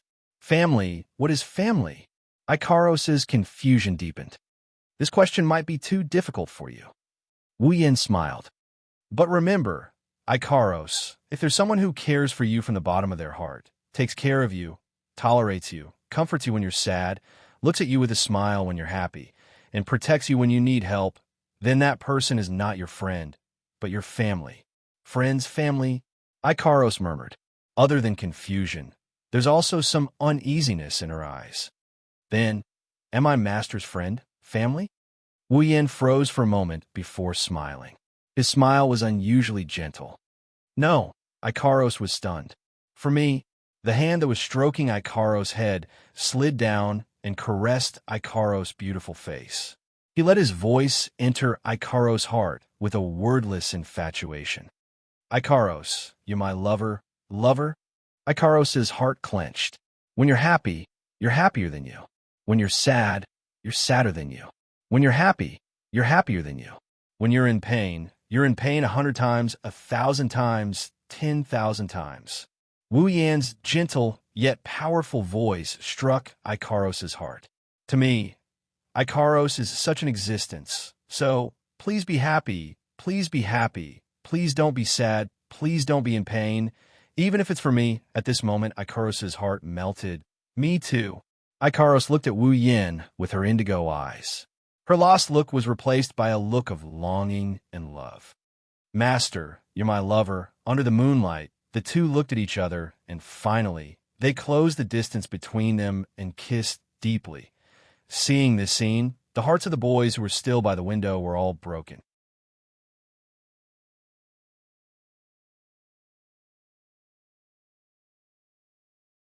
Chapter 16-17. The next morning, Natsuki, Ikaros, Astria, Nagisa, Kanon, and the other girls arrived at the student cafeteria. The moment they stepped through the door, Wu Yin sensed something amiss. Reading the latest novel, when Wu Yin and Ko entered the cafeteria, the noisy cafeteria quieted down with a whoosh. Then, with a whoosh, all eyes focused on the group that just entered the cafeteria. Among these gazes, some are curious, some are jealous, some are disdainful. There are even some that contain traces of hatred. Wu Yin and Ko couldn't help but stop in their tracks at the entrance of the student cafeteria, unable to move an inch. The entire cafeteria is so quiet that you can hear their footsteps. All the students sitting at the tables in the cafeteria are speechlessly staring at Wu Yin and Ko, standing at the entrance. Anyone would be able to tell that something isn't right with such a scene. What's going on? Nagisa, Kanon, and Astria were frightened by the strange scene. They shrunk their necks and hid behind Wu Yan's back. Natsuki furrowed her brows tightly and scanned the entire restaurant. His sapphire-like blue eyes also scanned the entire student cafeteria. It should be said that Natsuki truly lived up to her reputation as an attack magic officer. She had solved many magical disasters and was revered by the demon race as a demon assassin. Natsuki only needed to glance at the student cafeteria to discover something. These people aren't looking at us. Natsuki raised her doll-like face, and she looked at Wu Yin with a confused expression. They're looking at you and Ikaros. Me? Ikaros and me? Wu Yin is having a hard time wrapping his head around this strange situation. He listened to Natsuki's words, and he didn't say anything. He froze on the spot. Why are they looking at me and Ikaros? Ikaros tilted her head. Her beautiful face carried a sadness that never faded, but her pair of indigo eyes were also filled with confusion. A man and 5 girls stood at the entrance of the cafeteria. They were being stared at like monkeys in a circus. It made people feel very unpleasant.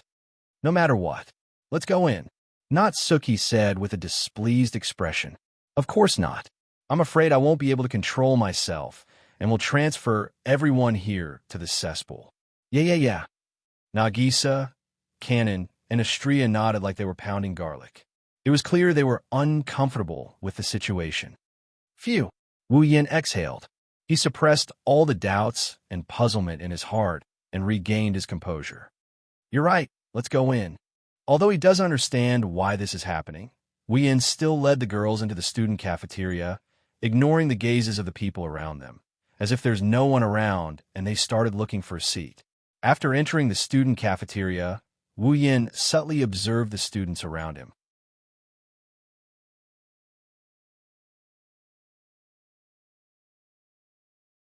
What is going on? Wu Yin yelled out. Ikaros' face turned bright red as well. It's a rare sight for her to do so. Oni-chan, Master. Why you guys? Nagisa, Kanon, and Astria stared at Wu Yin and Ikaros with disbelief. Ikaros is blushing from embarrassment. You guys did this in the courtyard of the dormitory? I see.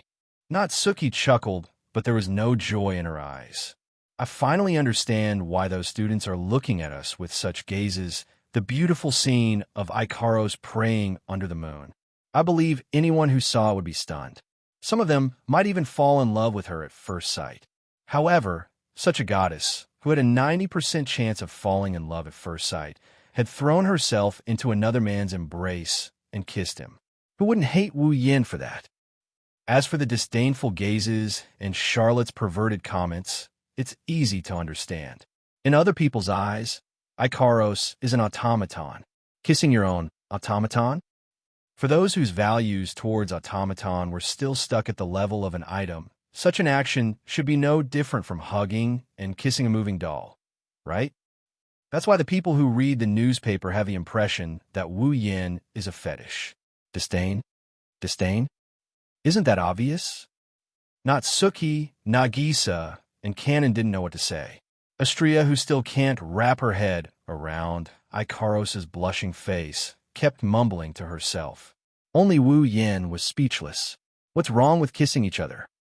Wasn't it normal to hug and kiss one's lover? Boring. Wu Yin lost interest in this matter. He tossed the newspaper on the table and narrowed his eyes at Charlotte. Don't tell me you're the same as those superficial guys who think that kissing an automaton is a pervert? Charlotte wanted to say yes, but she couldn't bring herself to say it.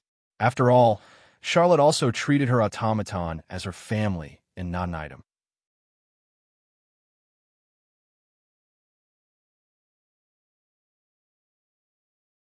Chapter 16-18. Maybe it's because they got bored or because there's not much time left before class. The students retracted their gazes and allowed the cafeteria to return to normal. Wu Yin, Natsuki, Ikaros, Astria, Nagisa, Kanon, and even Charlotte sighed in relief when the others stopped looking at them. At this time, from the entrance of the cafeteria, a young man wearing a military belt on his uniform walked in with a girl wearing a short black kimono. His gaze moved around the cafeteria for a bit before stopping at Wu Yan's table. Yo, as if they were old friends who had known each other for many years. A young man wearing a short black kimono and a military belt around his waist greeted them, as if nothing had happened, and walked over. This morning's newspaper. Gulp. Before he could finish his sentence, a powerful elbow landed on the young man's stomach. The young man clutched his stomach as his face contorted in pain. I might not be from the same country as you, but I'm sure you've heard of them, right? Wu Yin picked up a cup of black tea from the table, and he sipped it leisurely. There's a saying, loose lips cause loose ends. Do you understand now, Raisin? Yes. Understood. Leijin squeezed out a sound as he clutched his stomach. I just want to have a meal with you. I don't want to eat with you. It wasn't Wu Yin who spoke. It was Charlotte who frowned. Charlotte looked at Raisin with a cold gaze. You better stay away from me. Wow, that's so scary. Leijin pretended to cry out with a condescending smile on his face. As expected of the legendary Tyrantrex, his temper is really irritable. Do you want to die? Second to last, a ruthless expression appeared on Charlotte's face. I won't do anything just because this is a student cafeteria. Well, I know the famous Tyrantrex won't give face to the cafeteria, but you should give face to your friend, right? Raisin shrugged and glanced at Wu Yin. At least he didn't refuse to eat with me, right? Oomph. Charlotte's beautiful face that was emitting killing intent froze for a moment. She coldly snorted and turned her head away. It seems like he was convinced by Leijin. Of course, on the surface, Charlotte was still cursing under her breath. Why do I have to eat with a mad dog like you? This guy's the so-called idiot, right? Do you want to die? What a pitiful child. Oomph. Leijin turned a blind eye to Charlotte's cold and vicious abuse. He brought Yaya with him as if nothing happened. He sat next to Wu Yin. Fortunately, the cafeteria's table was quite full. Wu Yin's group of 6, Charlotte, Yaya, and Raisin were seated. There were 9 people in total, so it wasn't crowded. Raisin sat next to Wu Yin, and Yaya sat next to him. Yaya sat next to Astria, who was busy eating. She stared at Wu Yin curiously. What's wrong? Wu Yin, who was sipping his tea, noticed Yaya looking at him. He turned around and asked her about it.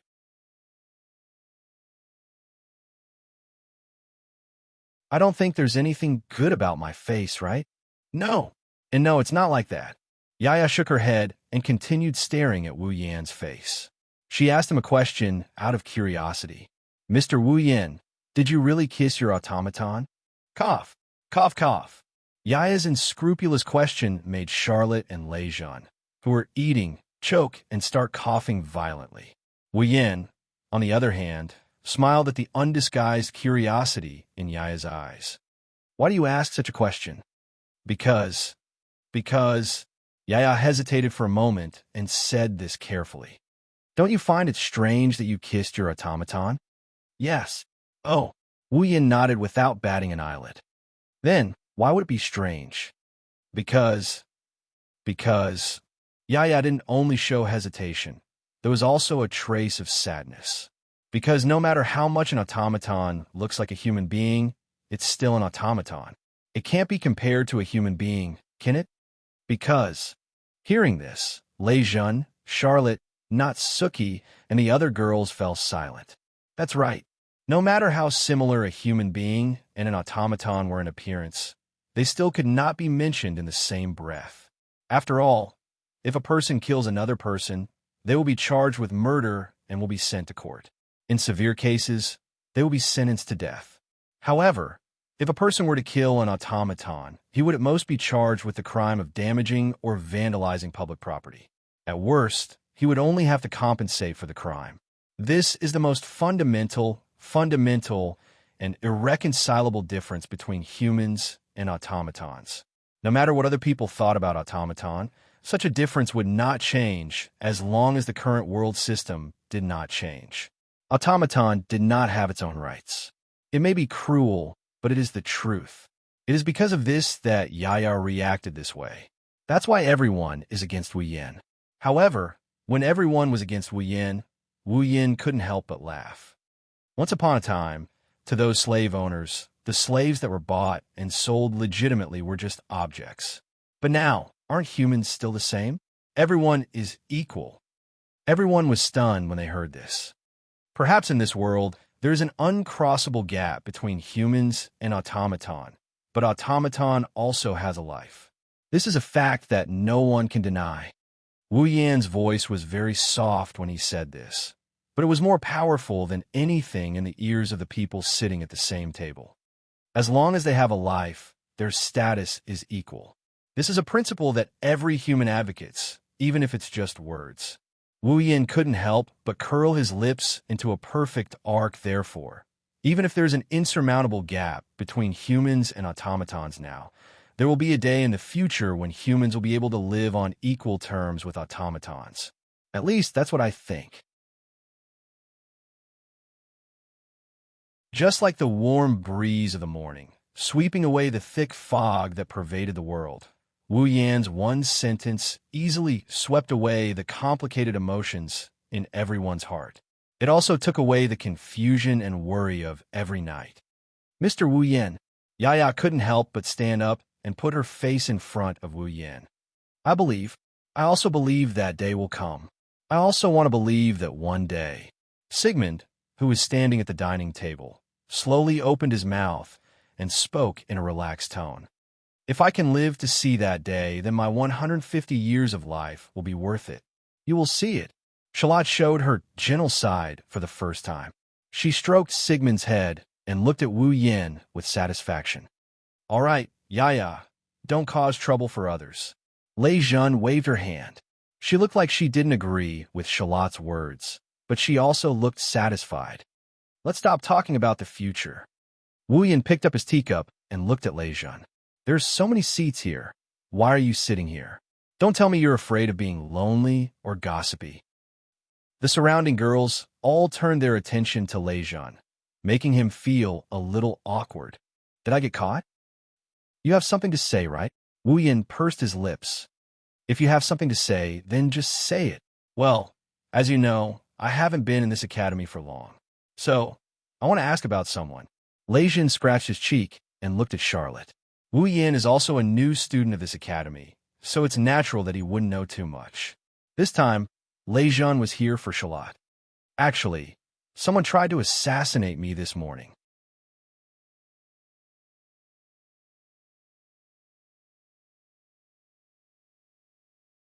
Chapter 16-19. Assassinate you? Everyone sitting around the table looked at the serious Lei Jun in surprise. Someone tried to assassinate you? Charlotte frowned and waved her hand in disgust. Then why aren't you dead yet? Why do you say that? Although Charlotte said that with a mocking tone, Lei Jun had a subtle reaction to the question. I personally think that guy, no matter who he wants to assassinate, he won't succeed. No matter who he wants to assassinate, he won't succeed? What does that mean? Looking at everyone's puzzled expression, Lei Jun smiled bitterly. Actually, just as Lei Jun was about to explain, Wu Yin suddenly laughed. He pointed at the glass wall of the student cafeteria that's only 2 to 3 meters away from him. It's as if he's trying to hold back his laughter as he said this. I think you guys should look for yourselves. Everyone followed the direction Wu Yin pointed at and looked outside the student cafeteria. Outside the student cafeteria, in the middle of the main street that connected all directions of the Walpurgis Wang Li Robotics Academy, there was a person who was looking around sneakily. It was a girl with dreamy pearl-colored hair. Her long hair was tied to the right side of her head with a black hairpin that looked like a wreath. A ponytail hung down from the right side of her head, and a long scarf was wrapped around her neck. There was a slit in the front of her uniform, revealing her voluptuous breasts. The girl's eyes were red, and her skin was very white to the point of being morbid. However, that delicate face of hers, even for someone like Wu Yin who was used to seeing all kinds of pretty girls and surrounded by pretty girls all the time, he can still say that she's beautiful. Beside the beautiful girl was a large black wolf dog.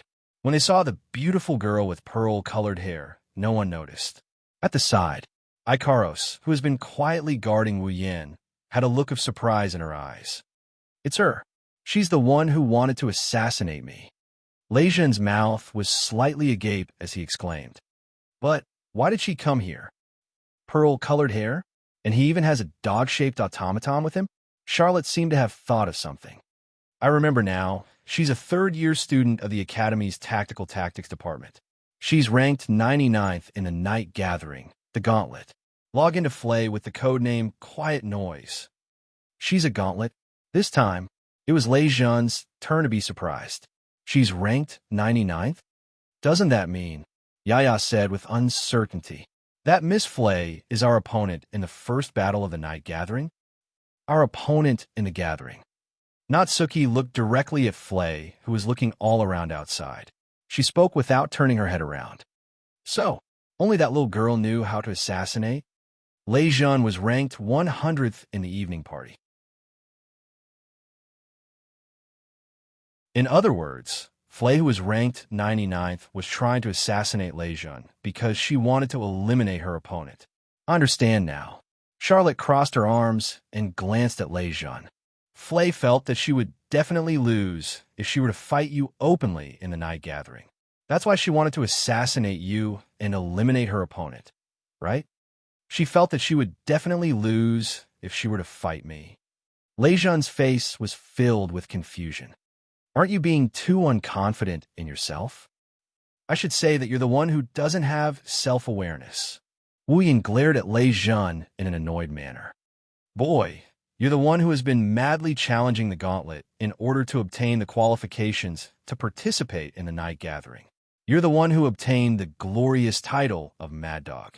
Although you're ranked 100th in the Night Gathering, you must have defeated quite a number of gauntlets when you were crazily challenging them, right?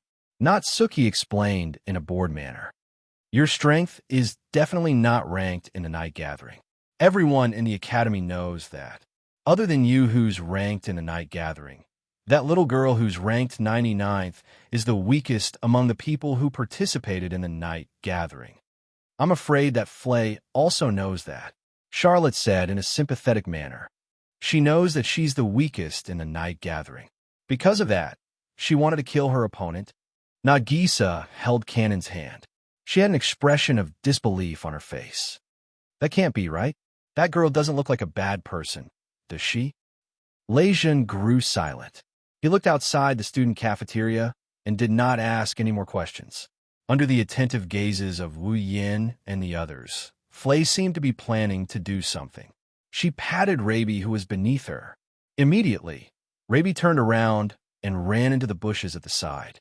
When he came out again, he was holding a pitch-black iron cage that could hold more than 10 people in his mouth. He dragged it to Flay's side. A cage? Charlotte was stunned. Why did Flay bring out a cage? Could it be? The corner of Lei Jun's mouth started twitching. She's trying to lure me in and lock me up, right?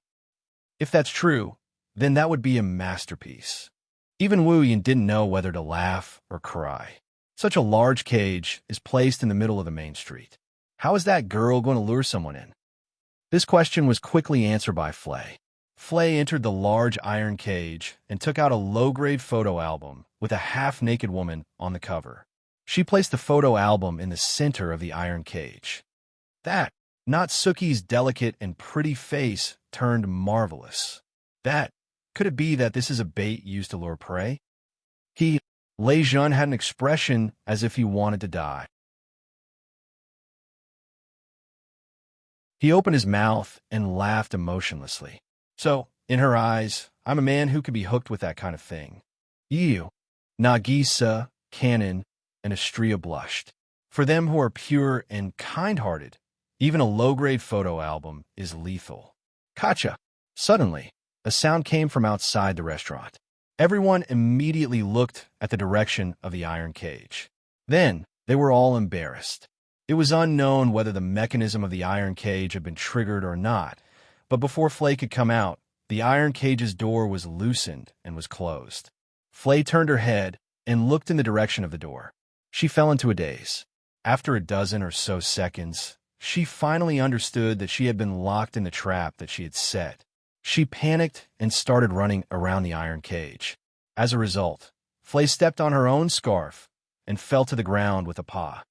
Seeing Flay falling down with such force and flattening her full breasts, Charlotte, Nagisa, and Canon all felt heartache for Flay, even though they were lacking in bus size. Lei Jun covered his face. He couldn't bear to look at Flay. At this moment, Lei Jun noticed something. Wu Yan's gaze was no longer on Flay. He was looking at the other side of the street. Everyone also looked at the direction Wu Yan was looking at. There, a tall and thin male student was slowly walking toward the iron cage. He had a sturdy body and a short cloak that looked like a scarf draped over his shoulders. The side of his face was well-defined, and his gaze was terrifyingly sharp. Moreover, this male student had a unique short hair. His short hair was the same as Flay's. It was pearl-colored. No, it wasn't just the same hair color. This male student's appearance was also very similar to Flay's. Behind this male student was a robot. It was a 2-meter-tall robot with a body that was as sharp as a blade. Its body was made of metal. There was a pair of wings with spikes sticking out from its back. There were also 2 huge blades on its back. There was no need to think about it. That was definitely the male student's automaton. When they saw the boy with the automaton slowly walking up to Flay, before the crowd could say anything, the boy reached his hand into the iron cage and lifted Flay's scarf. Almost at the same time, a figure rushed out from Wu Yan's side.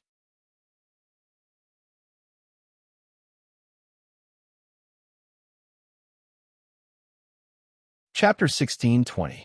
On the main street outside the student cafeteria, in the pitch-black iron cage, Flay had just crawled up from the ground when a hand suddenly extended over and grabbed Flay's scarf. Flay felt her vision blur for a moment. Then, the hand that grabbed her scarf did not possess much strength. However, with Flay's slender body, she was absolutely unable to resist the strength of the hand that grabbed her scarf. The hand pulled Flay over. Bang! Following a muffled sound, Flay was smashed into the iron pipes at the edge of the iron cage. Although she did not hit her head, her body was still in pain from the collision. Flay reflexively raised her head and looked in front of her. The next moment, a person with the same hair color as her, a face that was 70% similar to her, and red pupils that contained sharp, killing intent entered Flay's line of sight. Seeing this handsome yet frightening face, Flay muttered in a daze. Loki, the male student that Flay addressed, as Loki swept his gaze through the iron cage. Then, he coldly looked at Flay. You're doing something that makes one unable to hold back their laughter again? Woo. Flay seemed to be very afraid of Loki. She cowardly shrunk her head back. However, she still answered Loki's question with a mosquito-like voice. If I don't do that, I won't be able to win the night assembly. Even if you do that, you will still not be able to win against anyone in the night assembly. Loki spoke those cold, emotionless, and impactful words. Could it be that you still don't understand how weak you are? Do you not understand the fact that you are the weakest among all the participants in the night assembly? Weakest, weakest, weakest. It was true that Flay had received quite a shock. However, she should also know this. Thus, she did not refute Loki's words. Instead, she weakly opened her mouth. Even if this is the case, I'm still a puppet user. In my eyes, there is no such thing as a puppet user or not. Loki coldly looked at Flay. There is only the concept of the strong and the weak. As for you, you are the latter. After saying those words, Rocky violently flung away Flay's scarf, causing her to stagger and almost fall to the ground. If you understand, then throw that thing away from me, saying such a sentence. Loki's sharp gaze also shifted to Flay's hand. It was in Flay's hand. It was a pair of finger-revealing black gloves that could only be owned by the participants of the night gathering, the top 100 gauntlet holders. The login code embroidered with golden thread on the gloves was Quiet Noise, Private Lintror. Evidently, the thing Rocky was referring to as Flay's gloves. On the battlefield of the night meeting, it didn't matter if the automaton was destroyed by the opponent, or perhaps the puppet itself had been defeated. None of them could disqualify Puppet Operator from participating in the night meeting. The only criterion to determine the winner of the night meeting was the presence or absence of gloves. That is to say, if two puppeteers were to engage in an ingenious battle at a night gathering, the two puppeteers would be able to defeat each other. In order to win against the opponent, the winning condition was not to destroy the automaton or defeat the puppet operator, but to snatch the opponent's gloves. Once the gauntlet holder's gloves were snatched away, even if the gauntlet holder's automaton was still intact, the gauntlet holder still had some strength left, and the gauntlet holder might even be beaten half to death by the gauntlet holder. Even if the gauntlet holder was about to win, the gauntlet holder would still be declared the loser. Of course, in the night meeting, the gauntlet holder was not allowed to attack the puppet operator directly. Otherwise, the gauntlet holder would lose the right to participate and the gauntlet holder would be declared the loser. Therefore, defeating the opponent's automaton and snatching the gauntlet holder's gloves had become a part of the winning process. In other words, if Flay really threw away her gloves, she would lose the right to participate in the night meeting as well. Feeling Rocky's gaze, Flay couldn't help but hide her hands behind her back and cower a little. However, she did not follow Rocky's words and throw away her gloves. "Tis." Rocky clicked his tongue and turned his gaze to the side. A large black wolf dog was baring its teeth at him. "Raby, this fellow is the one you're relying on to participate in the night meeting, right?" As Rocky said those words, a burst of dense magic power surged out from his body. The humanoid automaton, standing behind Rocky, suddenly raised its metal head. Its pair of dim eyes suddenly flashed with red radiance. Like a machine that was activated, kacha-kacha sounds could even be heard from the inside of its body. "If you don't plan to give up your right to participate in the night meeting." Rocky lowered his head. His bangs covered his expression. However, the magic power surging out from his body grew stronger and stronger. "I'll destroy it." Flay turned pale with fright. She shook her head with all her might. "No, then throw away the gauntlet." Rocky revealed a ruthless expression. However, there was an undetectable anxiousness in his tone. "Throw it away." But, Flay was so anxious that she was about to cry. "If you throw away the gauntlet, Raby will also, and everyone else humph." Rocky snorted coldly. He no longer bothered with superfluous words. Angel Ji, the humanoid automaton by the name of Angel Ji, moved in response to Rocky's call. The spiked wings on its back spread open. The two enormous blades on its back rose and fell. They landed on its mechanical arms. Then, as if they had fused with its arms, the two enormous blades attached to its arms. "Man," accompanied by an ice-cold mechanical voice that sounded like it came from some sort of machine. Angel Ji raised his hand that was equipped with the enormous blades. Then, a burst of wind and a sharp whistle sounded. Without the slightest hesitation, he slashed his hand toward Raby, who was baring his teeth at Rocky. Raby, Flay's frighteningly pale face immediately turned deathly pale. Bang! At the moment when Angel Ji's enormous blade was about to land on Raby's head, one of the glass windows in the student cafeteria suddenly exploded. Immediately afterward, a figure shot out explosively from the student cafeteria. Like a fighter jet whistling through the air, that figure arrived before Angel Ji in a flash. Then, she extended her slender hand to receive Angel Ji's enormous blade. In the next moment, a transparent protective barrier formed from crystals was formed from the slender palm that was slashing towards Cherub's giant blade. Like ripples on the surface of water, the barrier shook and expanded. Clang! The enormous blade smashed down heavily onto the transparent protective barrier formed from crystals. Following a loud collision sound, a burst of shock waves exploded. From this, it could be seen how powerful the enormous blade was. If this attack landed on Rabi, who hadn't even activated his magic circuit and hadn't received Flay's magic power, then there was no doubt that Rabi would definitely die. It was clear that Loki wanted to kill Rabi. However, this sure kill attack was blocked by the protective barrier that appeared out of nowhere. At this moment, Loki and Flay finally saw the full appearance of the figure that rushed out from the student cafeteria and arrived before Angel Ji. Then, she raised a protective barrier and blocked Angel Ji's attack. Her pink hair was slightly swollen, and there was a pure white halo above her head. Her pair of dark red pupils fluctuated with an illusory square frame. Pink wings adorned her back, bringing up pink feathers and the long hem of her night suit fluttering back and forth in the wind, making her look like an angel. Surprisingly, it was Ikaros. Flay's face was filled with astonishment. "It's you? You?" Loki stared straight at Ikaros, who was holding up a crystal barrier. His red pupils shrunk. Then, he abruptly turned his head around and swept his sharp and vigilant gaze across the surroundings. In the end, his gaze stopped at the glass door of the student cafeteria that had just been blasted open. A man in uniform with a pair of wine-red pupils was standing at the location of the shattered glass window. One of his hands was stretched forward, and his palm was fluctuating with a circle of magic power that had turned into a solid circle of light.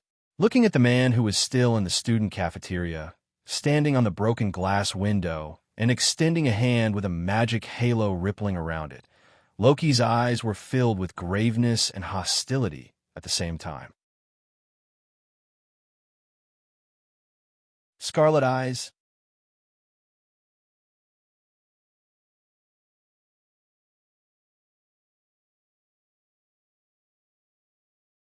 Chapter 16:21.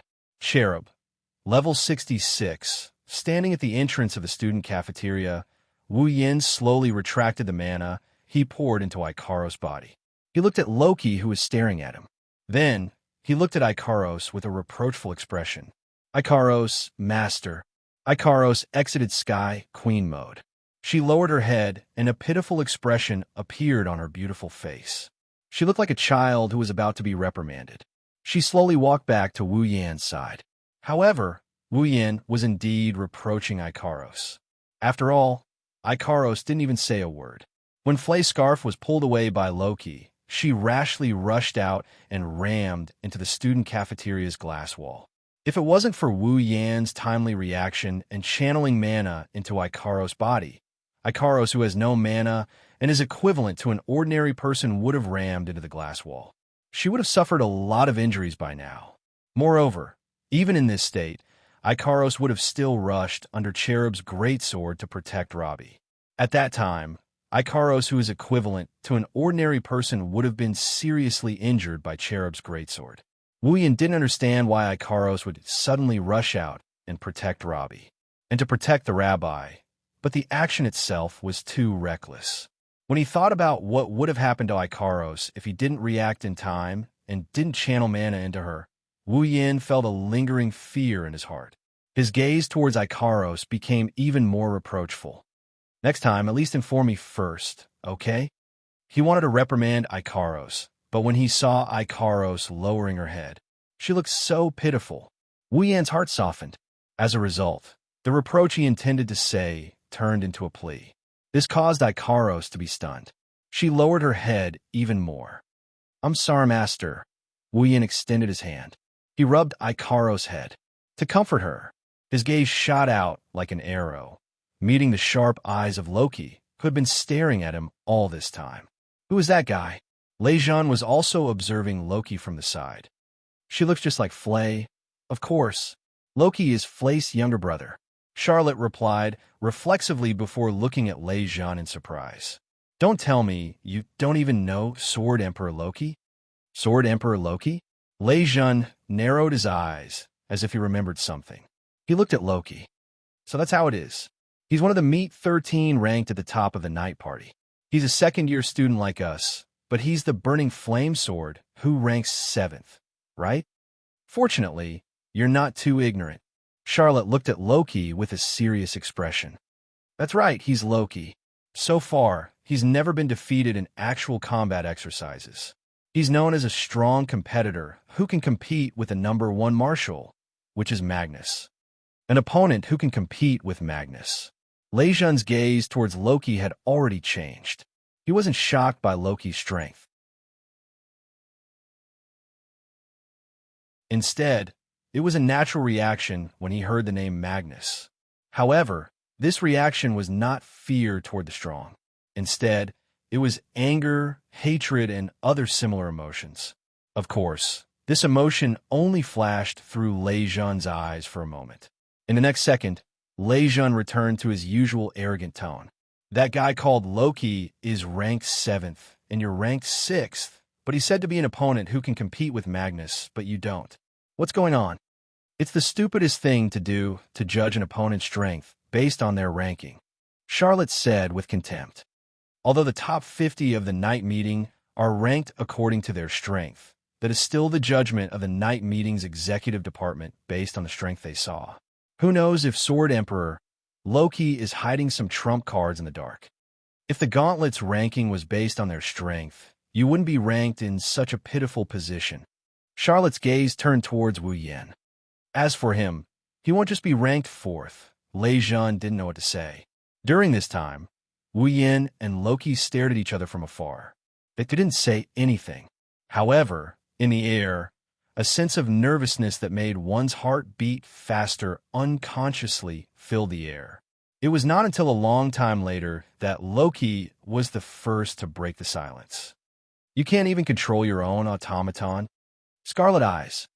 Looks like our Red Blaze, the eyes of the legendary Sword Emperor, had some problems as well. Wu Yen raised an eyebrow, and he chuckled. Could it be that you couldn't even see that I was transferring magic power to my automaton just now? In other words, Ikaros' attack was ordered by Wu Yen. Of course, that's not the case, but Wu Yen took it all on himself. Ikaros' indigo eyes were filled with infatuation, and Loki's expression darkened. Can I assume that you're planning to resist me? Resist? Wu Yen laughed sarcastically. The so-called resistance usually refers to the weak who overestimates themselves and challenges the strong, or the inferior who intends to subdue the superior. Your Majesty, Sword Emperor, do you think you're stronger than me? Or do you think you're superior? The way I see it, you're neither strong nor superior. You're just an idiot who thinks you're invincible because of a little achievement. Loki stared coldly at Wu Yen. Defeating Felix makes you so proud that you think you can defeat me? Or do you think I'm weaker than Felix? I think you're mistaken. Wu Yen sneered. To me, Felix is just an ant that I can kill with a pinch. He's not even worth mentioning. As for you, even if you're stronger than Felix, you're just a slightly bigger ant. As soon as he finished speaking, Loki abruptly raised his head. A burst of mana visible to the naked eye turned into a substantial mist that rose in spirals. Although I'm humble and forgiving, there are 3 kinds of people I can't forgive. Those who order me, those who resist me, and Loki's red eyes flashed with killing intent. His sharp gaze landed on Wu Yen. I don't know where you came from, you meddlesome eyesore. No, you're neither humble nor forgiving. Wu Yen didn't even bat an eyelid at Loki's mist-like magic power. His magic power is even stronger than Loki's. It's like a tidal wave that's exploding out of Wu Yan's body. But I have to admit, those guys who jump out of nowhere and casually swing their swords are indeed eyesores. Gazes that contained icy coldness and killing intent collided in midair. Mana that was so strong that it did not seem like an ordinary person's charged into the surroundings. An invisible wave spread through the air, causing the air to be filled with a tense atmosphere that could erupt at any moment. Looking at Wu Yin and Loki, who were confronting each other in the distance, mana continued to rise from their bodies and collided with each other in the space between them, giving rise to dense waves. Flay, Lei Jun, and Ye could not help but tremble. Even Charlotte and Sigmund revealed troubled expressions. These two people were both monsters. Charlotte, Flay, Ye, Sigmund, Lei Jun, and the others who had such thoughts in their hearts did not know that this was the result of Wu Yin hiding his strength. Competing in mana? Forget about a single Loki. Even if there were 10, 100, 1,000, or 10,000 Lokis, they would still not be a match for Wu Yin alone. However, it must be admitted that Loki's own mana was also extremely powerful. At the very least, in terms of mana, Charlotte felt that she was no match for Loki.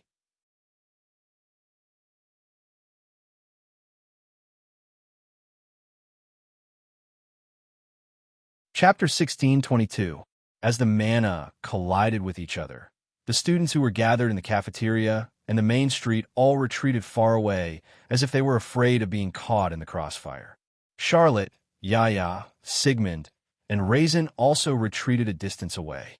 Natsuki, Ikaros, Astria, Nagisa, and Canon acted as their automaton and stood beside Wu Yin without saying a word. Only Flay, who was trapped in the iron cage, had nowhere to run. She could only endure the suffocating pressure and tightly hold onto the steel pipe of the iron cage. Cold sweat dripped down her face. Raby curled up into a ball and hid behind the iron cage.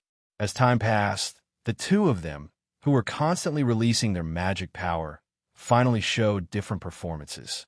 Wu Yin still had a calm expression on his face. He looked at Loki with a smile that was not a smile. His eyes were filled with curiosity. On the other hand, Loki's face started to turn red. As if he used too much strength, his face was covered in sweat. The mana rising from his body also started to weaken at a slow rate. When Charlot, Sigmund, Flay Ye, Lei Jun, and the others saw this scene, they understood what was going on even if they didn't have good judgment. Who was the victor of this hidden battle? However, this hidden battle was fated to have no result. Flay, who was inside the iron cage, looked at Loki. Her face was covered in sweat, and she looked like she was about to vomit blood. Her face was terrifyingly red. She couldn't help but call out worriedly, "Loki!" Fu Lei's cry did not appear to be that abrupt in this completely silent place. Instead, it clearly reverberated through the air. Ikaros, who was standing beside Wu Yin, couldn't help but stretch out her hand and pull on Wu Yan's sleeve. "Master!" There was no need to think about it. Ikaros wanted Wu Yin to be lenient. Wu Yin was surprised that Ikaros, who had always silently followed his orders, would take the initiative to express her will. At the same time, he had a guess. Perhaps Ikaros has some sort of relationship with Flay. That might be the case, no matter what.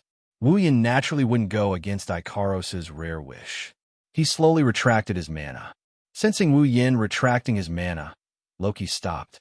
Loki hurriedly stopped the magic that was constantly gushing out. He started panting. The entire arena. It returned to silence. Charlotte, Nagisa, and Canon, who thought the two were going to fight, immediately heaved a sigh of relief. They all gathered around Wu Yin. "Let's stop here." Charlotte took a glance at Wu Yin, whose expression remained unchanged. Glancing at Rocky, who was sweating profusely and gasping for breath, he said in a stern voice, "Whatever grudges you have, let's settle them during the night meeting." However, Charlotte's words gave Loki a way out, but in return, Loki's cold gaze was met with an icy glare. "Are you planning to get in my way? Tyrant Rex." "If you continue like this, you're the one who will suffer, your Majesty, Sword Emperor." Raisin stepped forward and stared at Loki. "Or do you plan to face all of us alone? You're the second to last?" Loki's brows twitched. He stared at Raisin like a predator staring at its prey. "You're a mad dog? Are you planning to meddle in my business?"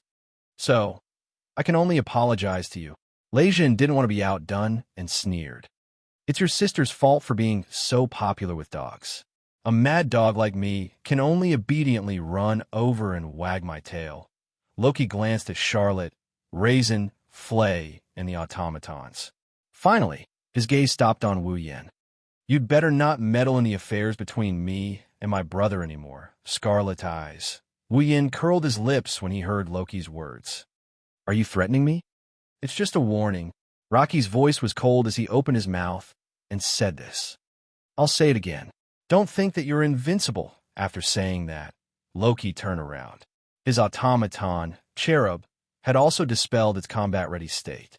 The two giant blades in its hands fell from its arms and were put away on its back, hanging up.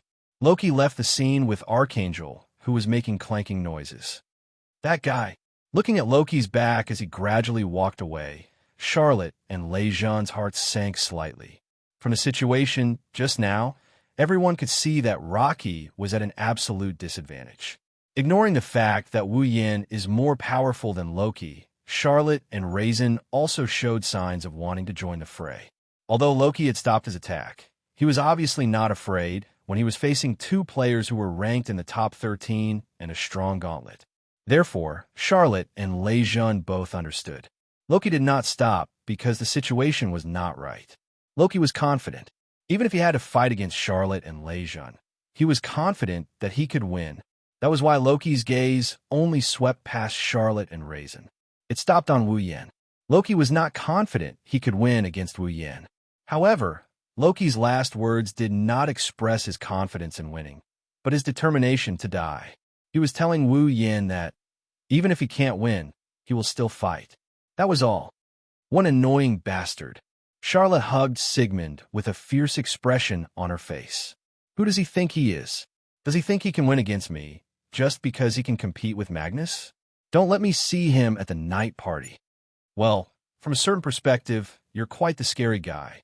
Wu Yen shrugged as if nothing had happened, and he teased him nonchalantly. I think that the Sword Emperor will regret being targeted by you in the future. While they were talking, the surrounding students also dispersed noisily. Come to think of it, not long after, the news of Scarlet Eyes, Tyrantrex, and Sacred Blaze, the three meaty existences almost fighting would spread throughout the entire academy, wouldn't it? As the surrounding students dispersed noisily, Ikaros quietly walked over to the iron cage and opened it. Then, she extended her hand toward Flay. Flay looked at Ikaros' hand in a daze. After a while, she came back to her senses. She held Ikaros' hand and carefully walked out of the cage. Then, she said in a voice as soft as a mosquito, Thank you for protecting my family. On the side, Raby wagged his tail and walked up to Ikaros. He used his furry head to rub against the back of Ikaros' hand. Ikaros was stunned for a moment, but she still shook her head to express that Raby was welcome. Hey! At this moment, Lei Zhan walked over with Yaya. You don't seem to have a good relationship with Sword Overlord. Aren't you siblings? This idiot, Wu Yen, Natsuki, Nagisa, and Charlotte cursed in their hearts at the same time. Since they knew that they were brother and sister, but they still looked like they didn't have a good relationship, who would obediently tell you the reason for it? Besides, wouldn't it be even more hurtful to say it out loud? Sure enough, traces of worry appeared on Flay's weak and delicate face. Her red eyes were filled with sadness. It's just that I've been causing trouble for Loki. After saying those words with a fading voice, Flay bowed to the crowd as if she had exhausted all of her strength. I'll be taking my leave first. After saying those words, Flay turned around with Raby and planned to leave. Seeing Flay's lonely back, Ikaros opened her vermilion lips. She seemed to want to say something, but was unable to say anything. She could only quietly look at Flay's back without saying a word. Wu Yen, who saw Ikaros' reaction, smiled bitterly in his heart.